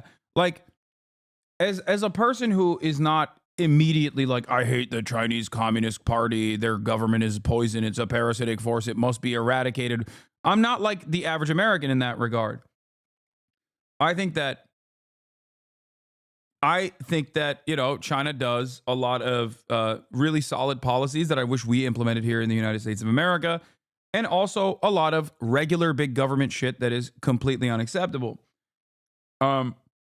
Having said that, you know, this is the exact type of guy who I should love.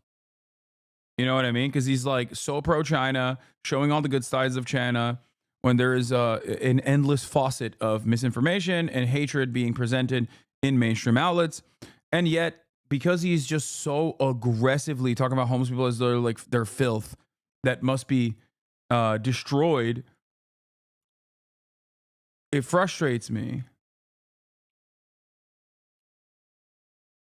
It frustrates me. It makes me, you know, it makes me question his videos.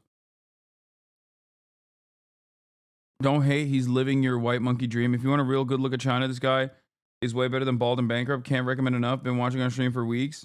Xinjiang province. Xinjiang. Nestled in the far west of China, this territory has become a focal point of international scrutiny and debate over the country's treatment of the Uyghur Muslims, an indigenous ethnic minority with a rich cultural heritage. Since foreign journalists are banned from reporting out of this region, it's difficult to get a view of what everyday life looks like in Xinjiang. But I'm not a journalist. I'm just a guy that makes silly videos. That also means I'm not qualified to uncover the conspiracy of persecution against an entire ethnic group by the world's largest superpower. But what I can do is show what life looks like in Xinjiang. In this 4-part series, I'll be traveling across Xinjiang with zero plan by any means necessary. Join me as I test the boundaries of personal freedom in the most controversial region of the very powerful, mysterious, and possibly misunderstood country of China. There are police coming, and I'm sure they're probably coming to see me.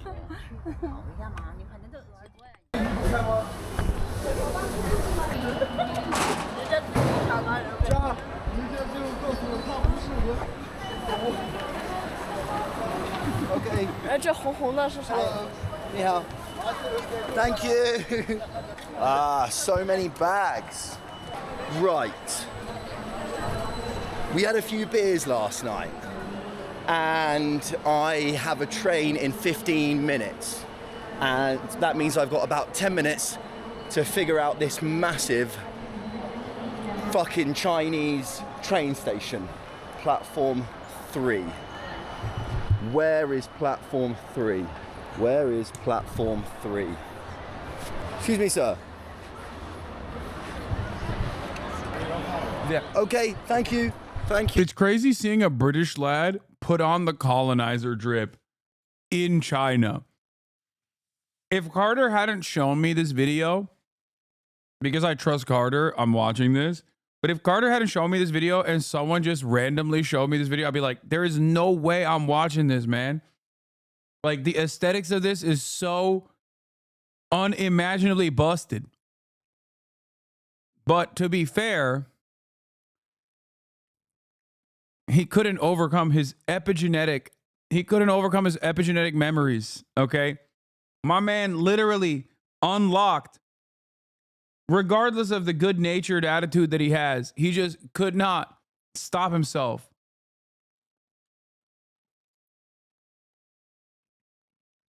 from looking like a colonizer. Yes, of course you can take a photo. Of course you can. Thank you. That's okay, bro. That's okay. Thank you for asking so politely. Thank you. Goodbye. Goodbye. Bye-bye. Okay. You know what? We can be late. When someone asks really nicely for a photo with the token white guy, we like that. Oh, I've overpacked massively. So now I've got 2 huge bags instead of 1 huge bag. And I'm pretty sure my bag is leaking.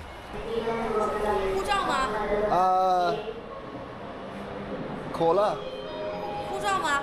护照吗？passport? 证件。 Carriage 13, seat 051. Today we're having a big adventure. 你好。你好。Passport, yes, passport. Thank you, 谢谢。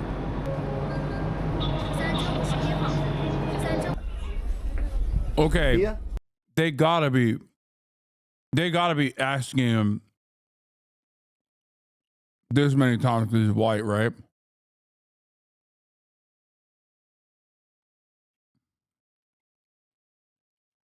Dog, he got asked for his passport, what, like 4 times?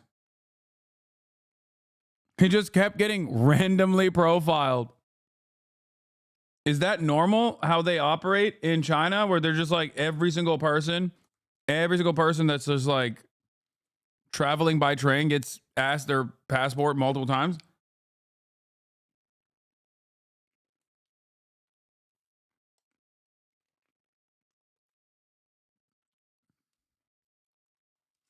Oh.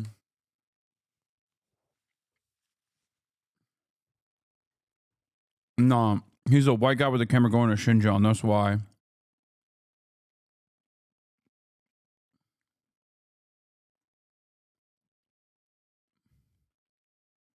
That makes sense. 谢谢. Oh, ain't no fucking okay, bro. Come on, dog. You got the. Oh, come on. Oh, come on, bro.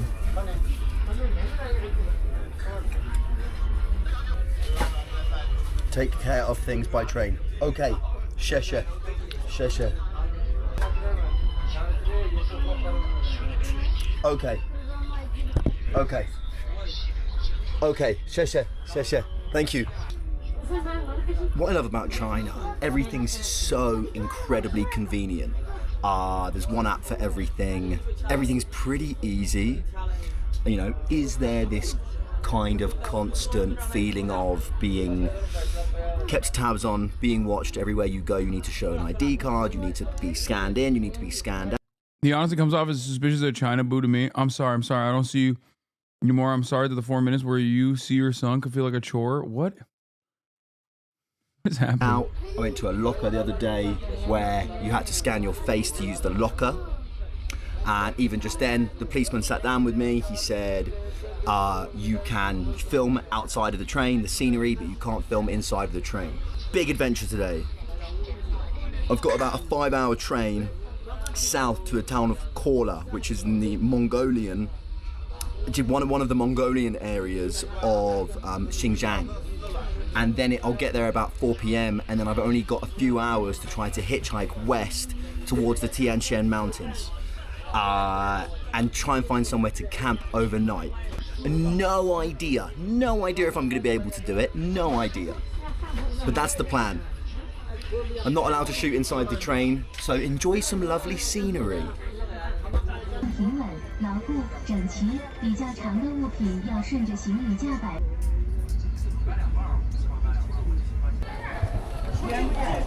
Bye bye.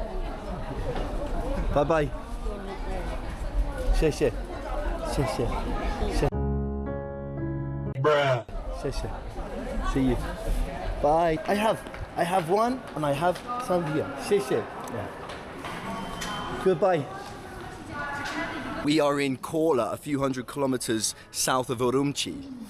I just got off a 5-hour train and there was a Uyghur family sat next to me, and the little boy came up to me, offered me some eggs, so confidently offered me some eggs, innocently. And I gave him some sausage that I bought. No! And we just hung out. We couldn't speak a word. Dog, you give a Muslim kid fucking pork?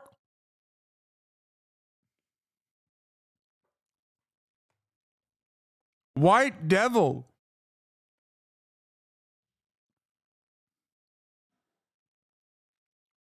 Immediately enter Xinjiang, does haram. No wonder the mom didn't want to shake your colonizer hand, man.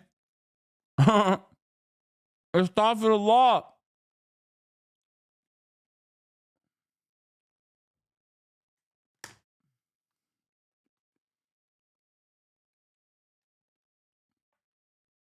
Word of each other's language. We became friends. It was really, really beautiful. Right now, I need to travel about another 200 kilometers west to a place called Kucha. But I'm trying to wild camp somewhere between here and Kucha. Problem is, it's 4 p.m. in the afternoon, so we've only got a few hours to do that. And yeah, let's figure out how to get there. I need to get to the highway. I might get a taxi to the highway, and then from the highway, I'm gonna hitchhike. Okay, I've booked a taxi. We're gonna head to the outskirts of town. When you're hitchhiking anywhere, get to the edge of town, especially somewhere like this. There's lots of taxis around. Oh yeah, I forgot to say, I also got a really hot girl's number coming off of the train. She asked for my number. Okay, Hey yo! So it was a very successful train journey. Let's go get it. My man. Hey yo! All right. Okay, white boy. You all right, white boy?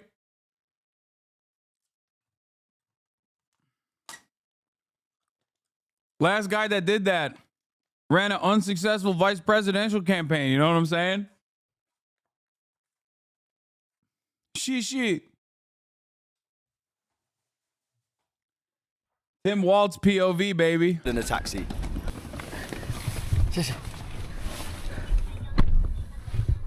This is a nice taxi. Sorry. No, it's okay. It's okay. I like your car. Oh, thank you. Very nice car. Thank you.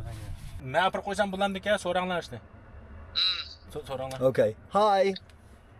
Hi, my friend said if is it okay for him to drive you there? No, because I don't have the money to go to Kucha. I'm just hitchhiking. So I just wanted to be. I understood. Yeah. I'm just gonna. Just hitchhiking, right? Yeah, I'm exactly. I'm just hitchhiking. So I appreciate the offer, but I just basically need to be dropped off on the highway. Dude, this guy. Okay, I'm sorry. This stream has me screaming on a nice little winter Sunday. This guy has all of the fixins of a spy. If I am a guy that's driving this dude around, I'm like, this is a spy. I must report this to the immediate authorities because otherwise I'm going to get in trouble. I don't think he is, by the way. I'm saying he's a nice guy. Okay. He seems like a very nice guy. I like him a lot. I like the vibes a lot. I'm simply stating that if I was a local cab driver, I would probably, after this car ride, immediately inform the local authorities in order not to get into trouble. I think it may be a problem. Okay. I mean, okay. I just let me ask my friend if he can drive you there. No. Free of charge. No. Agree to disagree. He sounds like a prick to me. No, that's just because he's British. Like, that's literally, I'm not lying. That's straight up why half of the chat is like immediately anti this guy. Like, you have forgotten that British people can be nice as well and kind individuals as well. That's crazy. No. I don't want to. Thank you so much, but that's okay. It's okay. Damn, he got the aviators on. Okay, bro, come on. He's getting more and more cop coded. I can go now. Bye-bye. Right then. World's nicest. Good luck. Thank you so much. World's nicest taxi driver. I was like, hey, could you I did use Translate. Could you drop me somewhere kind of safe on the highway? And he phoned his English friend and I communicated with him and he drove me like an extra 10 kilometers to take me to a petrol station. What a legend. Thank you. Okay, right. We are going to Kucha. It's 5 o'clock, which means we don't have much time. I've got very high hopes for this mission. Very high hopes.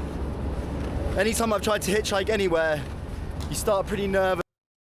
This is one of the craziest things I've ever encountered in my entire life, where this dude is not only in China, but he's also going to Xinjiang.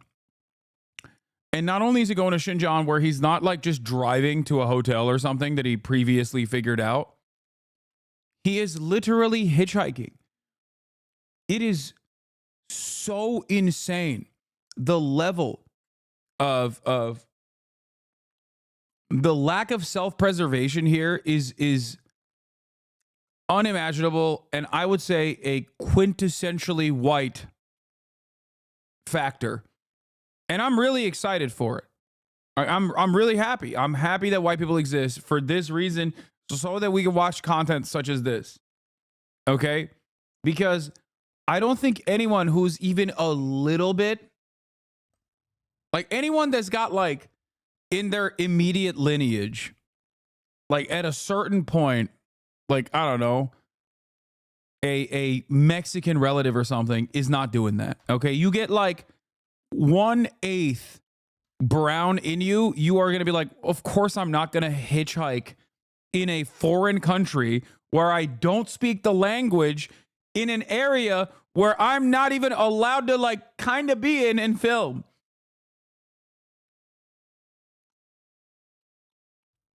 That is so insane to me. That is so insane. What he is doing right now is so insane. And you know what?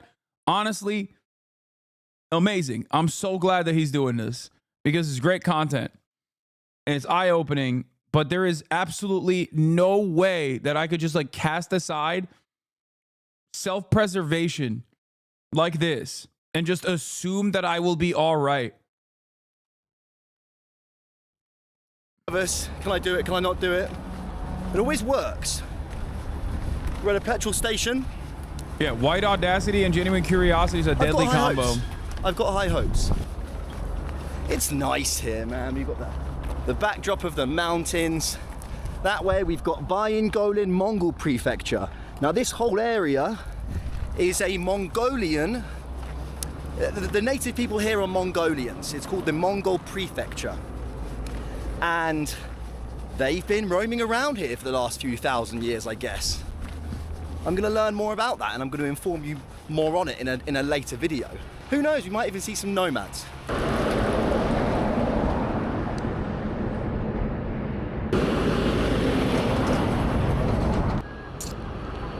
No way! Okay? 谢谢. Wait, did he give him his passport? What's your name? My name is 张新亮. 张新亮. 对. 张新亮. This is my friend 张新亮. 工厂长张新亮. 张新亮. 张工厂长. 张工厂长. 对. 张工厂长. This is my friend Kang Chu Chang Chang and That is not what he said, big dog. Hey, yo. He just gave up. Oh, he just gave up. Oh my God. I can't even repeat what he said because I feel like you would clip it and you would clip it and be like, Hasan is being racist and xenophobic. God damn. He just started noising it. He missed that QTE so hard. Oh my Lord. No, it's a little car with pre-written sentences explaining why he's there and what he's doing. Oh, okay. That's cool. He is giving me a lift. 我的下一站. 你的下一站在哪里? 阿克苏. 阿克苏. 我的下一站是阿克苏. Akashu. He's heading all the way to Akashu Prefecture. Kashgar. Where I think Kashgar is. Akashu Prefecture. So he's going past Kucha, which is great because that's kind of where... I just came back from 2 weeks in Yunnan, China, the equivalent of Utah, except the only city where there has 9 million people. When traveling by train, high-speed rail, which I did a lot, yes, every Chinese citizen had to pass through 4 checkpoints just to get on the train, and you were required to show ID passport each time. This is the most entertaining drive this truck driver had in a while with this ridiculous white boy. Yeah, I mean, this is awesome. It's like having a pet go on your travels with you. You know what I mean? You got a pet white boy. Where I want to go, and he's going to Akashu. Hitchhiking isn't as nearly as dangerous as people think. No, dude, you didn't understand. I'm not worried about a random serial killer picking him up. I'm worried about no one picking him up and him having to brave the elements in the middle of an area where he doesn't speak the local language. I'm not saying he's going to get killed by someone who picks him up. I'm saying it's far worse if no one picks him up. What are you going to do? Walk 400 miles in the desert? Like, what are you doing? That is a far worse fate for him than being picked up, okay, by a dude with like weird vibes or whatever. He's a white boy in China. Someone's going to pick him up. White privilege take? What? White privilege take? What are you saying? Yes, dude, I'm not insane to assume that every single person that picks up hitchhikers is a serial killer. That must mean my white privilege.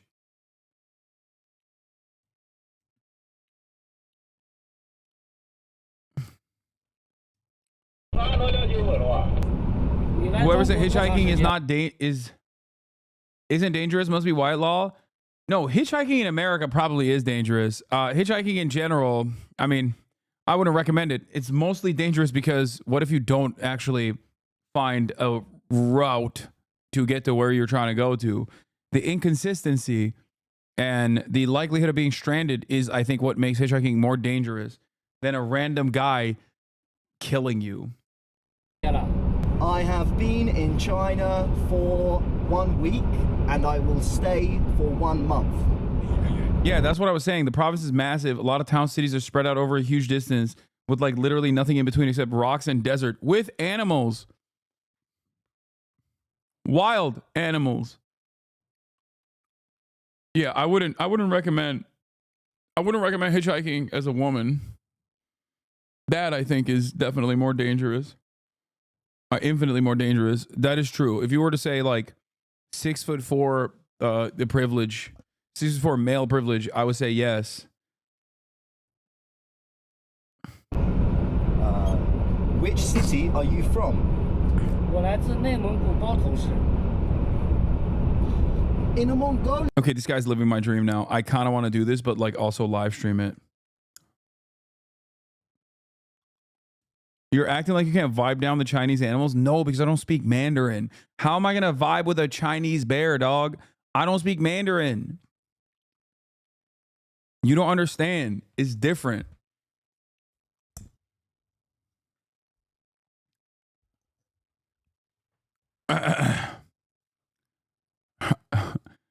I'm going to walk up. I'm going to walk up to the... I'm gonna walk up to the bear and go, 天上太阳红呀红彤彤哎，西上的太阳西马色东哎，它领导我们的幸福哎，人民发现当下小小主人，咿呀咿西哟喂，咿呀呀西哟啊，人民发现当下小小主人。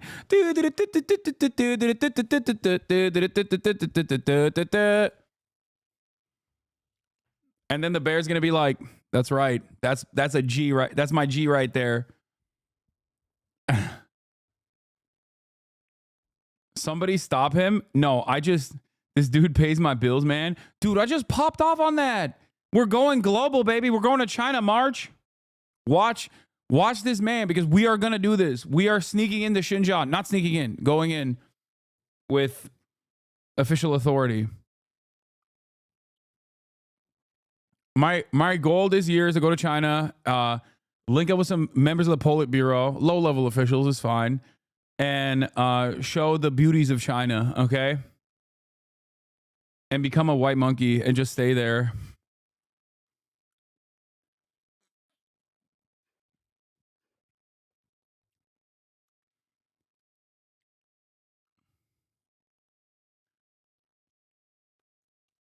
Vibing a bear isn't about speech. I fear you have an incorrect notion about this now. I used to believe you could do it. It's about vibes, not speech. No, speech plays a role in it too.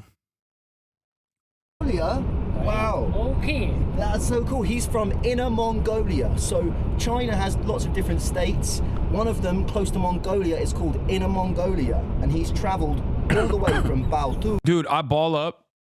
In the mornings, I ball up with Pinoy Gang. There's a Swagapino League. I ball with them. They go crazy. Always playing zone defense, full court basketball. And then a couple hours later, I ball with Mongolians. They're also dope. They ball so hard.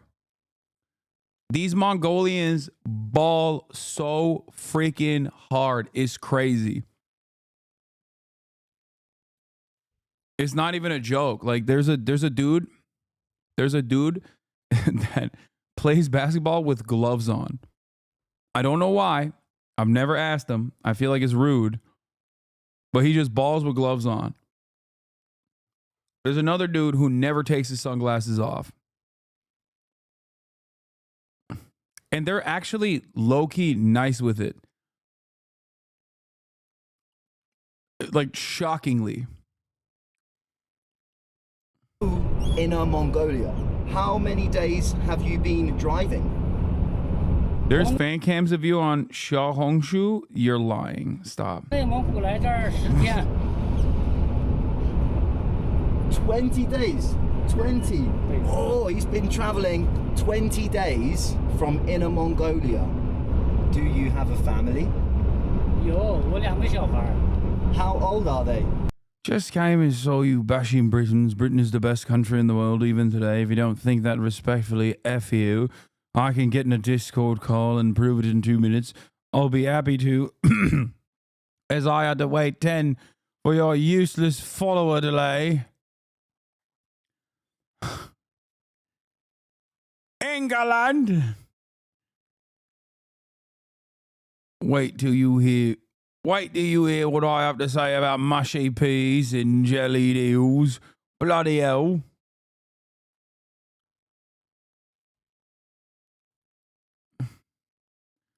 Wait, is this guy's name Jamie Le Racist?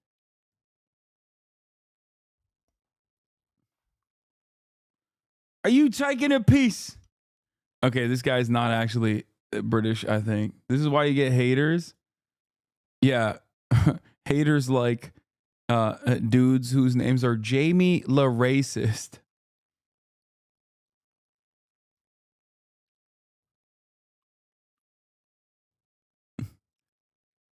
His nickname is badly written French. Oh, he means in French, he's saying, I love racist.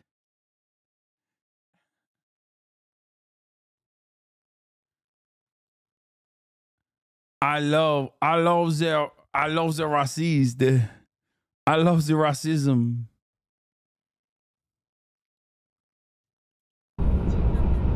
大的22了，小的12。 And how old are you? 我44。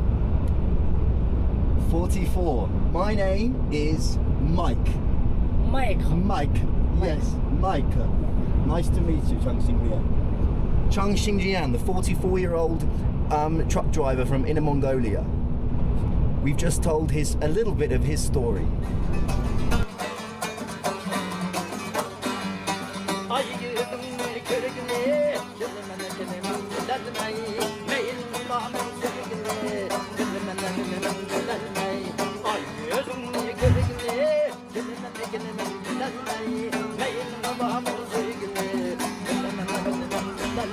Chang Lian just said he's going to rest for 20 minutes and he's got out the car, so we're going to go with him.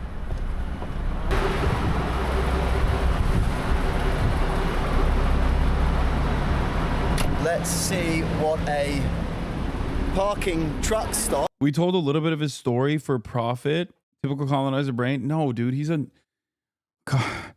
chatters. Not everything deserves like the most annoying hypercritical leftist analysis. He's just a YouTuber who does travel vlogs for fun and does it in a fairly nice fashion.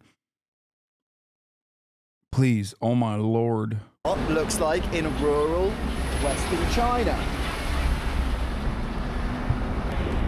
Ni hao. Ni hao ma. Yakshi musis. Yakshi. Cool. Watermelon, melons. We've got the. Okay, this might be the first time that these dudes are interacting with a white boy. Okay, like we're talking rural China and the Xinjiang Autonomous Zone. Like, this is a white boy with a hard H. Guys selling melons. How many melons do you sell in one day? Hello. 50? 50 melons. These boys sell 50 melons in one day. That's pretty cool. I've got to make sure that the truck with all of my stuff in doesn't drive away. Which year is this? I see hundreds of Western tourists filming in Xinjiang on YouTube. Dude, what are you talking about? Going to Xinjiang and filming in a densely populated city area is entirely different than being 200 miles outside of a densely populated city area at a random gas station Like, this is from 5 months ago, but I suspect that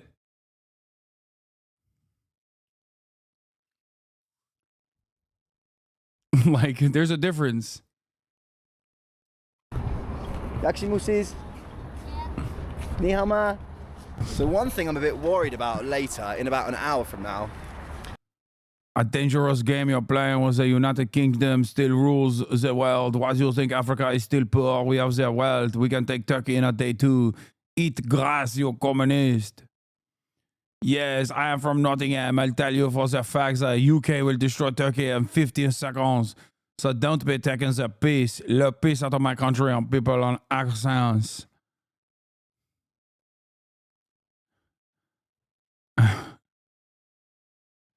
This is my favorite type of Euro style racism.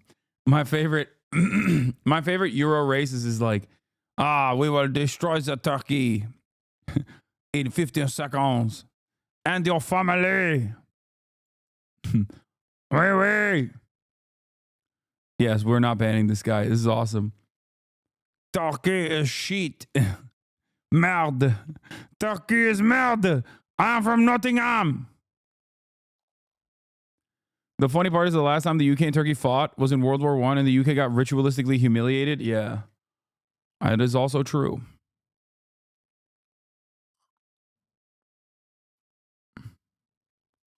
Is finding somewhere to camp for the night.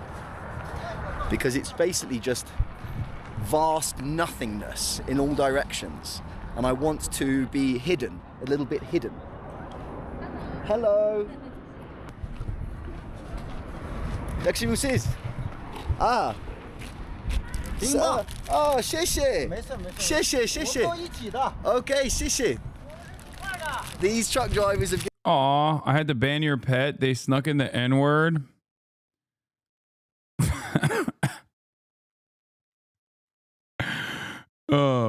I love racists so much because they're so predisposed with this false notion that they have like superior IQ and superior genetics, but they're so one IQ, like singular brain cell. It's so funny and it's so hilariously not creative.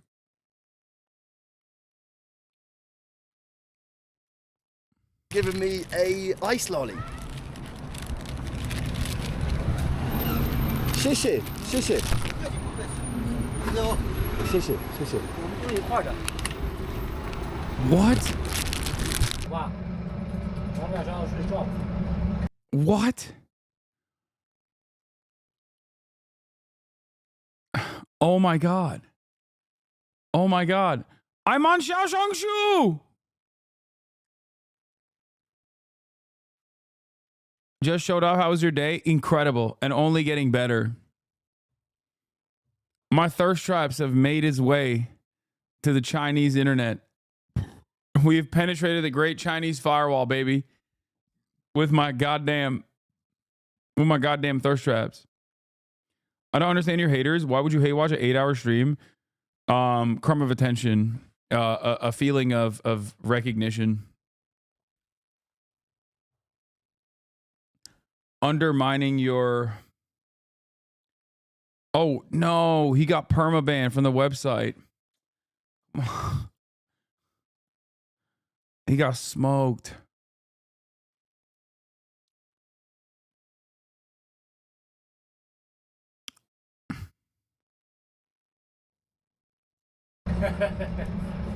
你们说给他去哪哪去？我说对呀，他去那边对啊，他来中国只有1个月时间。1个月时间。去哪哪去转圈？你让他看看那儿的。我给他看看咱们，是不是？你给他看了。但是中国这个民族，中国民族是最善良。 So here in Xinjiang, it's it's the surveillance state, and I think it's the same all over China, but especially Xinjiang. There are police checkpoints about every 100, 150 kilometers. The one thing I'm worried about is going through a police checkpoint and then being a bit suspicious of what I'm doing here. I don't want Zheng to get in any trouble. And I think this is a police checkpoint. 路上不要超速，不要提高加几号之内，等一下。有个外国啊，我路上看你也不用啊，你没给我说呀。不是我路上解的，他在服务区拦我坐的。 First police check. I'm going to turn the camera off. Okay, okay. First police check. I've got to turn the camera off. Hopefully everything goes okay. He didn't turn the camera off. Stop. Which port of entry did you enter from? Chongqing. Chongqing. So Hanoi, Vietnam. Chongqing, Chongqing, Urumqi. Chongqing 回在乌鲁木齐是吧？ Yeah. Hanoi, Chongqing, for Chongqing. 对，从重庆回乌鲁木齐。 See, I was expecting that. I was expecting a police checkpoint sooner or later. That one was surprisingly smooth. He went a bit nuts when he saw me in the cabin of this truck, but he just checked my passport, asked some questions. What did the man say to you about me? 是不来这儿旅游的。 He didn't say you're a fool. I asked him if your master who came here. Okay. What?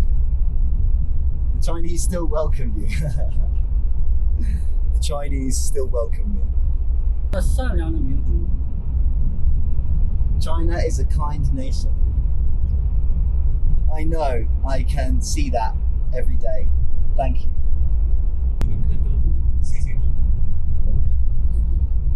So yeah, it seems like, you know, they weren't like keeping. He was asking if the white fella was his boss. That's so funny. That Han racism ACAB is universal. He didn't go nuts. There's the typical Chinese tone. Lamau, the language is a bit like German in that way. Everything sounds a bit aggressive. Tabs on me. You just have to register. You have to register everywhere. You register at a hotel. You register. I had to register at a train station, and you have to register at the checkpoints just so they can kind of, you know, make sure they know roughly where you are at all times. Now, for someone that wants to camp and hitchhike, it's not good news. But hey, when in China, do as the Chinese do. God, I was so thirsty. Look at that. We've looked this before.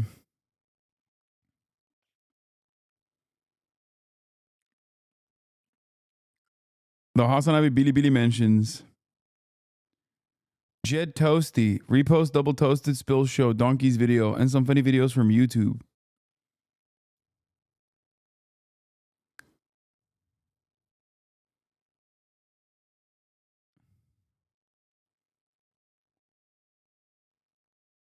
The registering thing is because people have got lost or died on foreign soil and it's not good for international relations. California law enforcement to conduct training on involuntary celibate extremism later this week. Oh my God.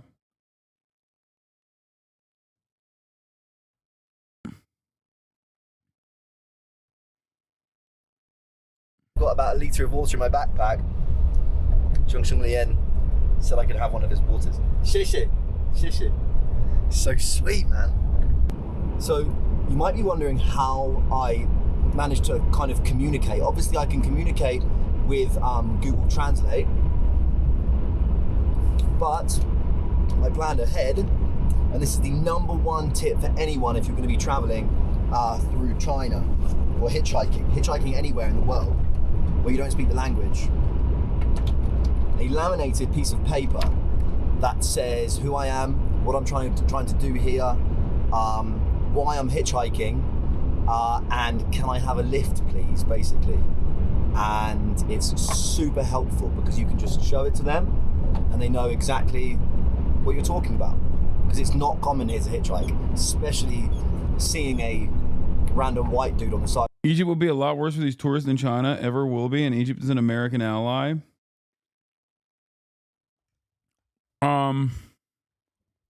I mean, a lot of places, dude, there's certain parts of America that would be more dangerous for people to do this sort of thing in than random parts of China. Side of the road. This tells them everything. But this guy also goes to like Iraq and stuff too, which is, definitely not.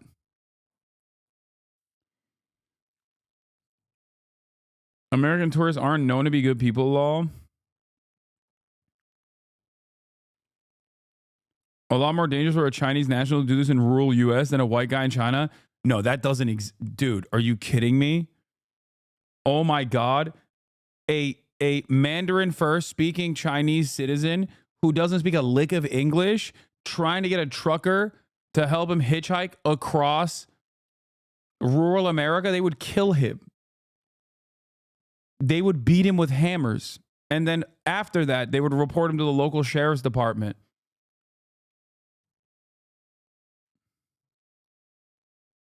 They'd end up like that robot. Yeah. Don't go to Philly.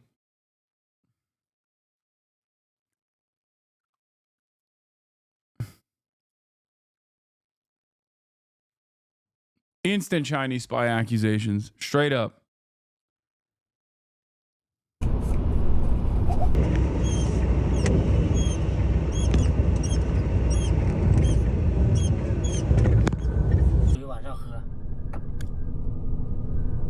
Come on, dude. You haven't spent much time in rural America. Shit's actually not that bad. Metro, maybe, but mostly also safe.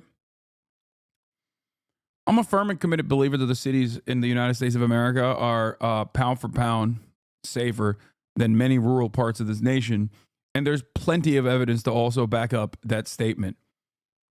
But not only that, but we're also talking about someone, not myself, not a white guy who's white passing enough, who could just like, who could, hang with the local population. We're talking about a Chinese citizen who doesn't speak a lick of English, like the reverse of this guy.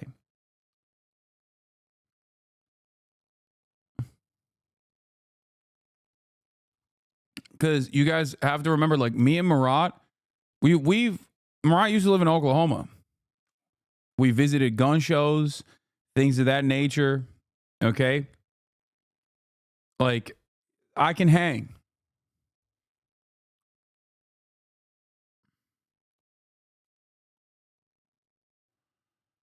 Oh, no. Ominous news on Tuesday. The National Weather Service is forecasting a PDS, particularly dangerous situation, their highest warning. They've declared PDS 3 other times this season, all at the catastrophic fires, Mountain Fire, Franklin Fire, Palisades, and Eaton. The worst wind is yet to come. Bro, it depends what rural area you're in. Some states better than others.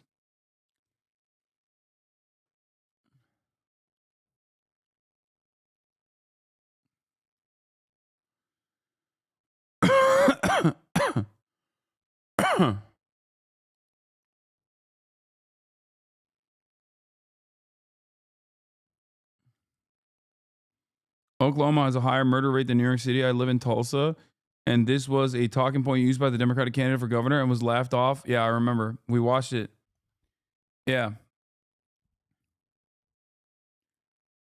Yeah, people straight up, like the entire room erupted in laughter when the Democratic candidate for governor brought that up. And the Republican said, okay, sure. Does anyone even believe this? And everyone started laughing.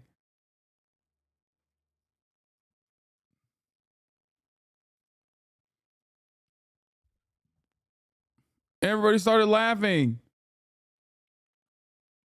It's just like, at that point, it's so set. It's so completely set that, blue states and blue cities are bedlam and have incredible rates of murder. And that sort of thing never happens in red states. Which bucket of water do you drink at night? This is okay. This is okay. 这里天气热，渴。That's okay. It's okay. 不用用水，不用在 No, no, no, no. It's okay. It's okay. 不用在服务区买，没事儿。This is okay. 没事儿没事儿，你不用在服务区买，我有呢。你拿上一桶，你再拿一桶，你拿2桶。Okay. Thank you. 谢谢, 谢谢, 谢谢. Right. I've just walked into a service station where I think I'm going to sleep the night. I think we're going to eat something. And then I'm going to find somewhere to sleep. Chungsheng Lian has given me 2 bottles of water because he's just the nicest chap ever. And I think I'm good to go. Me and the boys at the service station. We're gonna eat some food and then I'm gonna find somewhere to sleep. And then I don't know what these boys are doing. I don't know if they're staying here. I don't know if they're continuing on. I don't know if they're sleeping here tonight. I don't know. But I think this is gonna be a mini adventure. We're getting which one are we going to, chaps?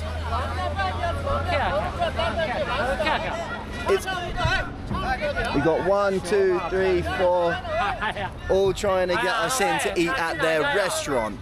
I'm glad this doesn't just happen to foreigners.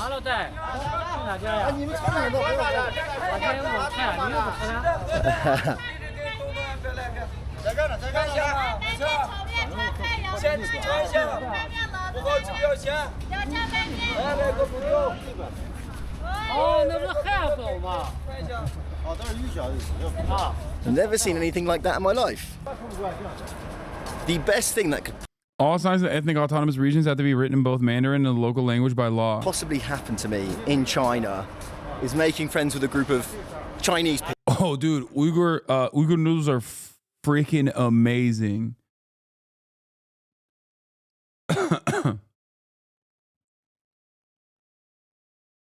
Excellent. I had some in Australia.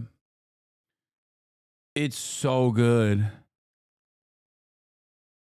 People who can just do everything for me. They can order the food. You know, can I communicate with them? No. But I'll take that. It means you haven't got to make small talk for hours and hours and hours. Right, what have we got? He's in. He's in the autonomous. He's in the autonomous Xinjiang Uyghur region now.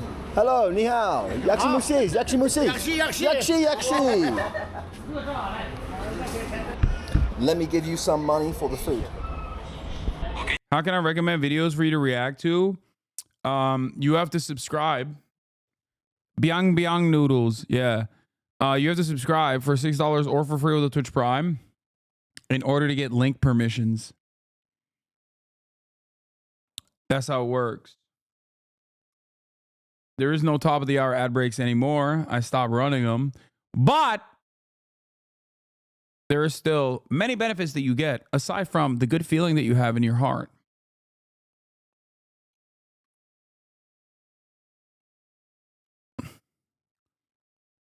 For subscribing. It is the singular source of revenue for all of the operations that I do. Did you understand Uyghur language? Some words.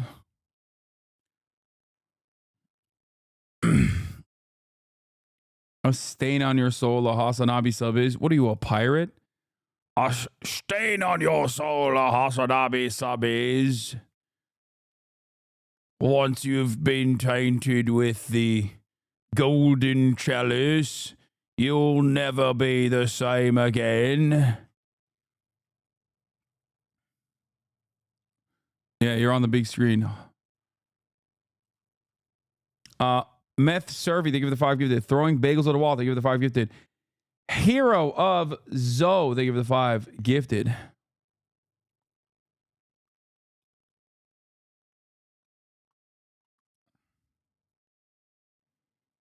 Never subbing.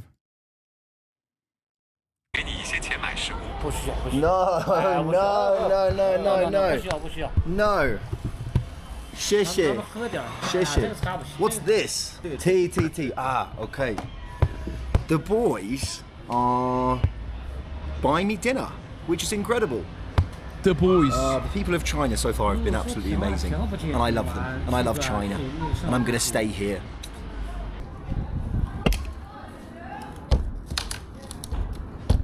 Sisse, will you sleep here tonight or will you continue driving?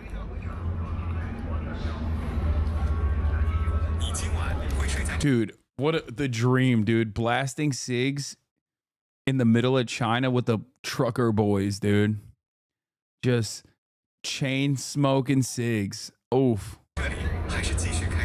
Oh, ah, you're staying here. Okay. I have whiskey. You want as well? I stashed a little bottle of whiskey in my bag this morning. We've got noodles. We've got, I think this is pork. Like this? Ah, thank you. 谢谢, 谢谢. Wow. Look at this food. Pork. Whiskey. Hot on, brother. This is beef. So the way they eat in China, you get the noodles and just slurp it up.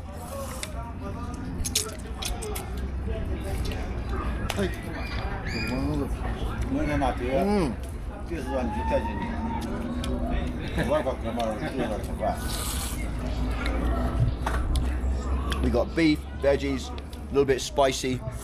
It's good, man. So here in Xinjiang, the culture is very like Central Asian, Kazakhstani, even like Turkic culture.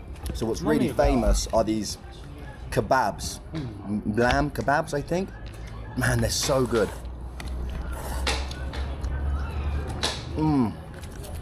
Oh, man, I'm so lucky right now. Our peoples have populated the planet all the way from the steppes to Anatolia, to the heart of Europe. Albanians. Anyone could have picked me up. Anyone could have picked me up. And North I was there at the Africa. right place at the right time. These boys picked me up. This, how mad is this? It's 10 p.m. right now. And look how light it is.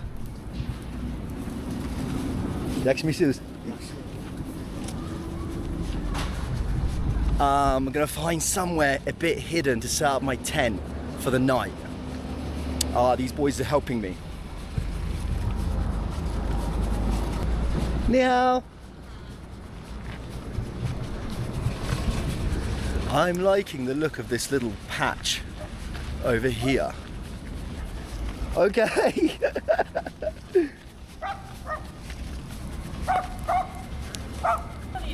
Perfect. Perfect. Maybe inside here. Maybe here. Here? That's crazy. Here is okay? Okay, I'm setting my tent up here in the service station. Is actually a huge point of contention in Xinjiang. China has decided only one time zone for the entire country, so the western provinces have sunset at like 11 p.m. and sunrise at 10 a.m. It messes up the business and circadian rhythms, apparently.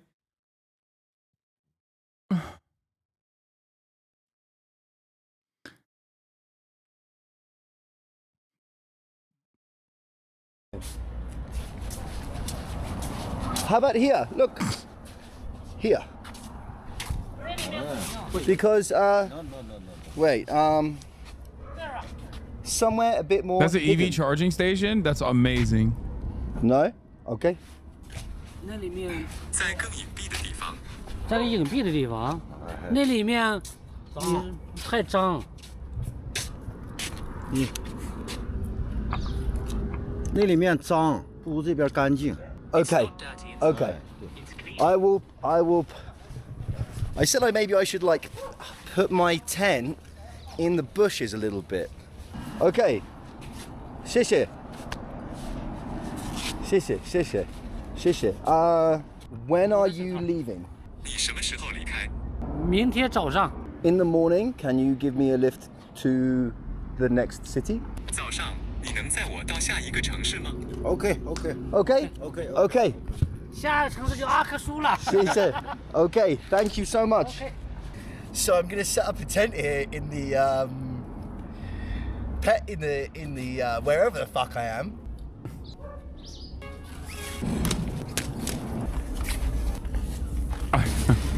I feel like Batman or Halo Thank you for the 7 gifted subs. Matthew Livisberger is alive and well in this chat. One of his last words to his ex-girlfriend famously was, "I'm in the Cybertruck. I feel like Batman or Halo." The end of the day, and those guys were just the best. They bought me dinner. They would give me some water. Wherever I go in the world, I'm starting to realize that it's not just India, it's not just Indonesia. There are friendly, kind people wherever I seem to go, and I'm so lucky. You know, anyone could have picked me up. I was stood there for 30 seconds. I put my hand out when he drove past, and I was lucky enough to meet him and learn about him. This guy would be beaten by police and sent to jail for being a vagrant by American police. I mean, look, I don't know if the Chinese police are famously kind to the existing homeless population in China, okay? Come on now. And he looked after me, and he got me dinner and given me 4 litres of water. It's incredible. I've got some whiskey, some cheap Chinese whiskey. So we'll do a quick Chinese whiskey review before I say goodbye.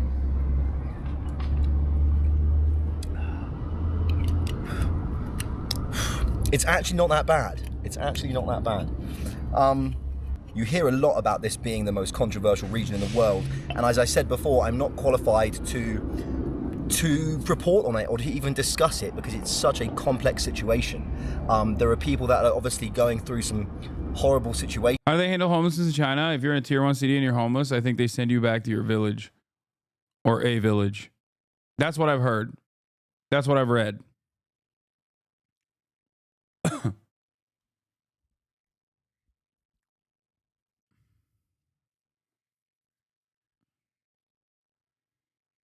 There's some Chinese chatters in here who can tell me if that's not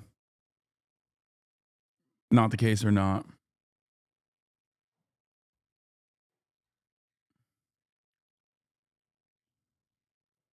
Here, and you know, I'm not qualified to talk about it. If you want to learn more about it, I'll let you do that yourself.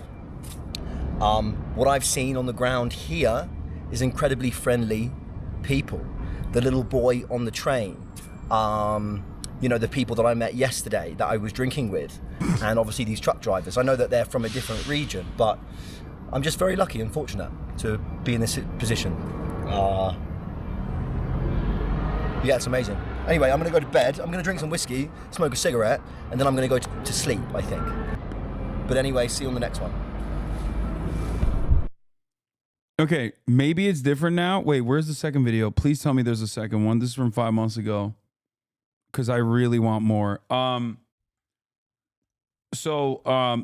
what is it? The hukou system is like the registration system. So if you're in a city and you're registered to a rural area, they will forcibly send you back. But apparently, I'm reading an article right now where it says that in 2022, they reformed it. The hukou system codifies various social inequalities in China by dividing the population into 2 classes, rural and urban, to determine whether citizens receive public services. Meaningful reforms to the system would align with broader policy trends set by President Xi Jinping. Improvements to the system could be a natural component of Xi's push for common prosperity, a campaign purportedly aimed at cracking down on China's more egregious social inequities. However, look at the recent history of the hukou reform as well as analysis of Xi's short-term political considerations suggests that 2022 is not the year that China will pursue drastic changes to its household registration system.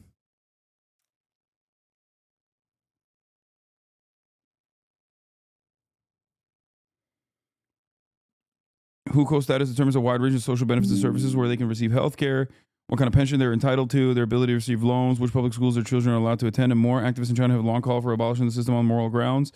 Chinese elites also recognize that doing away with the system could bring significant economic benefits, allowing China to be more efficiently access untapped productive force in the countryside.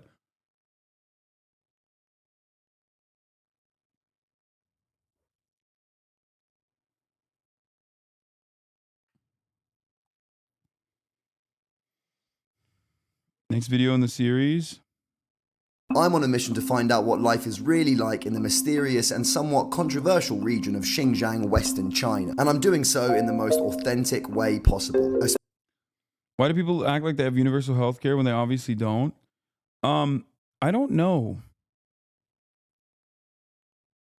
I don't like the healthcare system in China is like one of, I would say,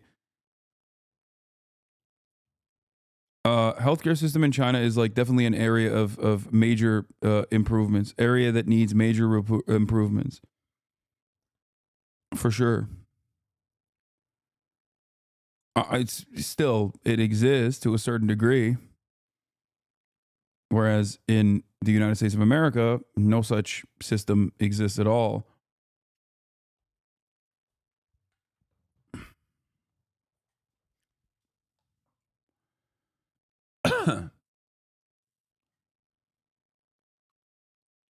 Spent the past 2 days traveling with a truck driver from Inner Mongolia called Shangjing Lian, and I'm heading towards the start of the Chinese Silk Road. Join me as I test the boundaries of personal freedom in this highly politically sensitive area. I took a lift with a truck driver. There are police coming, and I'm sure they're probably coming to see me. Today I woke up in the car park of a Chinese petrol station. Welcome to another truck stop in the middle of Xinjiang, China. The truck drivers that I am traveling with have stopped to fix the car. The only way I can communicate is over Google Translate. And I think one of their trucks is fucked. Let's go and have a look. So this is what it looks like when your truck has, we need to change the wheel. This is a excellent Sunday Funday video, by the way. Yeah, instead I get credits on marketplace insurance, but I make too much money compared to what I thought. I will get punished if I don't immediately report my increase. Yeah. Puko, thank you for the 10 gifted subs. And Farahihi, thank you for the 5 gifted subs. This is the coziest we've been on a Sunday Funday.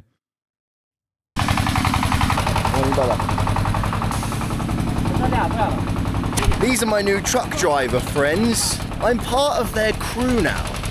I'm a trucker. I am a Chinese trucker. So where I am right now in Xinjiang, there's a big population of Uyghur Muslims. Now, they are native indigenous people here in Xinjiang.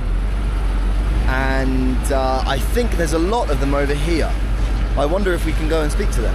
It's interesting because when you come to China, you don't expect to see people that look Turkic, people that look Central Asian. You expect to see Chinese people. Hi.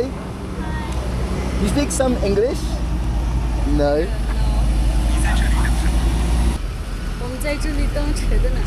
We are here waiting for the bus. Where are you going? Shachi. This way or this way? Yes. This way? Ah, okay. You are Uyghur people? Yes. Nice to meet you. So, hi.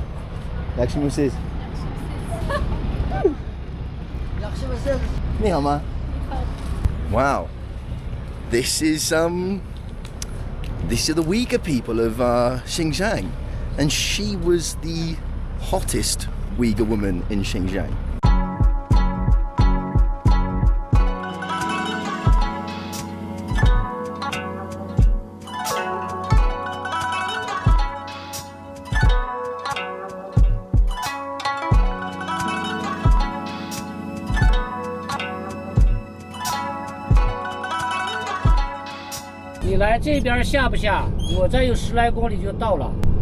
Okay, 谢谢。不用谢。谢谢。Thank you so much. Thank you. Very much. 谢谢，谢谢，谢谢。Do I have everything?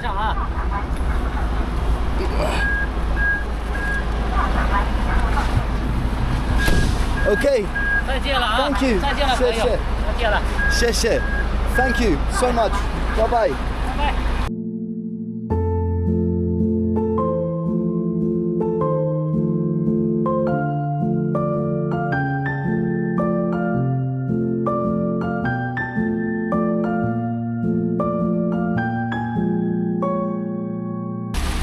Bye, Chung Xing Lian.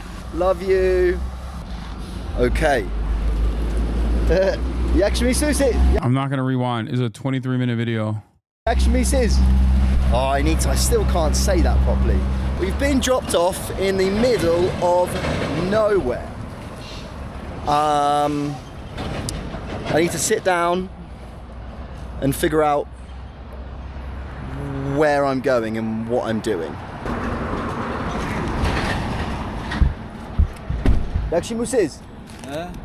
Holy moly. Look at the size of that cop.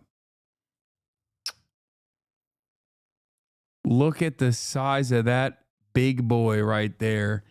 Bro, hog universality. Oh my God. Even in the autonomous Xinjiang Autonomous Uyghur region of China, you still get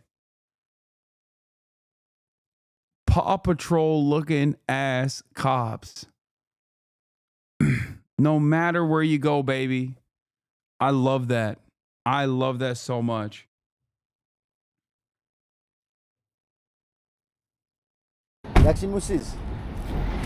Do you speak Chinese? No.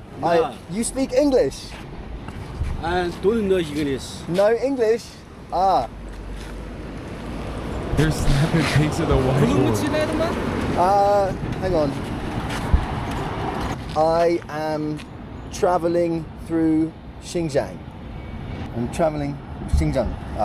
I am traveling. 你是从哪个地方过来的？你是从哪个地方过来的？ I came from Kucha. Kucha. 护照。 Kucha. 你的护照。Passport. Passport.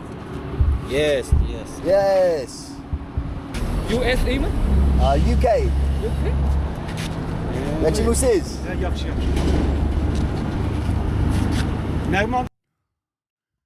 They're tactically ascertaining whether the white boy might engage in a kinetic situation or not, dude. That's amazing. That's amazing. My man is so excited. He's flicking him up.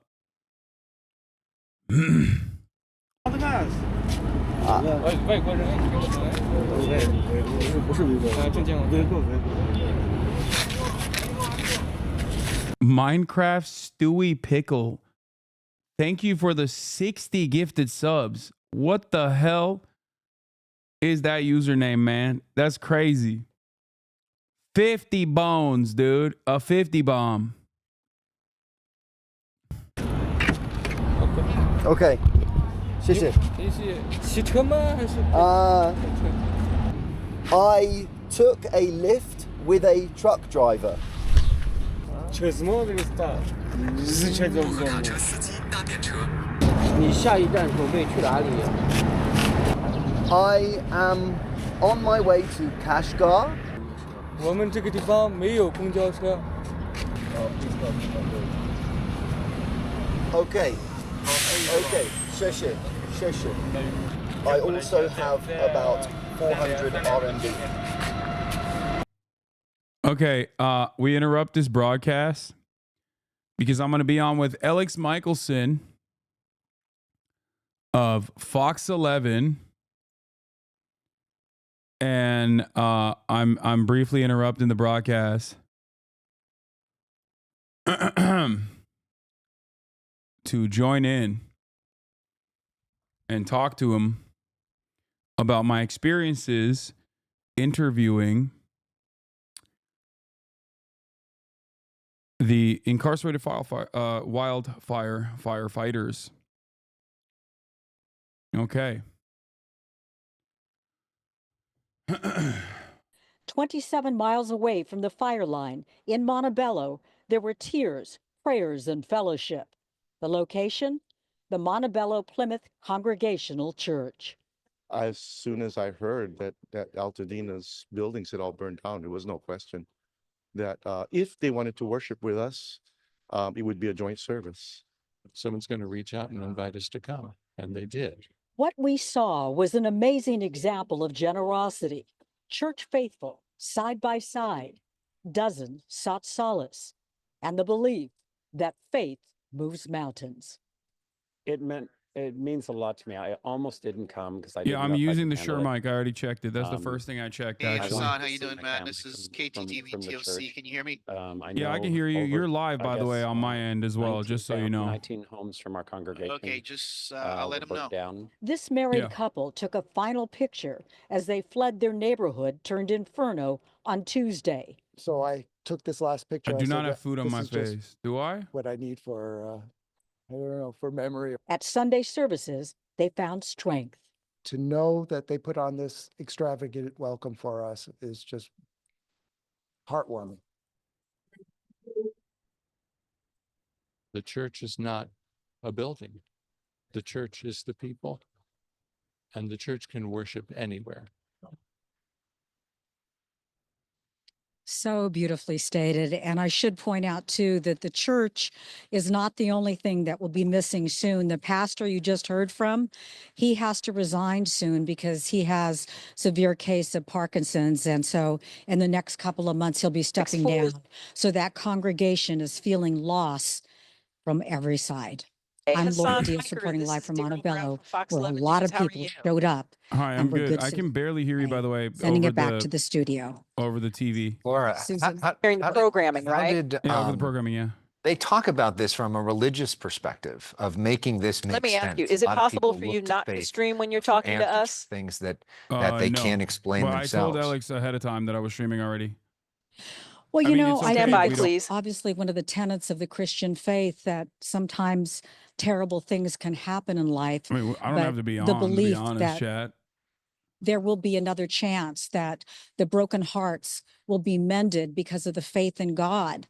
And so we saw a lot of that exhibited today. A couple of people told me, as brokenhearted as they were about the thought that they lost their home, that they had received so many text messages, so many calls, people reaching out saying, you can stay here, I'll bring you clothes. And all of that love and generosity that is shown gives people the strength to go on, because they know that very soon the sun will come up again and that better days are ahead. It is a promise that is given to us by Laura- God. And Laura, did you have the opportunity to listen in on some of the sermon? Yes, I got to hear a little bit of it, and we heard from several people speaking. Mute the There was a programming? No, visiting why? Minister here as well, and she was quite can if I eloquent want in to, her but why would I words mute it? too. Who cares? But you know, We're mostly waiting. I think it was people being together, the fact that they were able to pray together and hold each other and be together in their faith, that gives them the strength and the courage to go on. And we all know that tough times impact all of us in many ways, whether it can be sickness or, like this, a sudden loss of a home or a spouse. But somehow you get through it. And being together is really at the core of what compels people to go forward. It's always a little better with support from everyone. Thank you, Laura. And that sense of community is just so important. The energy. And speaking of community, you know, we're seeing people from all over the world coming to our aid, including our neighbors to the south. Firefighters from Mexico arriving at LAX yesterday to help in the firefight. California Governor Gavin Newsom sharing this video. He was there to greet them in person. They're joining the 14,000 plus personnel already battling the Palisades fire from around the country. And we learned that they have to be trained a bit, so they're going to Beaumont first to be trained, and then they will join other people on the fire lines, other fire professionals. Well, today, Governor Newsom ordered another 1,000 members of the National Guard to Southern California. Fox 11's Mario Ramirez reports on their efforts. Tens of thousands of residents remain under mandatory evacuation orders in this area. And now you can see Hassan, here we're behind about me, 3 the minutes California away from National talking to Guard you. has Alex will moved talk to in you. to help with Okay, perfect. wildfire Thank you. efforts in the area. This is called a MAT-V. It's made to withstand explosives, right now being used as a show of force to deter criminal activity. We're talking about 400 Guard members that have now been deployed to assist law enforcement with traffic control and securing these fire zones. It comes as 20 people have been arrested for looting in evacuated areas between Wednesday night and Thursday morning.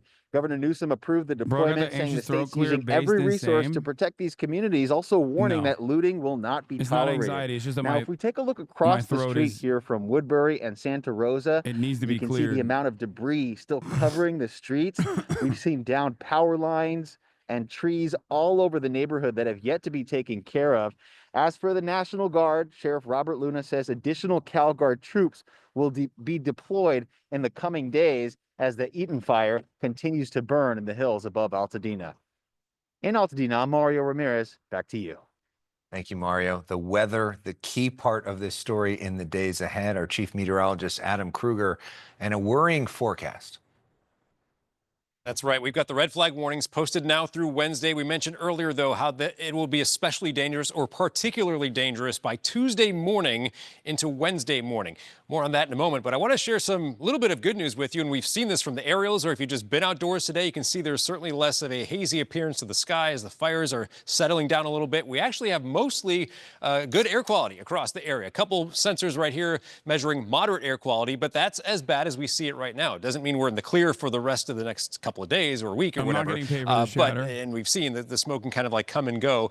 But for the moment, we have actually pretty good air quality across a lot of the area. But we have those wind alerts in effect, and we talked about this earlier now. So all colors right here are currently under a wind advisory, but then it's these yellow spots that by Tuesday morning early at 4 a.m. will officially switch to a high wind warning, and that will be in effect until noon on Wednesday. And that's when we're in that particularly dangerous scenario where it's extreme Santa Ana wind conditions, essentially. And if a fire were to start, it could get out of control very quickly. We've got those gusts that could be up to 60 to 70 miles per hour in those yellow areas. But even in the tan spots, gusts could peak at 45 to 55 in these next couple of days. Now, we haven't talked a lot about temperatures because it's all been wind focused and for good reason, but I do want to let you know, I mean, we've got, millions of people that are kind of away from these fires right now and just going about kind of normal weather and actually pleasant weather. But I do want to say that we've got some pretty cold temperatures coming our way for tonight. And a large part of this is because the air is so dry and the winds are kind of calming down, especially around the LA basin area. And that's going to lead to some low 40s in parts of Los Angeles. And then we go into tomorrow, it's going to be a lot of sunshine mixed with, of course, some of the smoke in the air. And we've got temperatures 60s to near 70 degrees in many spots. And I'll just show you the 7-day forecast, which I haven't even used in, I think, 4 or 5 days or so because we've been so wind focused. But I just want to show you that there is no rain in the picture. The National Weather Service is hinting at Friday through Sunday there might be something showing up rain-wise. I'm not quite seeing it on models, not buying into it yet, but it'll be something to watch. Of course, we would hope for a little bit of rain at that time. But again, we've got those winds that'll be an issue through Wednesday. Then we're past the next upcoming Santa Ana wind event. And we do expect a cooler pattern and some less dry air, so slightly more humid air as we get into the end of this upcoming week. Guys? All right, Adam, thank you so much. Up next, we're going to talk about the incarcerated firefighters and their extraordinary work on the front lines. Hasan Piker, one of the biggest names online, went out, spent some time with them. He joins us live next.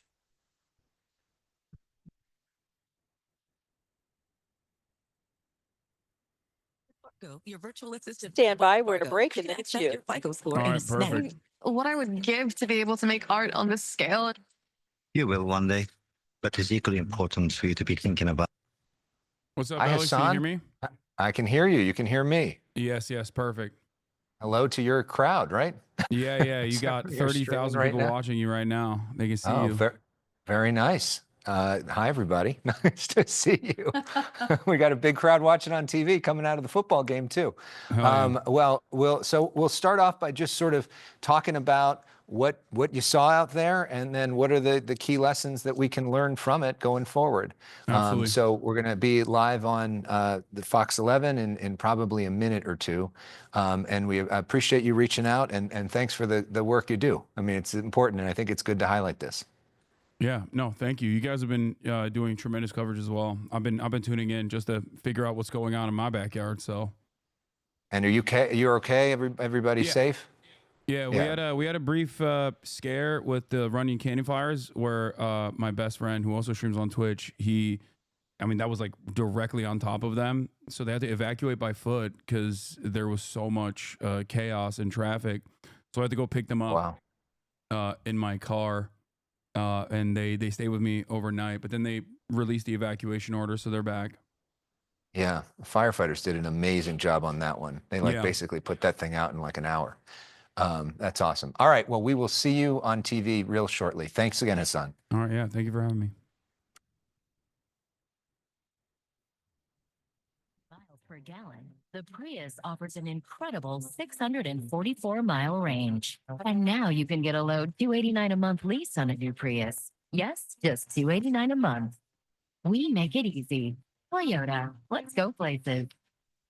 Ashley's Stellar Sleep Celebration is going on now. Snooze now and pay later with 0% interest for 60 months in-store only. And receive a $300 gift with purchase. Hurry to your local Ashley store or Ashley.com for better sleep and savings today. Can't skip these ads, chat. If you've been hurt in an accident and you need TV results, call Sweet James. Here are just some of the recent wins for our injured clients. Call the firm that wins big. Call Sweet James. Once Fox Local, it's where we like news, good day LA, local breaking news, and more Ethical are on your phone. Reacts. If you've been watching our coverage, you've seen some of the firefighters that are out on the front lines are actually inmate crews, incarcerated firefighters. Hasan Piker is one of the top streamers on Twitch. He's actually streaming live on Twitch right now. Hello to his streaming audience. He is also a progressive pundit, and he's spent time, went out, and met some of these incarcerated firefighters, streamed live with them, and learned a lot from talking to them. Hasan, good to see you. Welcome. It's good to be back, Alex. Thank you for having me. Talk to us about what you learned meeting these firefighters.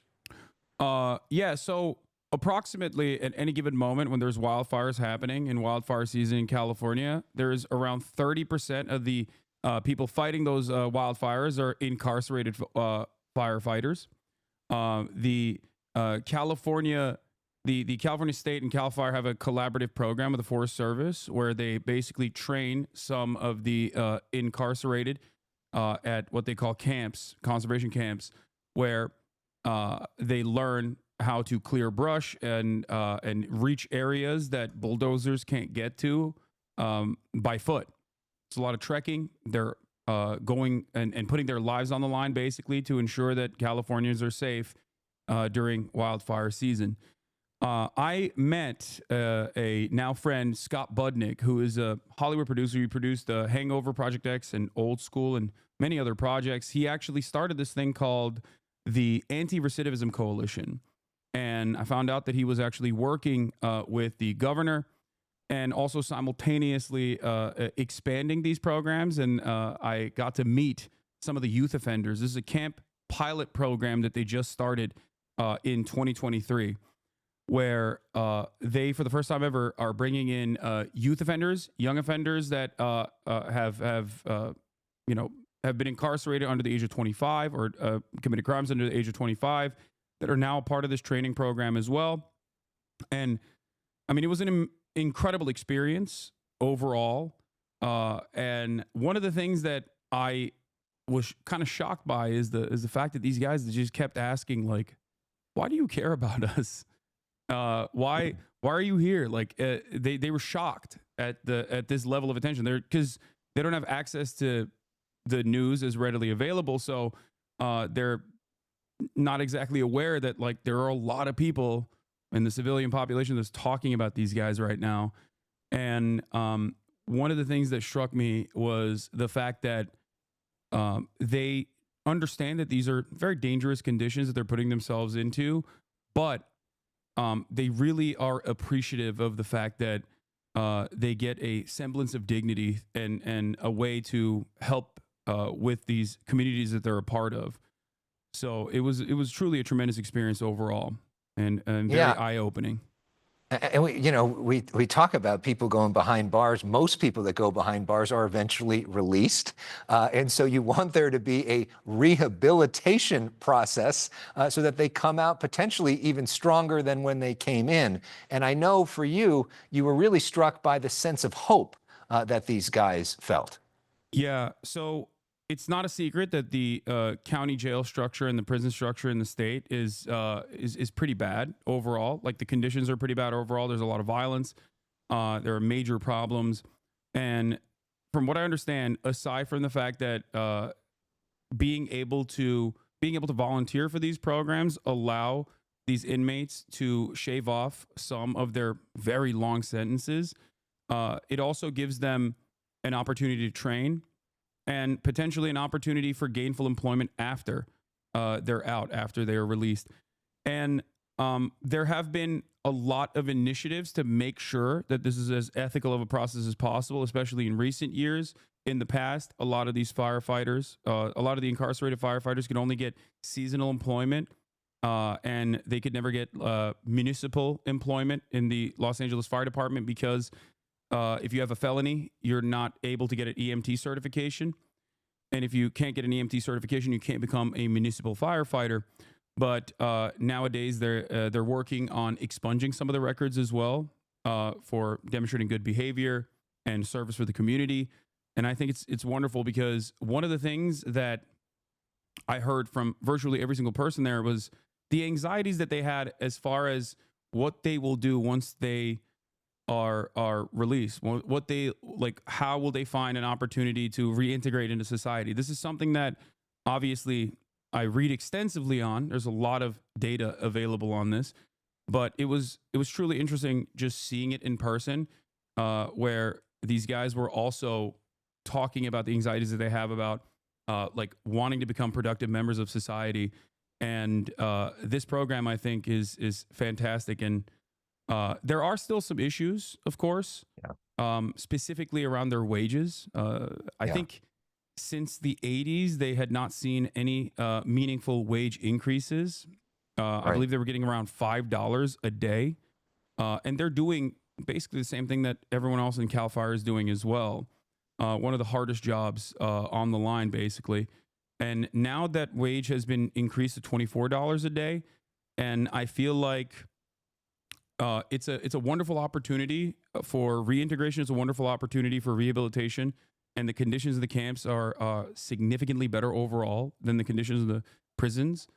But having said that, I think that there's still room to grow. This program could grow as well, and hopefully their wages can be fair in terms of adequate compensation, because utilizing incarcerated firefighters as a way to displace the existing non-incarcerated firefighters is also, lowering the wages of non-incarcerated firefighters. Hasan, thank you so much for bringing this issue to our attention. We really appreciate it and appreciate the work you're doing. Yeah, thank you so much for having me. All right, we got some breaking news now, Susan. We now have new information about the death toll from the Eaton and Palisades fires. It's risen. 24 people are now dead, considered dead. The Los Angeles County Medical Examiner's Office says 8 of those deaths were attributed to the Palisades fire. Pretty good, the right, other chat? 16 from the Eaton fire. The latest cost estimate for wildfire damage is now $150 billion. I'm good to go, right, and guys? climbing. To put that in perspective, the 2018 Camp Fire in Northern California cost All right, thank you $30 so much. billion, Have a great day. and that fire was considered the state's. There it is. I try to slam as much information as possible into the 3 minutes that I had there.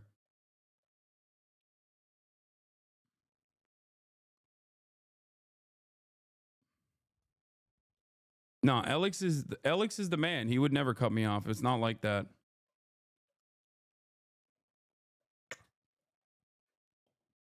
He wanted to offer more coverage to the issue. Arrow 55, thank you for the 25. Get the subs.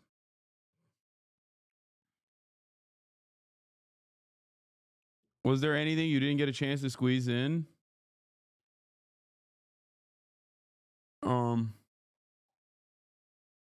Did you accidentally say concentration camp? No, conservation camp is what I said.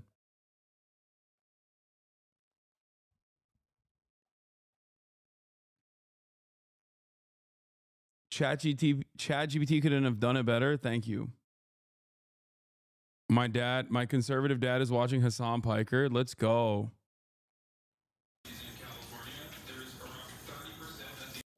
That's so funny. That's amazing. This is how we do it, chat. This is how we infiltrate the conservative households.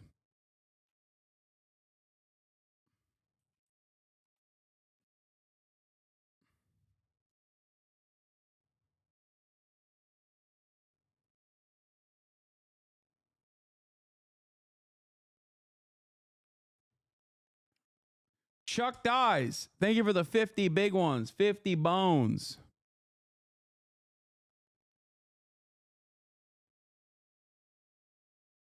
Oh my God, I just realized we got on local Fox affiliate a Cuban flag and a Palestinian flag. Hasan Scam Coin. Thank you for the 10 gifted subs. Are they doing any kind of holistic coverage on the incarcerated firefighters? Like, is there any kind of opinion slant from this on Fox?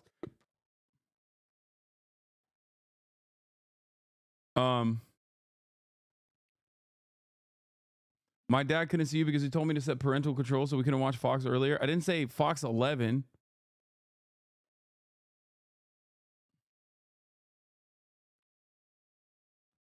Y'all, why are they playing Hasan Piker on these big ass TV screens at the restaurant like I'm invested?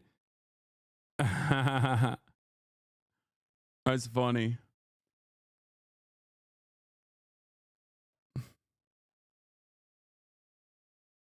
Get all your videos off TikTok before we lose it? What do you mean? All of my videos on TikTok are videos that come from the stream. There's like very little original content on TikTok. Hasan Stepson, thank you for the 5 gifted. And Iffy, thank you for the 20 gifted subs. Why did they show this image, lol? Why does chat always have to play like this? Like, why do y'all got to play like this?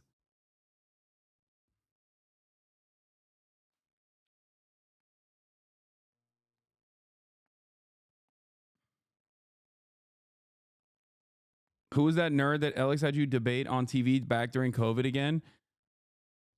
Oh, it was Michael Knowles.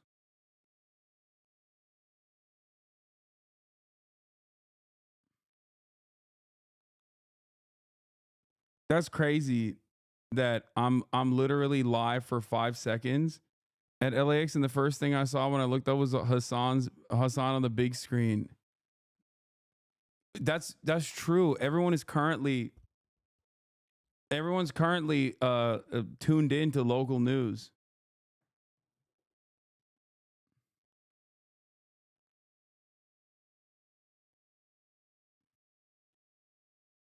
Tim Pool's hairline. Thank you for the 5 gifted. You forgot to turn off the filter on Zoom? No! Dude, I look hot bald, by the way. Do you know the band Muna? The lead singer shared a clip from your stream yesterday on their story. I didn't see that.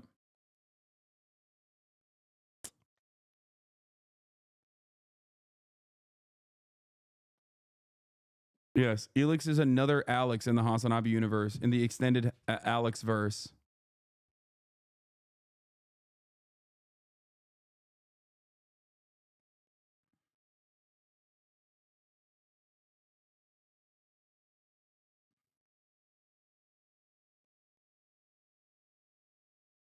What is this red flag warning?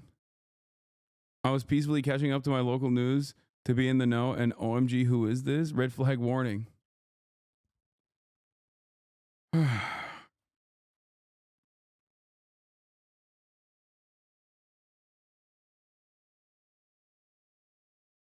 At this point, yeah, eventually I will know every single person named Alex in the United States of America.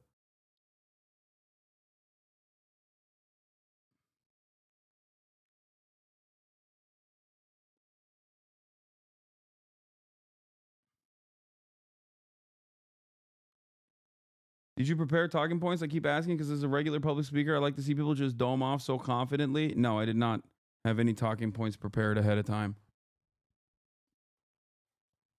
Brother, you saw me. I do have the gift of yap, which is why I have the gift of yap. which can be dangerous at times because I get overconfident and don't prepare at all.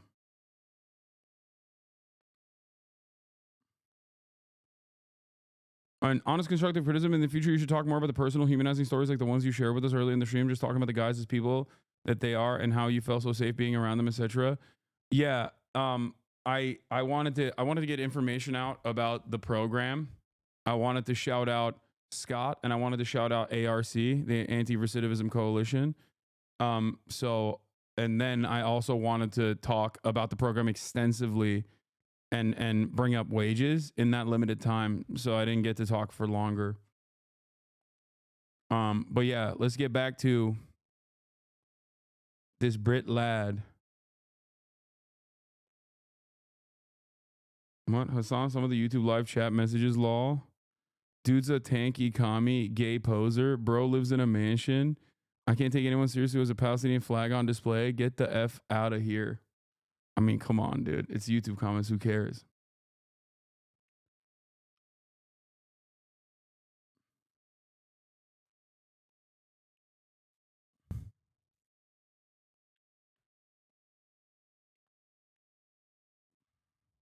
Why were you looking at the side if you have no talking points? Because I didn't want to get the name wrong of any of the people that I brought up.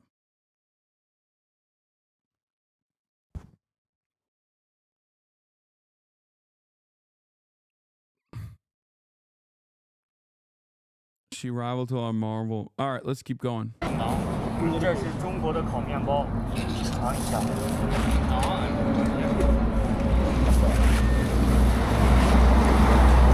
Thank you. 谢谢。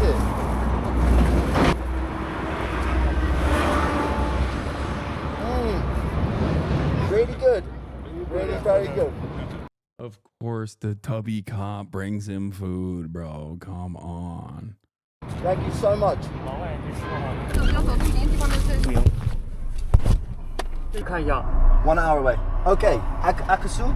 Akasu. Akasu. Okay. 谢谢. Thank you so much. Goodbye. Bye bye. Okay, so I'd been out of that truck for about not even 5 minutes. Police rocked up, questioned me, and they were basically like, "What are you doing?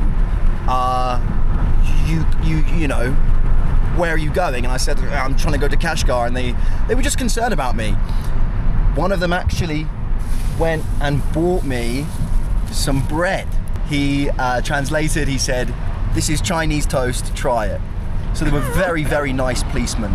I think it's more just a matter of my safety and my concern. They just concerned about me. And they want me to be safe. And they were very, very lovely. So they told me, "Look, we've booked you a taxi," which I paid 40 yuan for. And they just, I guess I'm going wherever they're sending me. Akasu, I said, "Can I camp somewhere?" They said, "Yeah, but be careful." So there, that's what a run-in with the Chinese police looks like as a white foreigner in the middle of Western China. One thing I've noticed about here in China, like, everyone smokes. I know that people are going to be like, "Oh, you smoke too much." Everyone smokes, right?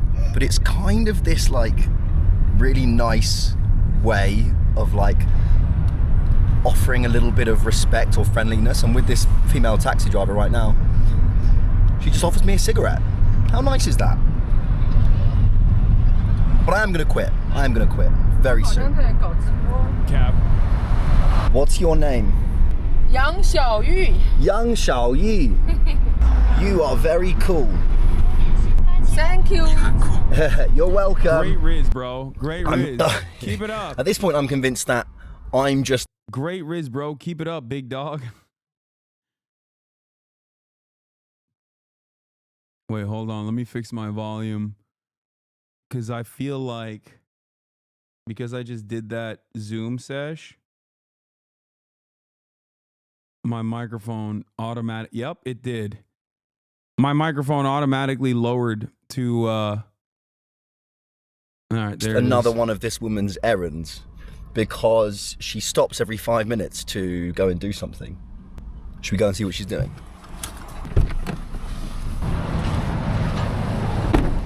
Ni hao ma. It's like a shop. She's buying some stuff. 1 minute. Let me get my phone. We can translate and have a conversation. Go? Okay. Bye-bye. I wanted to have a nice conversation with that Chinese lady. I guess I shouldn't call them Chinese ladies. I should just call them ladies. Ni hao.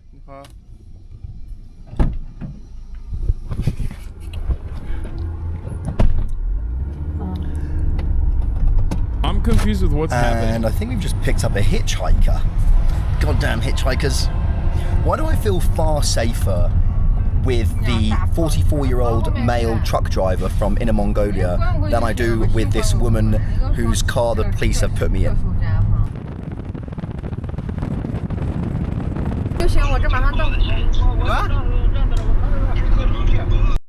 Dude, this is yet another instance of China being so Ameribu coded. I feel like, remember what I told you about China having like a lot of cars?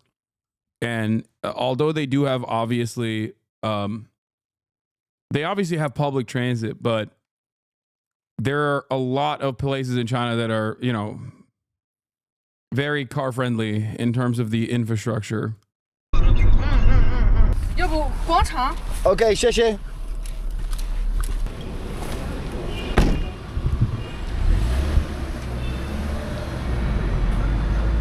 That was like an hour-long journey and she only charged me 40 RMB, which is like $5.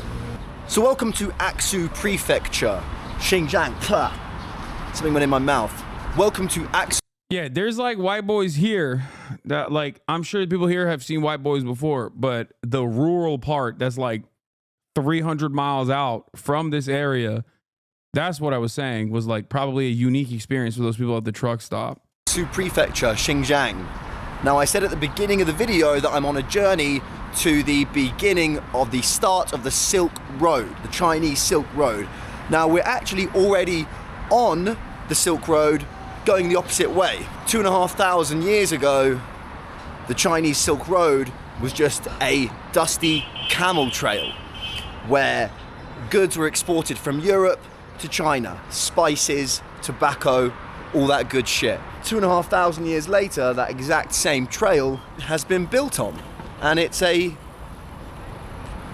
filled with giant megacities such as Aksu. Ni hao.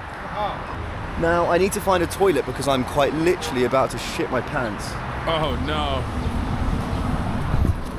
When in doubt, when crossing a road, cross the road with an ancient Chinese man, Ni hao ma, because everyone's gonna stop for him.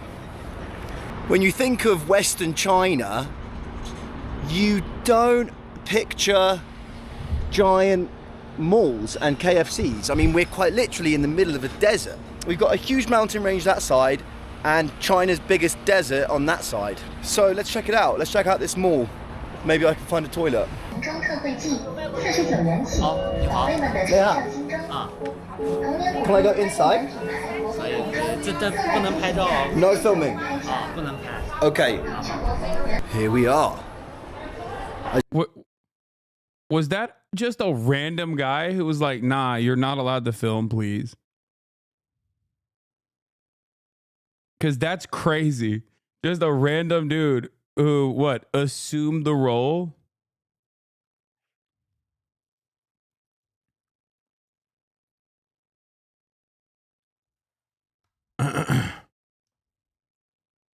Oh, he meant like, please don't film me. I don't belong. Look at the English food sign. Dude, come on. This happens in Japan too. It's my favorite thing to see. And in Turkey as well. Like, this is American global cultural dominance in general. A continuation of obviously British colonialism as well. But yes, anywhere you go on the planet, there is going to be, in certain instances, broken English. And it's my favorite thing to see like Japanese clothes and stuff that has silly broken English on it. Long here. That one isn't even an example of broken English. It just says best food. That guy said I'm not allowed to film here. Don't know why. 你好，WC。 Would you go on Lex Friedman's Okay, podcast? 谢谢。 Bro, I don't know what happened, but he didn't reply to me last time I was in Texas. I think I dodged him too much. So I don't know. Oh, he followed me again. He had unfollowed me previously. No, he literally unfollowed me. Go back right now. Okay, hold on. I'm gonna hit him up.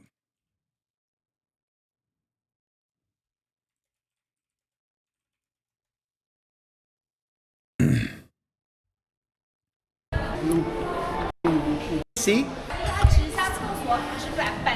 Get this man to the toilet before he shits himself? Shut up. There ain't no way that this lady called his ass out. There's no way. He's memeing, right? That's not what she said, right?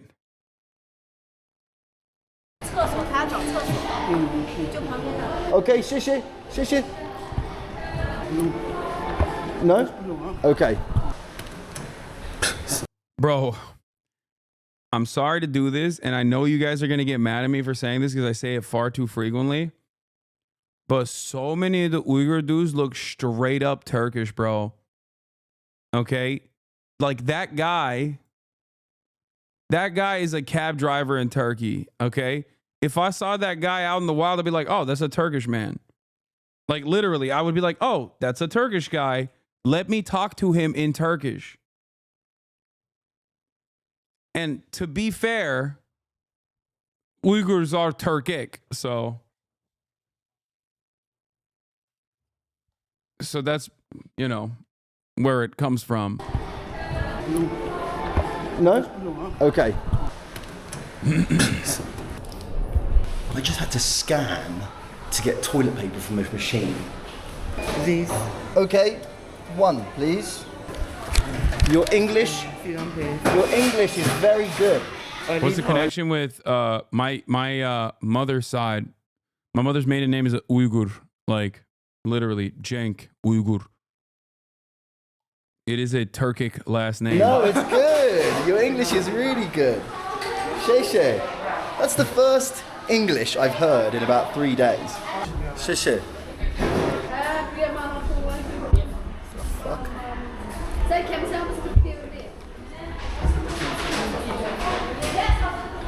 How do I drink this?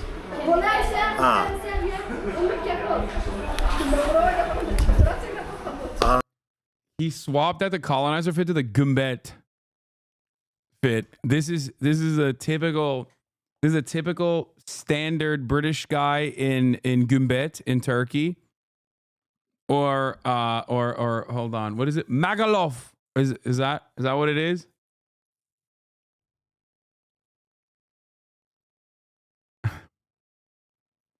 Wait, why did he change his? Wait. Why did he change his outfit? Did he change his outfit? Oh no, he changed his outfit beforehand. I was like, did he shit himself? He shit himself, so he had to change his outfit. Gammons with Iberian villas. Ah, that's cool. Ibiza. Shagalov, bruv.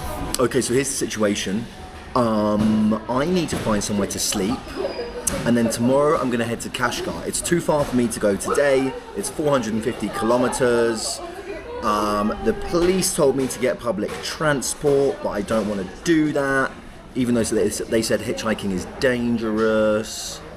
Bro's just doing self-inflicted wounds left and right. Even the cops are like, bro, come on. We have public transit. Just use it, please. He's like, no. I don't think it is, but they are the police. Anyway, I'm going to find somewhere to sleep.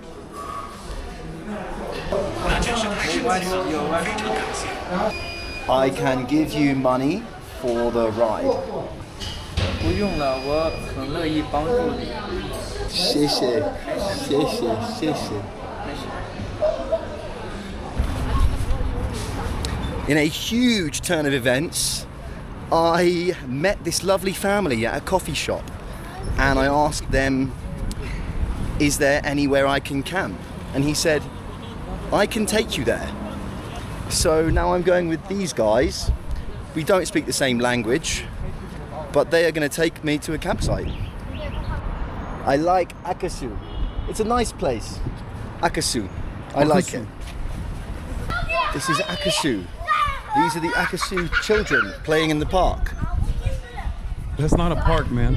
This is the pink lady of Akasu, wearing all pink. It's really brave. He said it's really brave and amazing that I came to China alone. 谢谢, thank you. I like China very much. The people are very, very friendly and nice.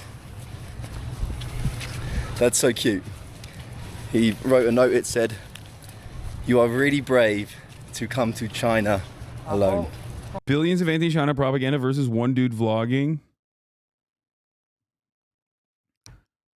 I mean, the New York Times is getting distributed to a lot more powerful people than this guy's videos. Let's be real, you know? Okay, I'll put my bag in. Unfortunately, it still works, is my point. Now is an RV camp. You will stay there for one night. Stay there for one night and then you can go to Kashgar tomorrow morning. The place I am taking you to now has many RV camping sites where our buses are parked. They are all there for tourism. You can ask if anyone is going to Kashgar tomorrow. I'm glad to meet you too, and I'm happy to help you. 谢谢. Thank you so much. Yeah, that's everything. And they're even walking me to the campsite. I don't deserve this kind of treatment. Yeah, it's crazy how nice everyone is, but I think it's because of the vibes he puts out. I'm a degenerate. 谢谢. 你好. Okay. Can I camp anywhere? And do I need to pay anyone? 这个地方有水有电，全部都是免费的，不用付钱给任何人。 You don't have to pay anyone. Fantastic. Okay. I can go. Yes. Oh, beautiful. Perfect. 谢谢. This is perfect. Thank you. Thank you, sir. 谢谢. He's very polite, but he also gives out bald and banker vibes. No, man, it's just because he's British. Like, look at the way, like every now and then he says like a woman is hot or whatever, but even then it's not in a creepy way, I don't think. I'm not getting any creepy red flag vibes from this guy at all.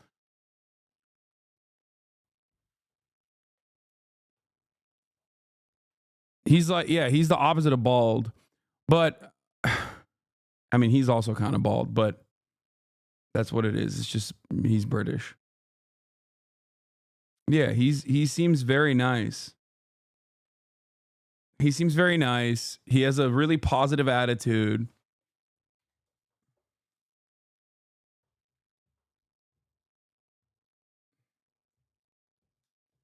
Yeah, someone in the chat said, Bald would have made a joke about going blind after drinking the Chinese whiskey, and you locked it down. That is 100% what he would have done. That's how they colonized us, bro. Don't fall for it. Yeah, the British colonized by having good vibes. You're giving way too much credit to the British, okay? That's crazy. Famously good vibe to British.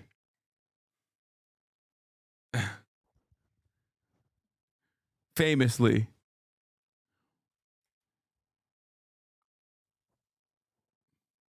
Okay. Bye-bye. Goodbye. Mwah. Thank you. Goodbye, everyone. I've been in China for... I'm not gonna lie. I think right now is the best possible time to go to China as a white boy, as a swagged out white boy that's a little quirked up. Okay. And the reason why I say that is because there's still a lot of like xenophobia in the world, in the Western world specifically. Okay. This clip should be, oh yeah, I saw this. This clip should be talked about, this clip should be used to talk about rehabilitation instead of incarceration across North America. Yeah. Here's why I think it's the best possible time to go to China as a white boy. That's a little quirked up white boy. Okay. Well, one, World War III. But two, more importantly than that, before that, like, there's a lot of people that have been living in China. There's a lot of expats or whatever, right? Sure. But all those people are already Sinophiles, right? Because those guys are already, like, nice. Okay? The real danger is when, you know, every Tom, Dick, and Harry starts going to China. When that happens, it's gonna turn into Japan. They're gonna develop resentment and start openly and actively hating every white boy that comes through, because they're gonna be reminded of the last time they encountered a white boy, and the white boy was a piece of shit. Once the market is saturated with the worst of the worst, the British and the American tourists, okay, or Israeli tourists as well. It's like the three top dogs of horrible tourism, okay? Once that happens, it's over. They immediately will be reminded of the horrible experiences that they had last time they encountered one of these three. Yeah, the three horsemen of the tourist apocalypse. Once they encounter those guys, it's like it's so bad. I would not say Australians are the same. Okay? I would not say that Canadians are the same. I feel like Canadians and Australians they don't give a bad rap. But then again, I don't know. You said Aussies are really bad in Southeast Asia and have already ruined Bali. The Australians that come here are pretty chill.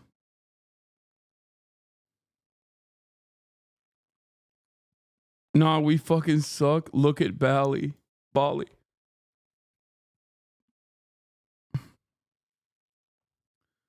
Dude, American tourists are so bad that one singular kick streamer can genuinely change policy. Like, it can change the trajectory of an entire nation state. And I'm, of course, referencing Johnny Somali. Think about how, like, awful and filthy and disgusting we are all around the world. Just a stain, okay? Just a stain. So bad that in the aftermath of, like, American tourism accelerating, they literally change their laws, bro. They change their laws. They change their local laws.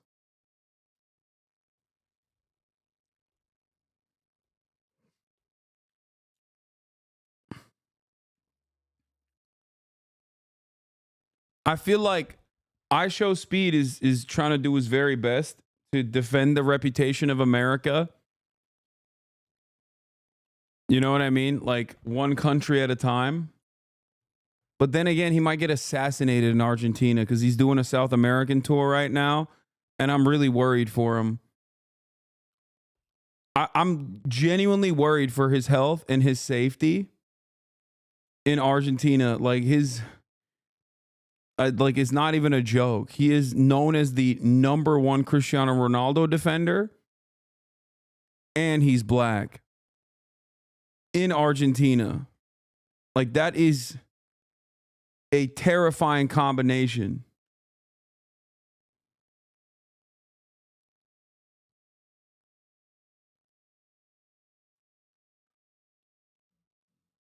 Yeah, in Malay's Argentina. By barking at babies? Yes. That's funny. Argentina.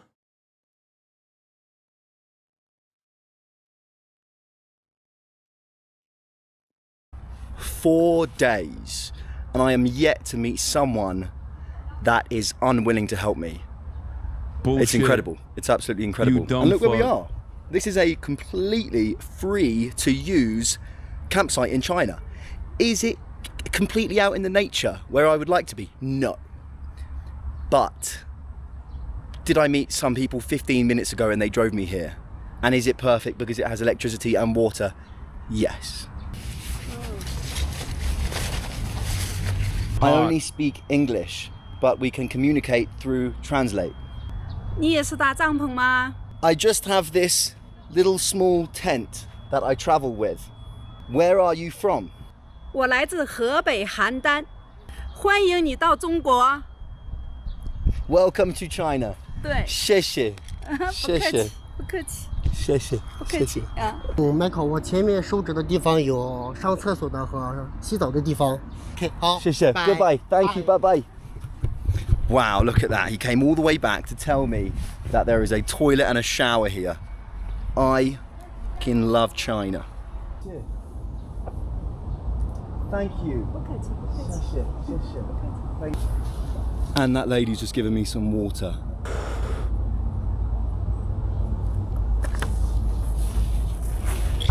So I've only gone and found myself 3 very lovely ladies who have got me some, who have given me some tea. Mushroom. Tea with mushrooms. Cheers. Thank you. And this lady is a moto vlogger. So, and she's also a TikTok streamer. So we've got 2 audiences looking at each other. 很甜，哈密瓜非常甜。 Are you a family or just friends? 我们是路上碰到的朋友。 Are you all driving motorbikes together? 我们2个是骑摩托车，美女是开车。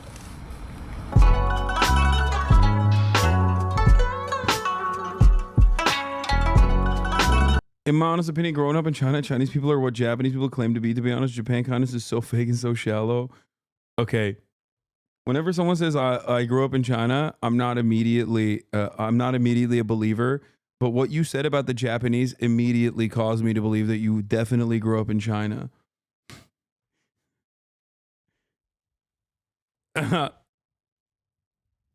He just immediately, he's like, yeah, I grew up in China. Also, fuck the Japanese.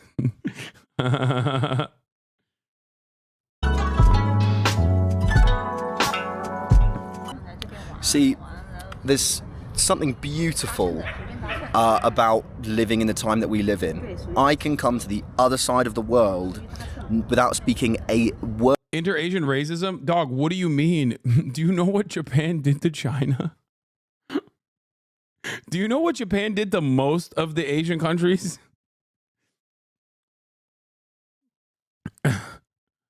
I think think about it like this, okay? If you consider it to be valid for a Jewish person to be a little worried about, Germany or German people, it's understandable for a Chinese person to have that level of resentment towards Japanese people. Like,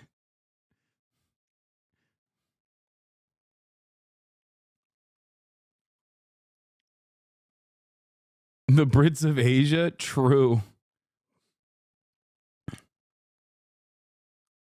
Word of their language, and I can sit here like friends having a conversation about tea. It's absolutely incredible. There are police coming, and I'm sure they're probably coming to see me.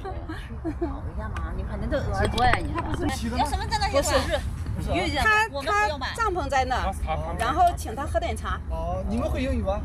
Japan, with its own version of like indigenous ethnic cleansing, is so, and also rampant colonial expansion is so Western coded.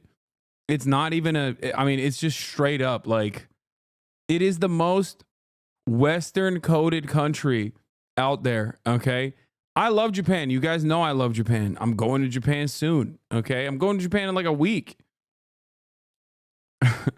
But let's be real, okay? They are straight up the most Western imperialist country in the East. 不会，翻译软件，甬道翻译官。有翻译软件。对，以后你们出国都用甬道翻译官。一说话就翻译成中文。I thought Korea was no. Korea is a client state just like Japan is post World War II, but that's different. Like South Korea, that's different. No, I'm talking about like their own actual history. No, Korea is, you know, they're victims for the most part. they're in a captive situation. They're permanently in a state of like being, you know, dominated by, well, initially Japanese imperialism and then American imperialism. The reason why they are so hyper-capitalist, cyberpunk style, like a cyberpunk style dystopia, is also another reason, because they are another vestige of the colonial occupation, I would say. 说中国话翻译成英国话。你好吗？你好，你好。Do you want to see my passport? passport. Passport? Okay, 1 minute. 1 minute, okay, I'm coming back.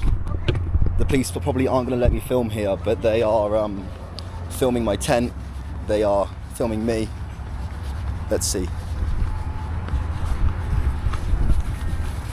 Where are you coming? I come from Urumqi. Urumqi.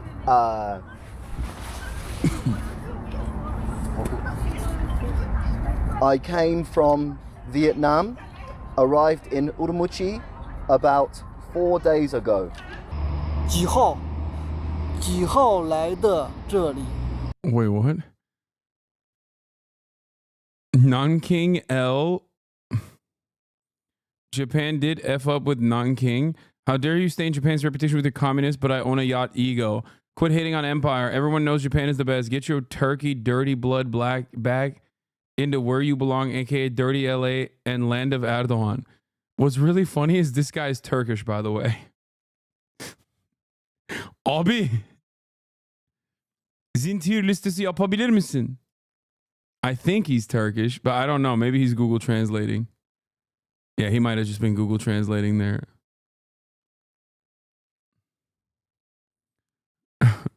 LA, the land of Erdogan. I'm going to unban him. He's not being serious. He said LA, dirty LA, aka land of Erdogan. I don't think he's being serious.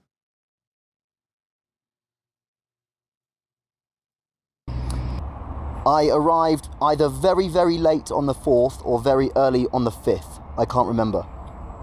Thank you so much. Goodbye. Thank you. Bye-bye. Thank you. I just don't understand cop interactions like this. It just like freaks me out sometimes. When they just like come over, ask you a bunch of cop style questions, and then they just leave. Like, that's weird. He should be detained. Detain this man immediately. What's happening? He should be detained physically and forcibly and then also charged with resisting arrest.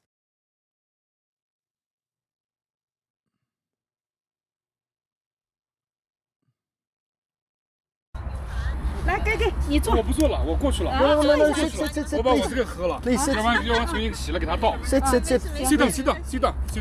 谢谢。给你坐一下嘛，你坐，姐，你坐。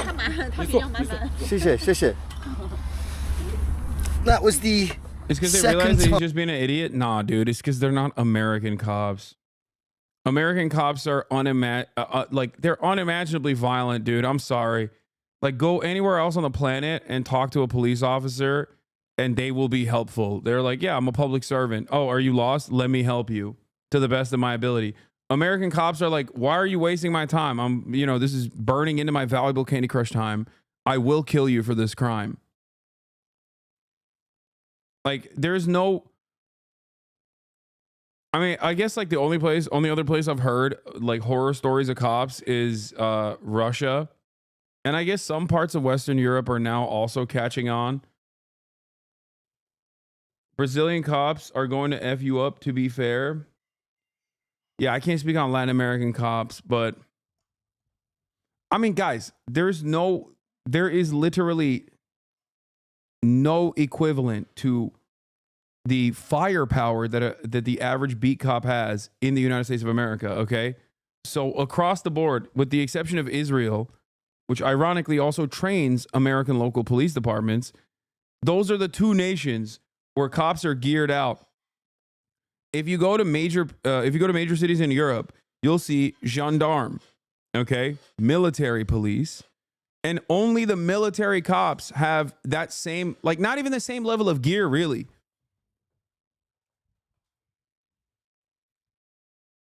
Like, military cops in major cities in Europe are not as geared up as American cops are. Like the average beat cop in like an Indiana suburb, you know what I mean? There's no real equivalent. Russian cops have IFVs in shit, and they have used it for counterterrorism. French cops, haven't you seen Lahain? Yeah, French cops are. That's why I said like Western European cops are not the best either. But I've been stopped by the police today, and they were very lovely. Why do the police often stop the foreigners? 因为新疆是特殊，少数民族特别多。现在的治安好了，外国友人特别少，登记外国人也是保护你们外国人。他们来登记，你也不要害怕，没什么事儿，因为我是这个房车营地的负责人。外国人特别少，如果我这边不汇报你出了什么事，就 Don't be afraid that there is nothing wrong with you when they come to register, because I'm in charge of this RV camp. There are very few foreigners. If I don't report that something happened to you, it will become an international problem. So as the person in charge here, our local... That makes sense, by the way. Like, they don't want... That's... As someone in the chat said this was earlier, like, they track and you register everywhere you go as a tourist, especially as a Western tourist, specifically because they don't, they want to make sure that if something happens to you, it's not the government's fault. That would be a major crisis, dude. British man murdered in Xinjiang.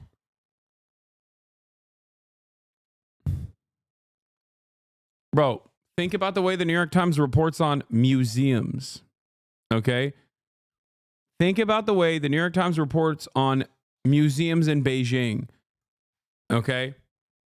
If they're reporting on museums like that, they're gonna make endless propaganda off of I'm sorry, but you don't understand Chinese culture at all. I mean, I don't, even though I do have Chinese relatives. You're literally spewing Chinese propaganda. Oh, maybe that's because that's why I don't understand Chinese culture, because I'm spewing Chinese propaganda because I said they're like a normal country. You got it. I mean, I do have Chinese relatives, but you're right. I should have said that the Chinese are a hive mind, and they're reporting everything that he's doing because he's a white boy with swag, and they want to capture that swag. They want to actually arrest him for the crimes of Huawei.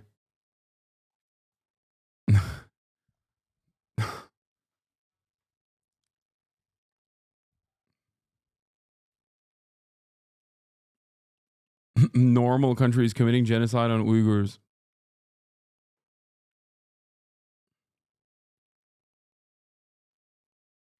I know.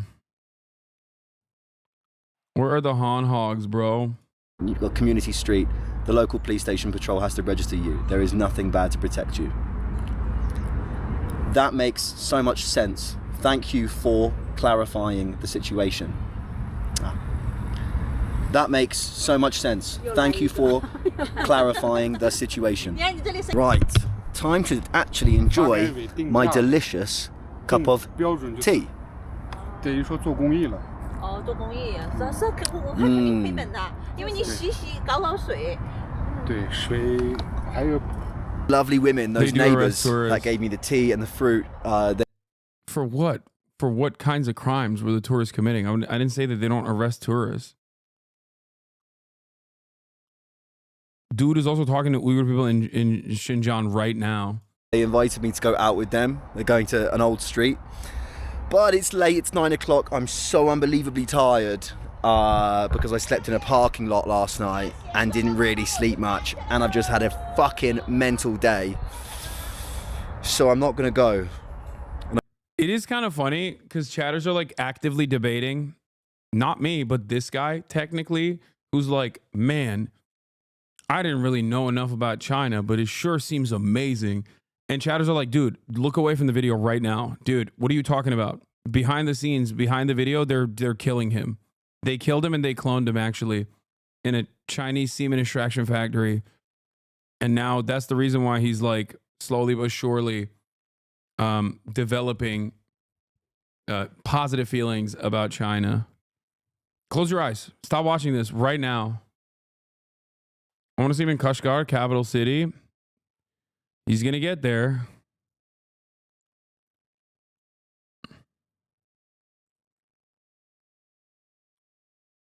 What is this?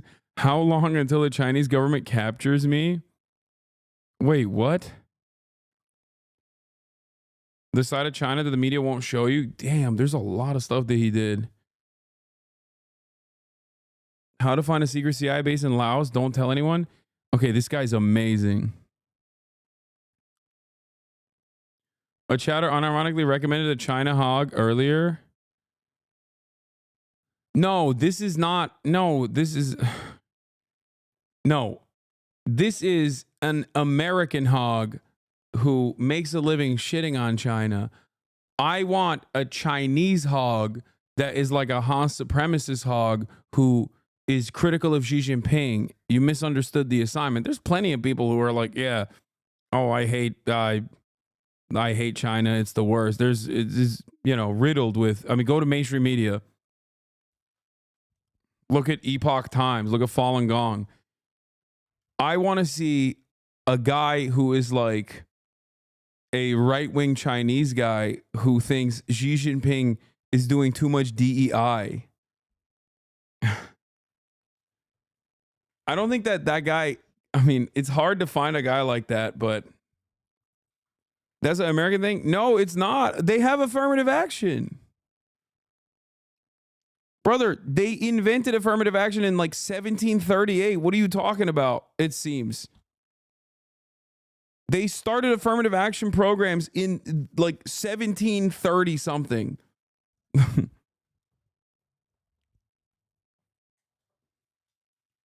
And considering how vast it is, considering how large it is, China, I mean, and considering how many ethnic minorities exist, inside of its national boundaries in autonomous regions, it seems like they've continuously tried to engage in whatever they can in terms of affirmative action. So I suspect that there's got to be like Chinese hogs that get mad at that, where they're like, why are they giving so many benefits to the Tibetan? Like, I remember my grandfather, my father had issues with the one child policy. You know what I mean? Like, they didn't. Them goddamn Uyghurs were breeding like rabbits out there in Xinjiang when I didn't have no siblings. You know what I mean? Why are they building a dam in Tibet? They should be building a dam here in Beijing.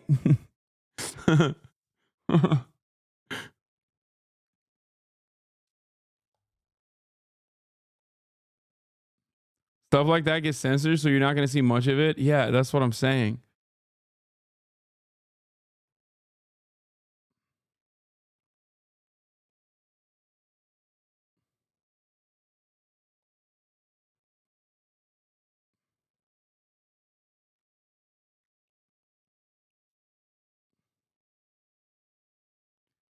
You probably love to talk to my dad. He talks to me about how the CCP is shipping in African workers and giving them affirmative action. Wait, is your dad Chinese? I feel like a lot of the problem is a lot of the people that have attitudes like that are oftentimes like Chinese people living in America, where they still have like a lot of national pride in China, but they also have like weird American tendencies. Like that right there seems just like a American hog. You know what I mean?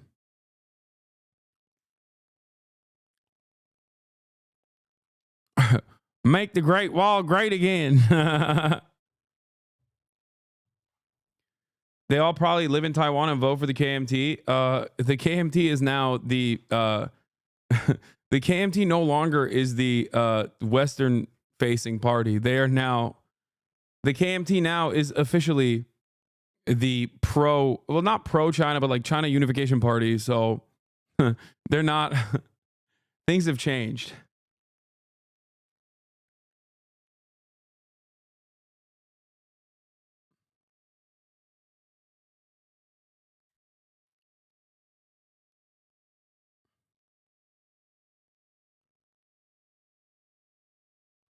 I just directed that Fox 11 interview. Good job.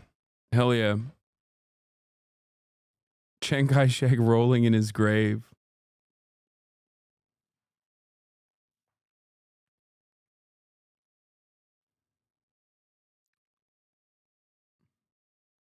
That chatter said yes, their dad is Chinese, but living in America, I assume.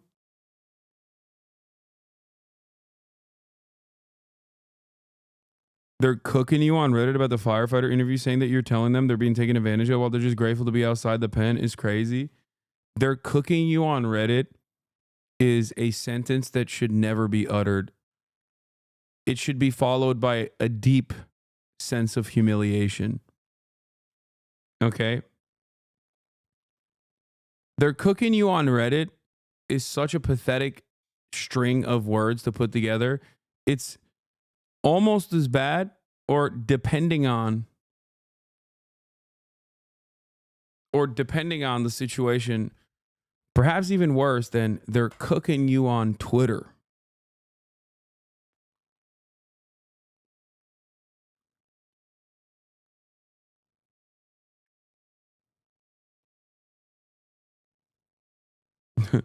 Bro, they hate you in the Weimar Republic. Bro, I was on 4chan. They're cooking you over there, dude. They hate your ass on 4chan. Make no mistake. For thousands of years. All right, I'm getting tired. I'm going to end it here, chat. Yeah, it's like that one chatter that said, in Russia, you are an abomination. They're calling you a what did they say?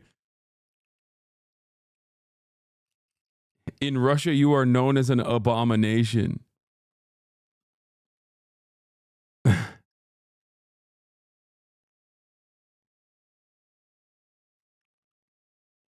right. Cooking you already killed the good vibes? No, not at all. Don't get mad at that guy. Yo, they call me a gay banderite. Exactly. Anyway, everybody, from everyone's favorite gay banderite,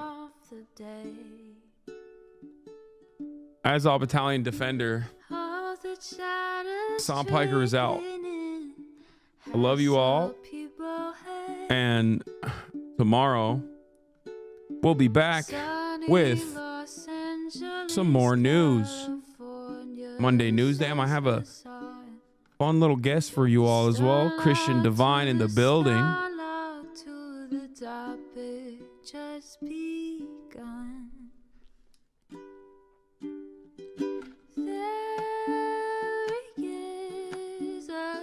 Peace. Hasan is streaming.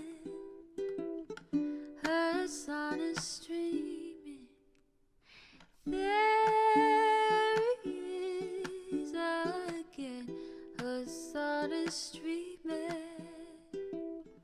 Hasan is streaming.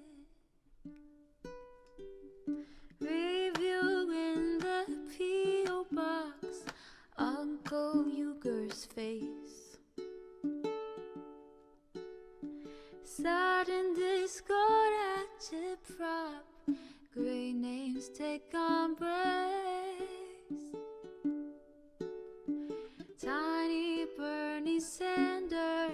LGBTQ Air Force. The whole left at your fingertips, on at your door. H3 crowded debate, the Young Turks online show. 3 full fucking years of this, plenty more to go. 90-day fiance talks of champagne bourgeoisie. A Trump rally live reaction, a mass riot at DC. There he is again, Hasan is streaming. Hasan is streaming. There he is again, Hasan is streaming. Hasan is streaming. Reading a live stream, fair comments, Austin show chat advice, and all the ways the right-wing pipeline can suck you in online. JCS react, Lord frame gets broken, cover blown.